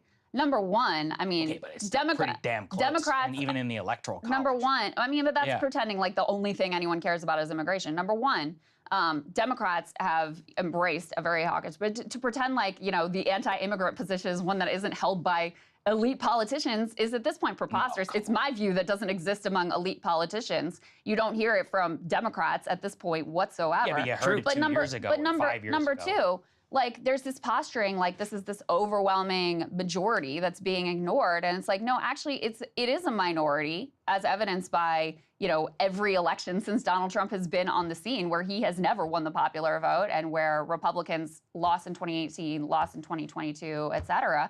And so it also overstates how popular this mode of politics has been proven to be.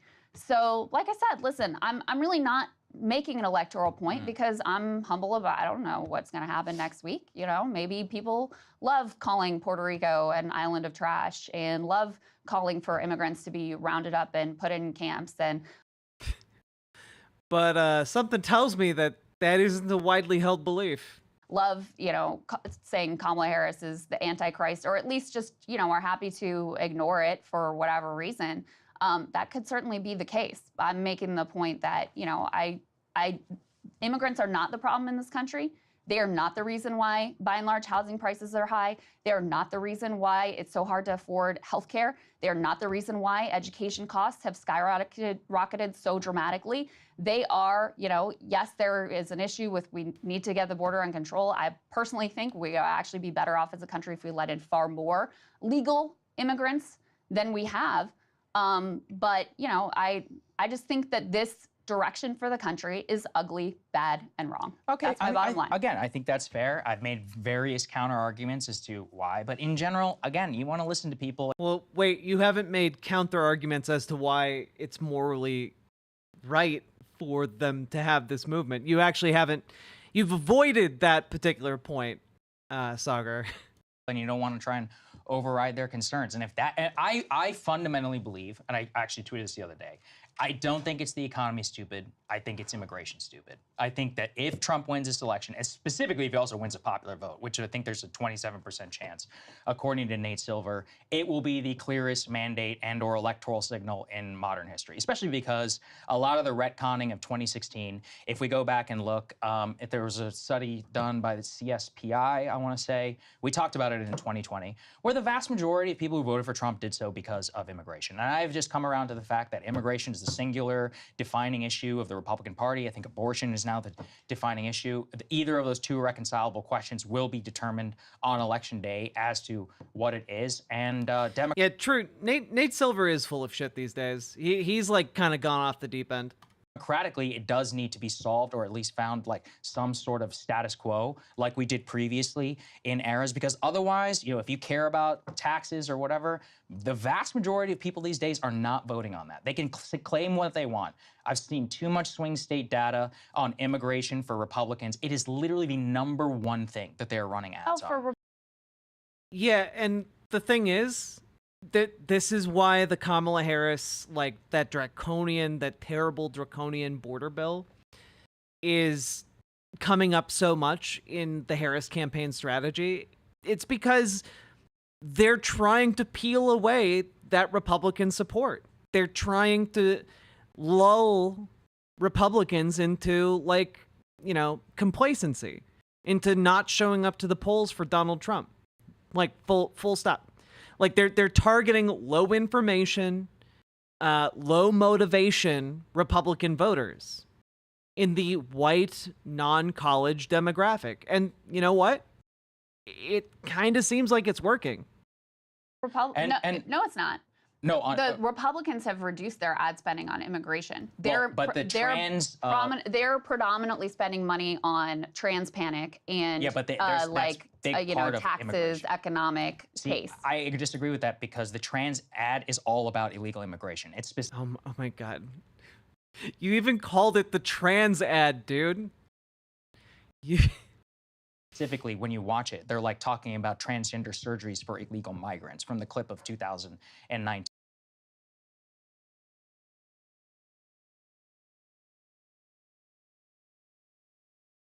Yeah, and it's stupid. Do you know how many undocumented migrants get like trans surgery? It's like, I don't know, 5? Like come on now. I mean, look, you've said it before, too. A lot of that is just coding Kamala as too liberal. Yeah. Is that immigration, trans, whatever? I mean, at the end of the day, it's not economic. I know that one. On Democrats, they're trying with taxes. We talked about with Logan last week. But a huge part of it is just abortion, too. So, what does the mandate say if Kamala wins? I would say if Kamala wins, that the mandate is actually that this MAGA, F your feelings stuff does not land in the way that I think it does. And people should be very humble about that, too, which they won't. I think you're right. They'll say that the election was stolen, but vice versa. If that wins, people should really take a step and be like, okay, what's going on here? Why did this happen? Yeah, maybe. Although it's also like, the election's probably going to be decided by like a tiny sliver of votes. Maybe, yeah. So God, I hope not. There will be many things read into that. There's nuance to everything. Should I say that 90% of people agree with me or with you? Of course not. Yeah, I'm just saying, I think there's a tendency sometimes in an election that's very narrow to read into that, like, oh, the public overwhelmingly thinks this or the public overwhelmingly thinks that, when it's really like, 20,000 people in Wisconsin or whatever. Fair point. So I don't think that our deep divides in the country, I don't think we'll learn anything much more profoundly different about the deep divides that exist in the country, depending on whether this is a narrow win by Trump or a narrow win by Kamala. All right. I really, really, really hope that it winds up not being that close.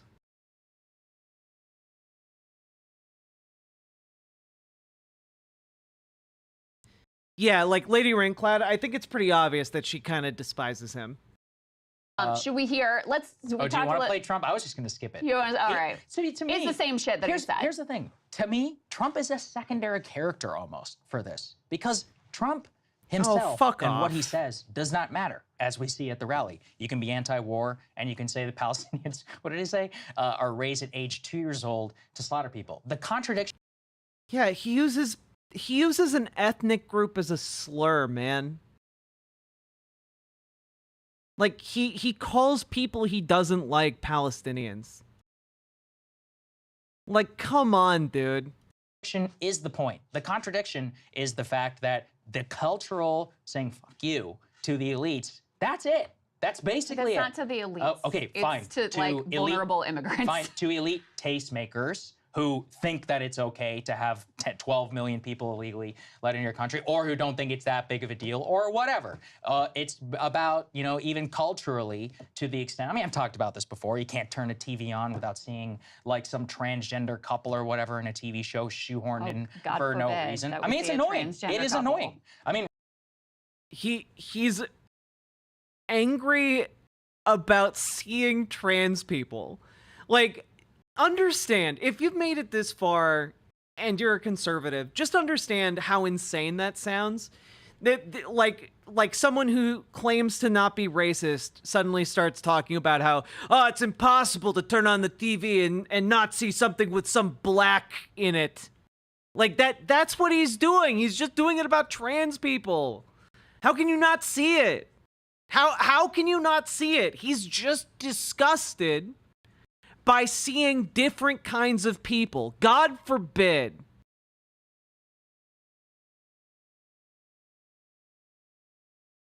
Right? Because it's obviously a social agenda. Well, like, the dynamic is so interesting, Lady Rainclad, because originally, like, if you go back, like, I don't know, 4 years, their dynamic was essentially, oh, he's a reasonable conservative, and she's a reasonable progressive. And, you know, they counter each other's points, and, like, they have back and forth discussions about the different political topics of the day. And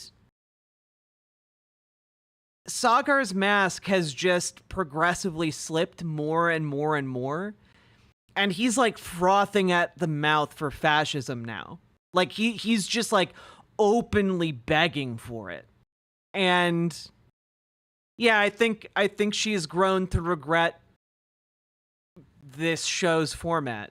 You know, like, I'm guessing that after this election cycle, they'll be done. But you know, who knows? I don't know what their terms are in their contracts. Of which is held by a small sliver of the country, social agenda of trying to be accepting imposed people on as they vast are. majority of people. Well, no, okay, look, People don't hate again, trans you're people the way you welcome think to- that they do, Sagar. I don't think that people hate trans people. I don't hate trans people. You just talked about being disgusted by seeing trans people on the TV. Your go-to example was to talk about oh yeah, you turn on the television and there you see a trans couple. Like, that was your go-to example, my guy. You can't say you don't hate trans people. Like, okay, you know what? I'll be charitable. Maybe Sagar doesn't hate trans people, but he's clearly uncomfortable and disgusted by trans people. Okay? That's transphobia. That, like, he's basically just doing what like homophobes do. And they're like, I'm not afraid of any gay person. I'm not afraid of a gay. And it's like, that's not what it means to be homophobic. It also includes unreasonable levels of disgust. That's what you're doing for trans people. Like, it's not reasonable for you to be like, trans people on the television. Just change the channel, bro. Like, you have streaming now. You can go watch literally anything. Why are you making the choice to complain about trans people here? Like, grow the fuck up. Well, I think people should be able to do what they want. I don't like gender ideology, and specifically the way that it's messaged towards children, or yes. You know, that he doesn't hate trans people. He just thinks that they're pedophilically grooming children. I see. Or, I mean, which, by the way, is also recycled homophobic rhetoric, where the argument went that because gay people can't conceive children together via sex, then they that means they must predate on children to turn the children gay, and that's how you make more gay people. He's just doing that for trans people. We haven't covered this yet, but there was a landmark study about puberty blockers that somehow got held up at the NIH because it happened to prove that it didn't work so well for the people who do that. Those citation needed. You know, maybe actually bring up the study instead of just saying landmark puberty blocker study. You know what? Just because. Let's just take a look.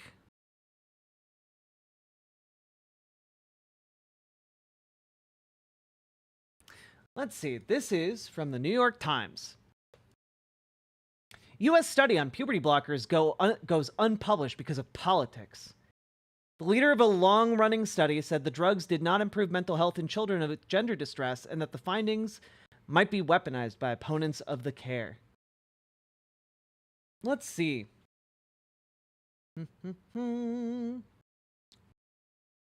Oh, wait. I remember this. Wait a minute.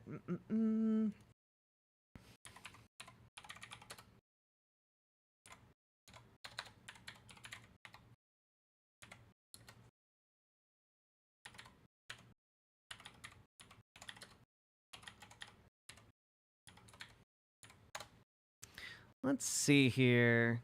Real quick.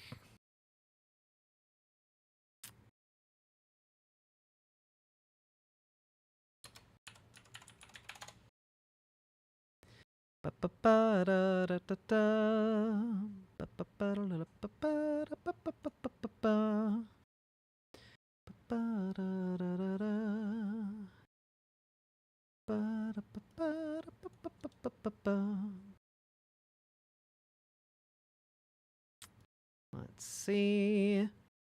Looking for a thing to find a thing. Da, da, da, da, da.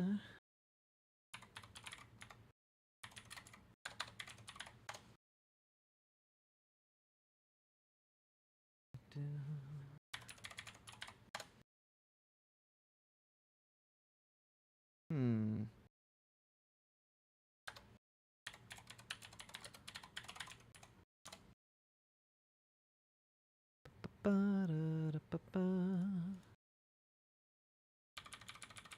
I know I've seen this study before.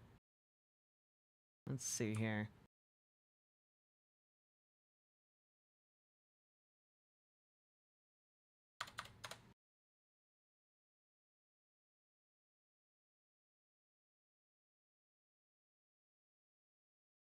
What the fuck?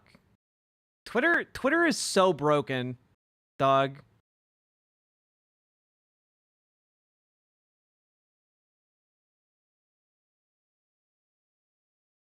Where is this? It would be from like 7 days ago. So let's find this real quick.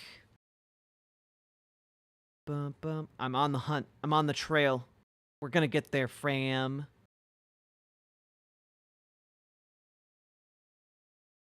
I didn't expect to be bringing this up, so I did not prep ahead of time.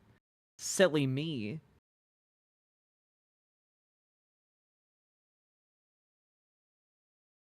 Okay. Let's see. It's back in September. We've gone too far back.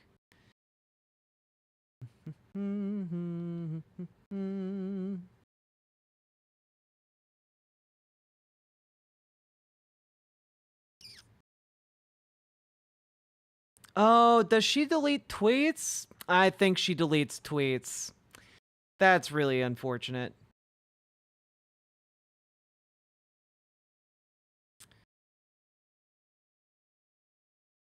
Damn.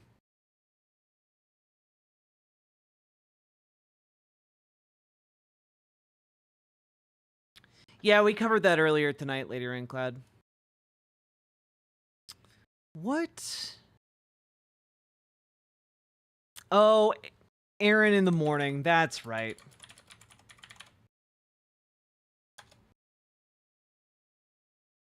God, I might have been looking at the wrong one. Yeah, here we go. Found it. I was looking at Alejandra Caraballo's threads. I should have been looking at Aaron Reed's.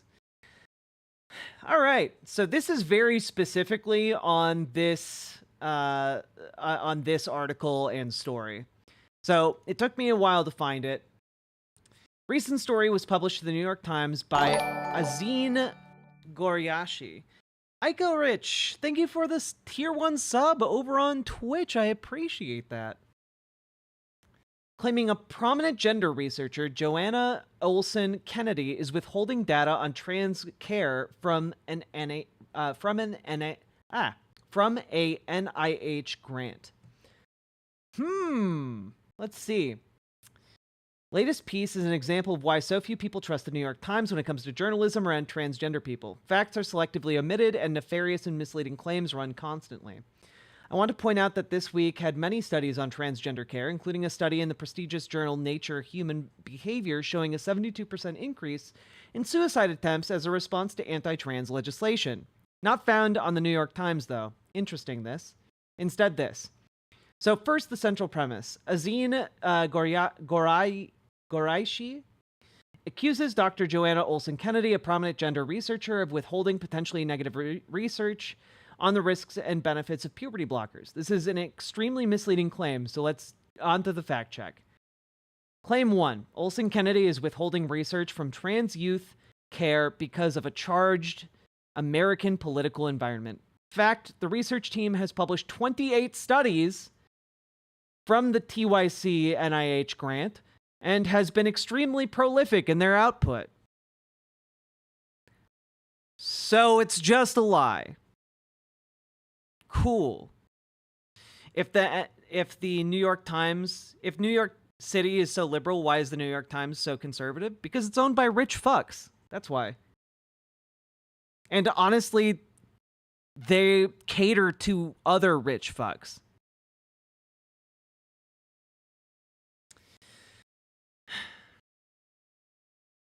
You can view the track record of the NIH-funded project here to see the dozens of articles in high-level journals they've produced off this dataset, including bone research, height, growth rate, effectiveness of implants, and more. They even published a finding that those who presented for puberty blockers had better mental health than those who waited or were forced to wait, undercutting Goraishi's, I can't pronounce her fucking last name, so sorry, Goraishi's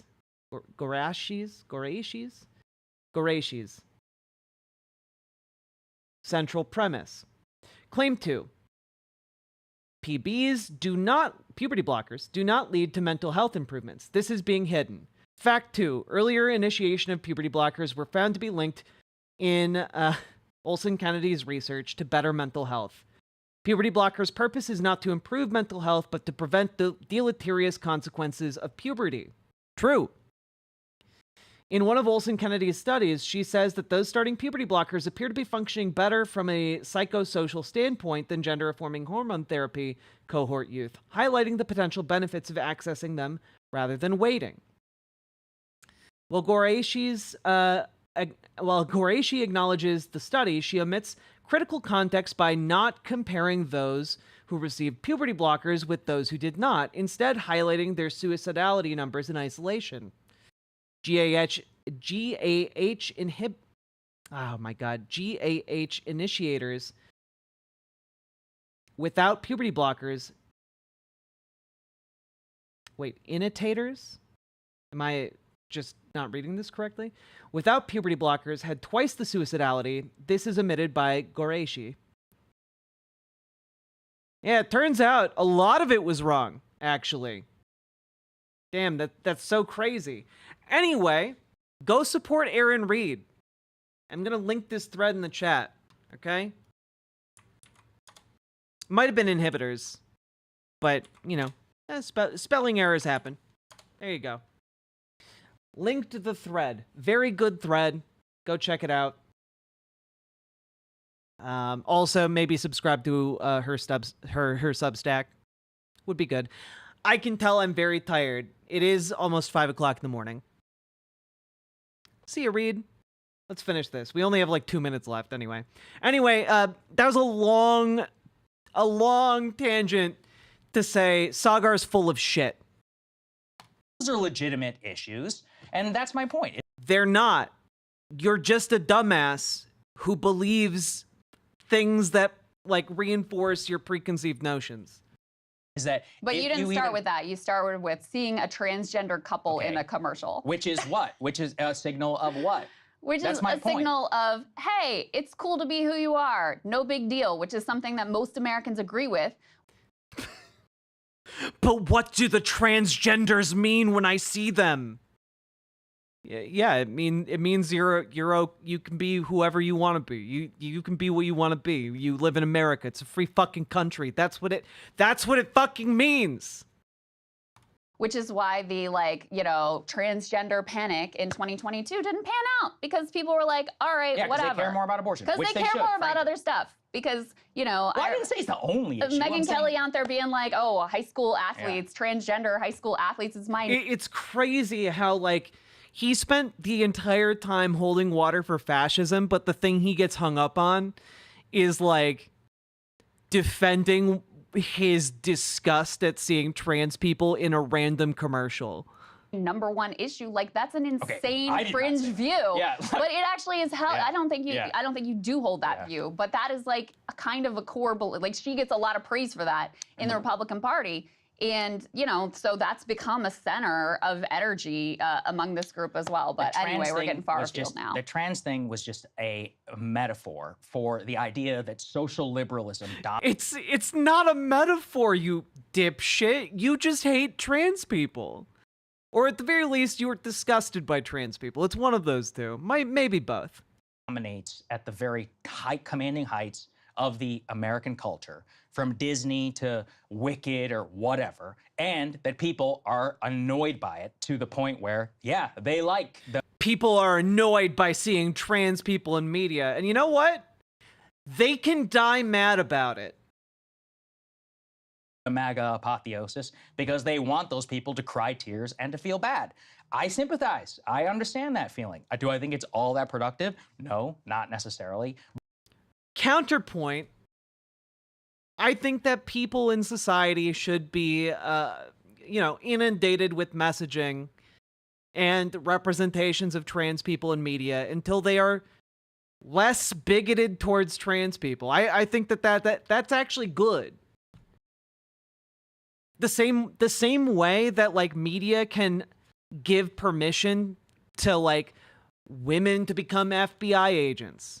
Okay, the Scully effect. The same way it can empower people. It can also like dissuade people from being racist, bigots. It can help make people more accepting of those who are different from themselves. And you know what? Flood the airwaves with trans people until people are like, you know what? Trans people are just like everyone else. They're people. Let trans people exist in media. Let trans people be like big gay disasters. Let trans people be like, respectable, upstanding, everyday citizens. Let trans people be like, just let trans people be.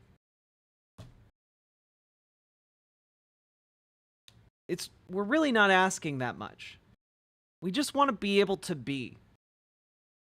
Whether it's in society or in a video game or in a movie or a TV show.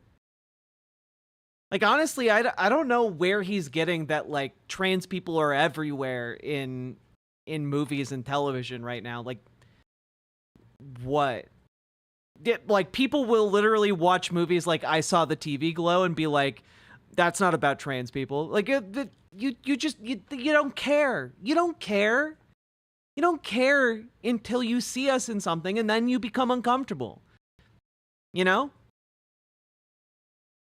I think the people who want to yell and scream at trans people that they see going into a bathroom, I think they should be uncomfortable with like trans people in media. I think they should be shown trans people in media until they become more comfortable with the idea that people different from them exist.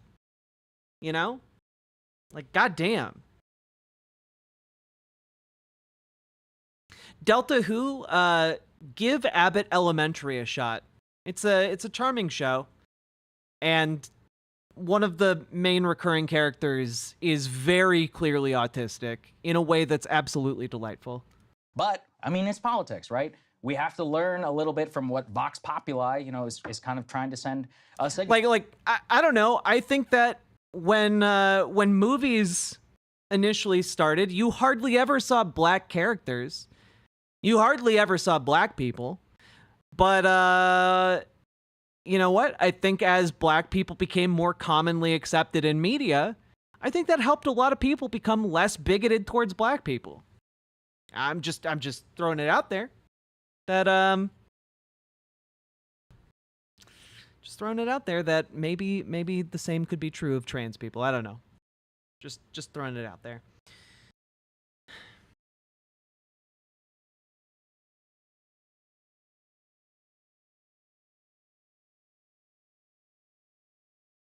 On, and that's what I would hope that people take away if Trump does win the election.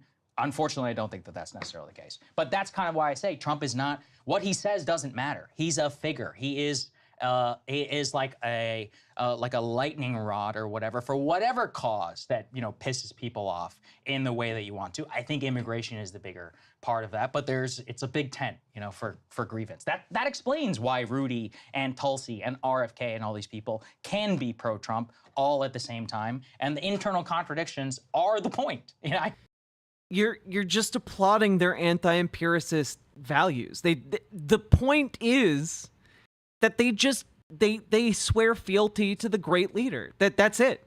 That's it. The internal contradictions are not the point. They're just irrelevant.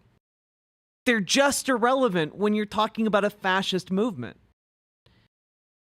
I increasingly believe that about MAGA. Hey, if you like that video, hit the God, fuck that guy. Like, seriously, what the fuck?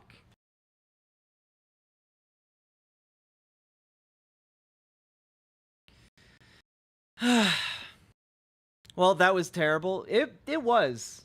You know, I don't really have words to describe the depths of terribleness that was, but yeah. Why would anyone be anti-empiricist? Does the truth not matter? Well, let me ask you something. Like, does it help a fascist dictator to be pro-truth? The entire existence of a fascist dictator is predicated on loyalty, not truth. So it is actually bad in fascism to be a proponent of truth. It's why they attack the media. It's why they attack academics. It's why they attack purveyors of information. It's because truth actively impedes their power grab. It actively stops them from getting what they want. It really is that simple. And Sagar is just foaming at the mouth for more of it, frankly. More anti-empiricism. Why would you want to be loyal to an asshole like that? Because he hates the same people you hate. Because he gives you permission to be violent or bigoted towards them. Towards people you hate. It's entirely a feels-based system. You know? And it might be that you stand to benefit in some ways, in an immediate sense. Like, for example, if 20 million immigrants are suddenly deported. Well, that's a lot of real estate that suddenly is freed up, and wowee, you might be able to get yourself a house for cheap.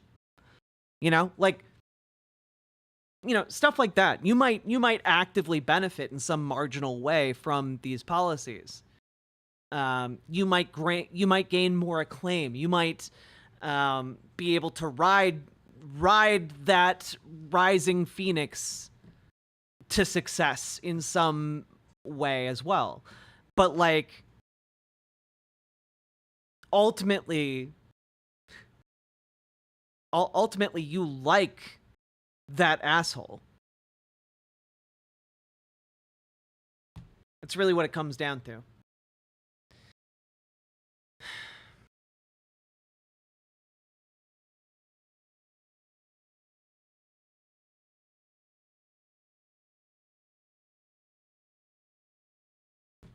Ultimately, that's what it comes down to in my mind. People want permission to act on their worst impulses.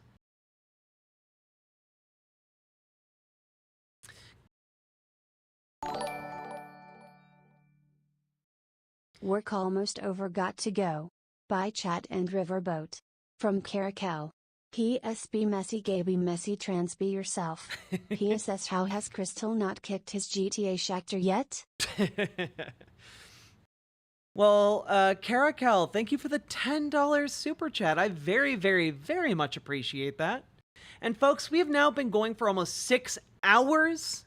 If you've been enjoying the show, please hit the follow button on Twitch, hit the subscribe button on YouTube, like the goddamn YouTube stream, and consider dropping those subs and donos, super chats, memberships, etc., because that is what allows me, that's what allows me to continue doing the show. And, you know, streaming until 5 o'clock in the morning.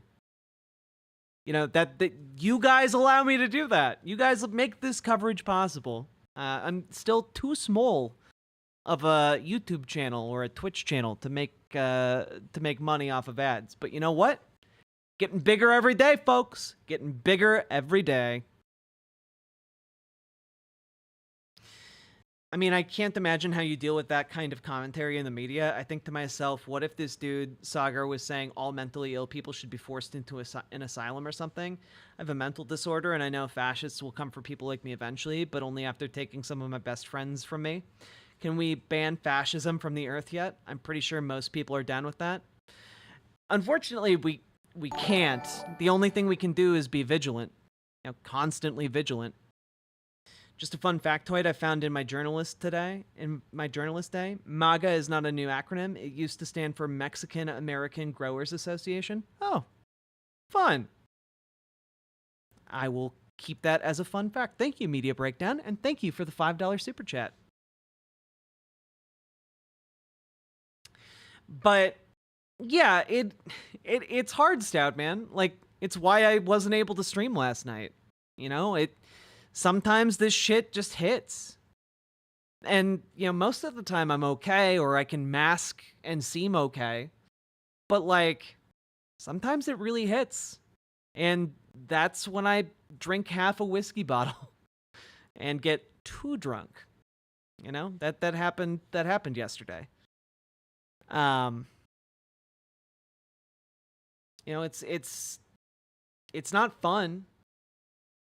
It's not fun to know that you're on the chopping block. It's not fun to feel like if Donald Trump wins, like his supporters, if they're able to clock me in public, would want to like beat me to death. You know, it's not a fun scenario to be trans in America right now.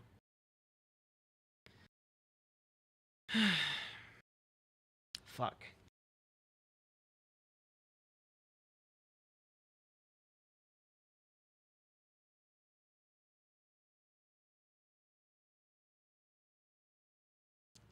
Massive ass gas appliances. Come to our massive ass warehouse full of gas appliances. If he wins, I don't know. I don't think I'll be okay. I don't think I'll be okay either. I think I'll be doing my best to like either get a work visa in Canada or see if as we get closer to inauguration, if they open up asylum spots. But yeah.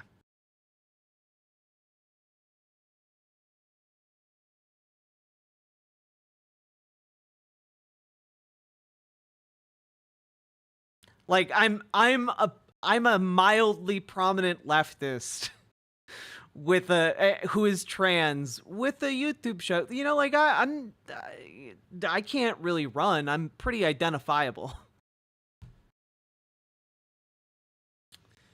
Yeah.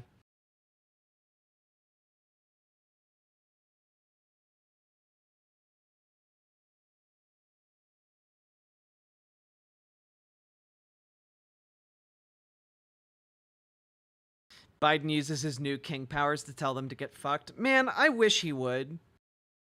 I really wish he would do anything with the incredible power the Supreme Court has given him, and instead he's just like, oh, maybe we should reform the Supreme Court. And then nothing ever happens. Like, it's just an idea he floated. I don't know, you seem very prominent to me. Not that prominent.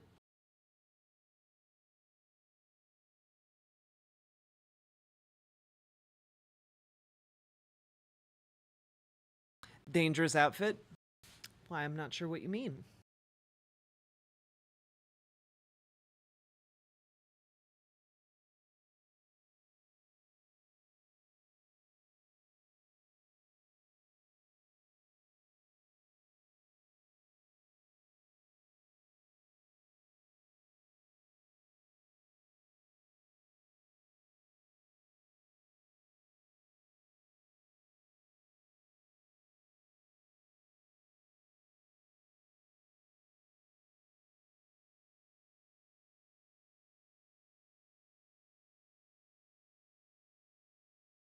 Canada has a system where you can get a Canadian to send you a letter of invitation to get a visa easier. That's pretty cool.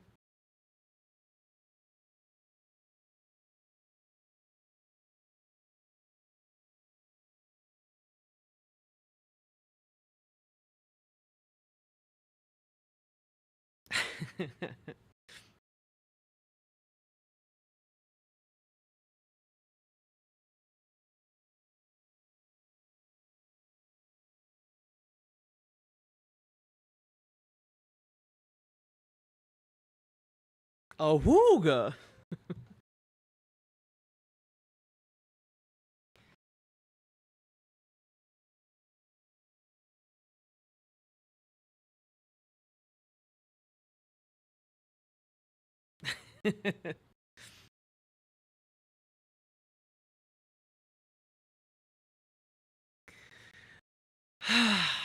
All right. I am going to go to bed. I need to fall asleep. Oh, wait. Do I need to edit video thumbnails before I go to sleep? Did I schedule enough videos for today? I have one. I have one video going up today. Fuck. I will edit one more thumbnail, and then I'll go to bed. Classical Libertarian, nice to meet you too. And thanks for the subscription. I definitely appreciate that. We're trucking up to 10K. Right now we are sitting at 8,350. We're trucking along. I want to hit 10K by the end of the year, and I think we can do it. How is escaping to another country going to help when Lebensraum expands? I mean, it's going to help me temporarily to not die. That's how it would help me. Like, yeah, obviously if fascists take over the United States, the entire world suffers.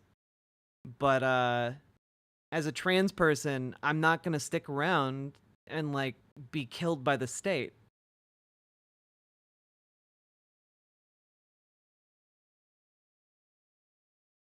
Or by one of the virulent supporters of Donald Trump.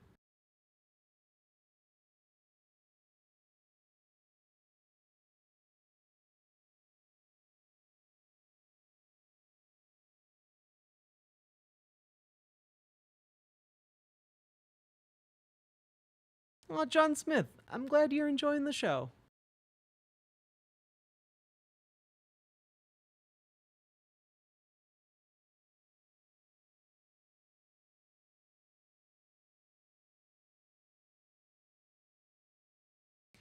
Oof.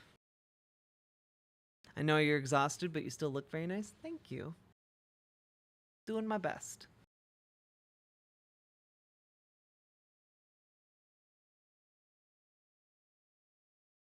Oh, fuck.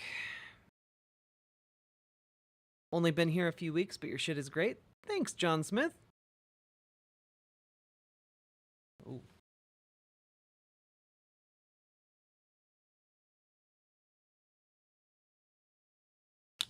I know you're a recent edition Media Breakdown. You've been delightful.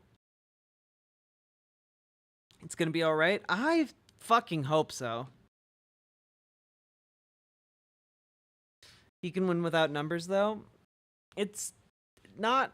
If we can win by bigger margins, he can't really pull off what he wants to pull off.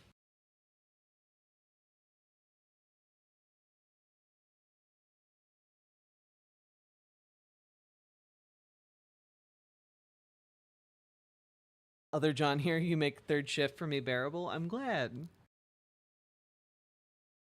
Today is very late, though. Holy fuck.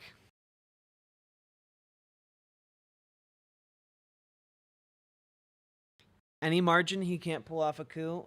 We talked about it a little bit, and I'll probably go into it in more detail, but it seems like a plan that's being kicked around by the Trump world right now is to try and force a contingent election, in which case the election would be kicked over to the House of Representatives that Republicans are likely to maintain, though it's possible we could also win the House, which would be really, really good, and preclude him from being able to do this, but by causing enough chaos and discord on election day and for the counting of votes,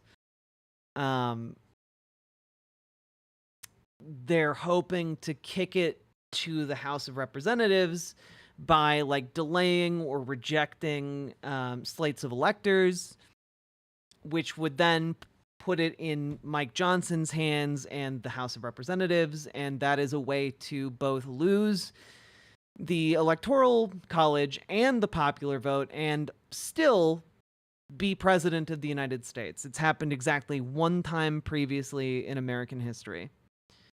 But it's a whole thing, but it's not a thing that can happen if we win by a large enough margin.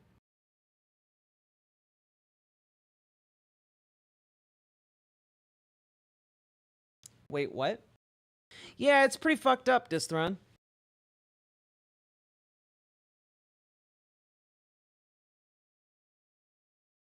It's true. He also could attempt to pull a coup. Yeah, I don't think, whether it'd be successful is another story.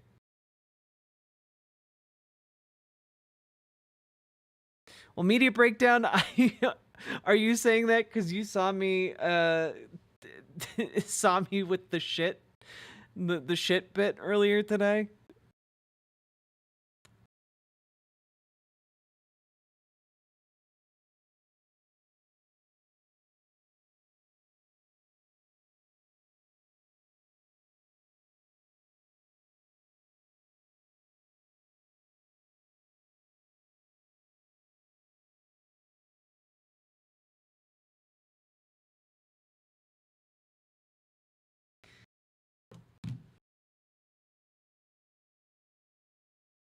I think he'll try no matter how wide the margin. Yeah, he'll probably attempt it no matter how wide the margin. It just makes it a lot harder to pull off if you win by 20 million votes, 30 million votes.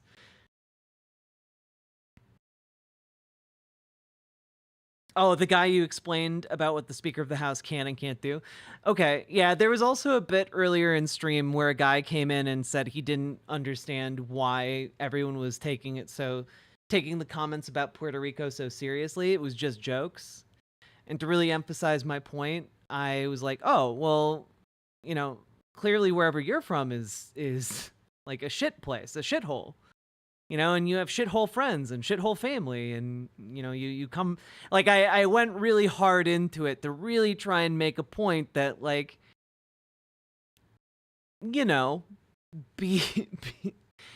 comments about being from a garbage place, insulting your place of birth, the people you grew up with, your friends and family, everyone you know and love, doesn't win you supporters. But he was just a conservative troll. But it was a fun bit.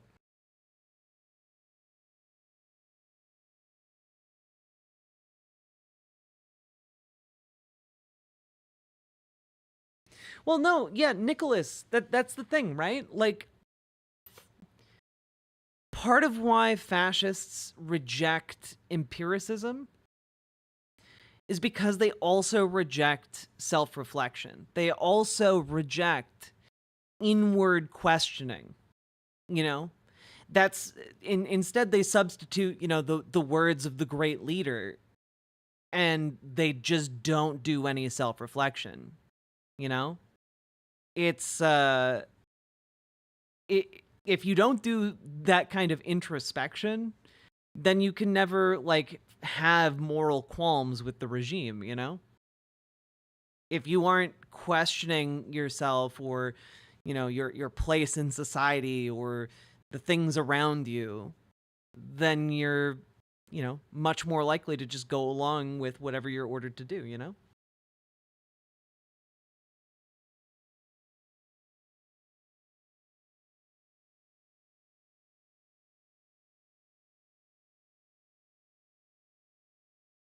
Damn, a foot of snow? Goddamn, media breakdown.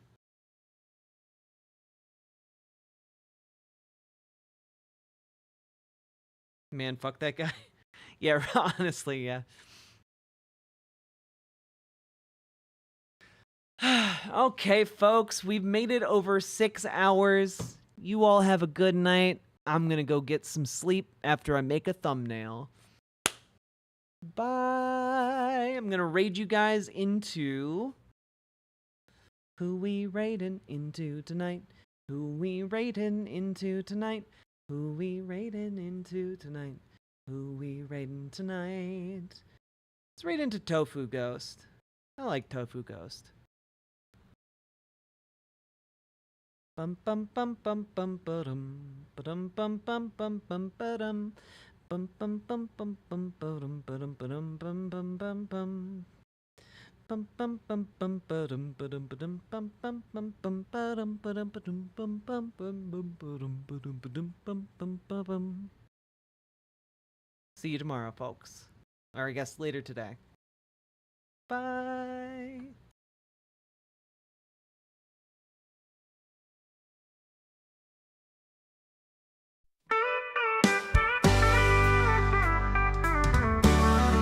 On a riverboat casino where the whiskey's running dry, I met a woman named Jack with a fire in her eye. She had cards in her hand and a look of pure control. They said she's got the devil's look, taking hearts and souls. You gotta know when to bet 'em, know when to fold 'em, know when to stay away when you feel the burn.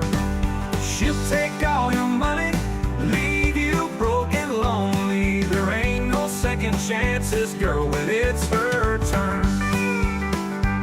Now Riverboat Jack, she's a legend on the rise. With every hand she dealt, another fool met their demise. She smiled that wicked smile, and you'd think she was your friend. But once the chips were down, your luck would need its end. You gotta know when to bet 'em, know when to fold 'em, know when to stay away when you feel the burn. She'll take all your money, leave you broke and lonely. There ain't no second chances, girl, when it's her turn. They say she's got no mercy, she don't play by the rules, but still you'll chase her shadow like all the other fools. Her heart is cold as steel, but she's got you in her grip. The queen of hearts, the ace of spades, she's sinking every ship. You gotta know when to bet 'em, know when to fold 'em, know when to stay away when you feel the burn. She'll take all your money, leave you broke and lonely. There ain't no second chances, girl, when it's her turn. So if you see Riverboat Jack and the lights are shining bright, best keep your wits about you or you're losing every fight. She's a heartbreaker, a gambler, and she's never looking back. When the river calls your name, you'll be chasing Riverboat Jack. So if you see Riverboat Jack and the lights are shining bright. Best keep your wits about you, or you'll lose in every fight. She's a heartbreaker, a gambler, and she's never looking back. When the river calls your name, you'll be chasing Riverboat Jack.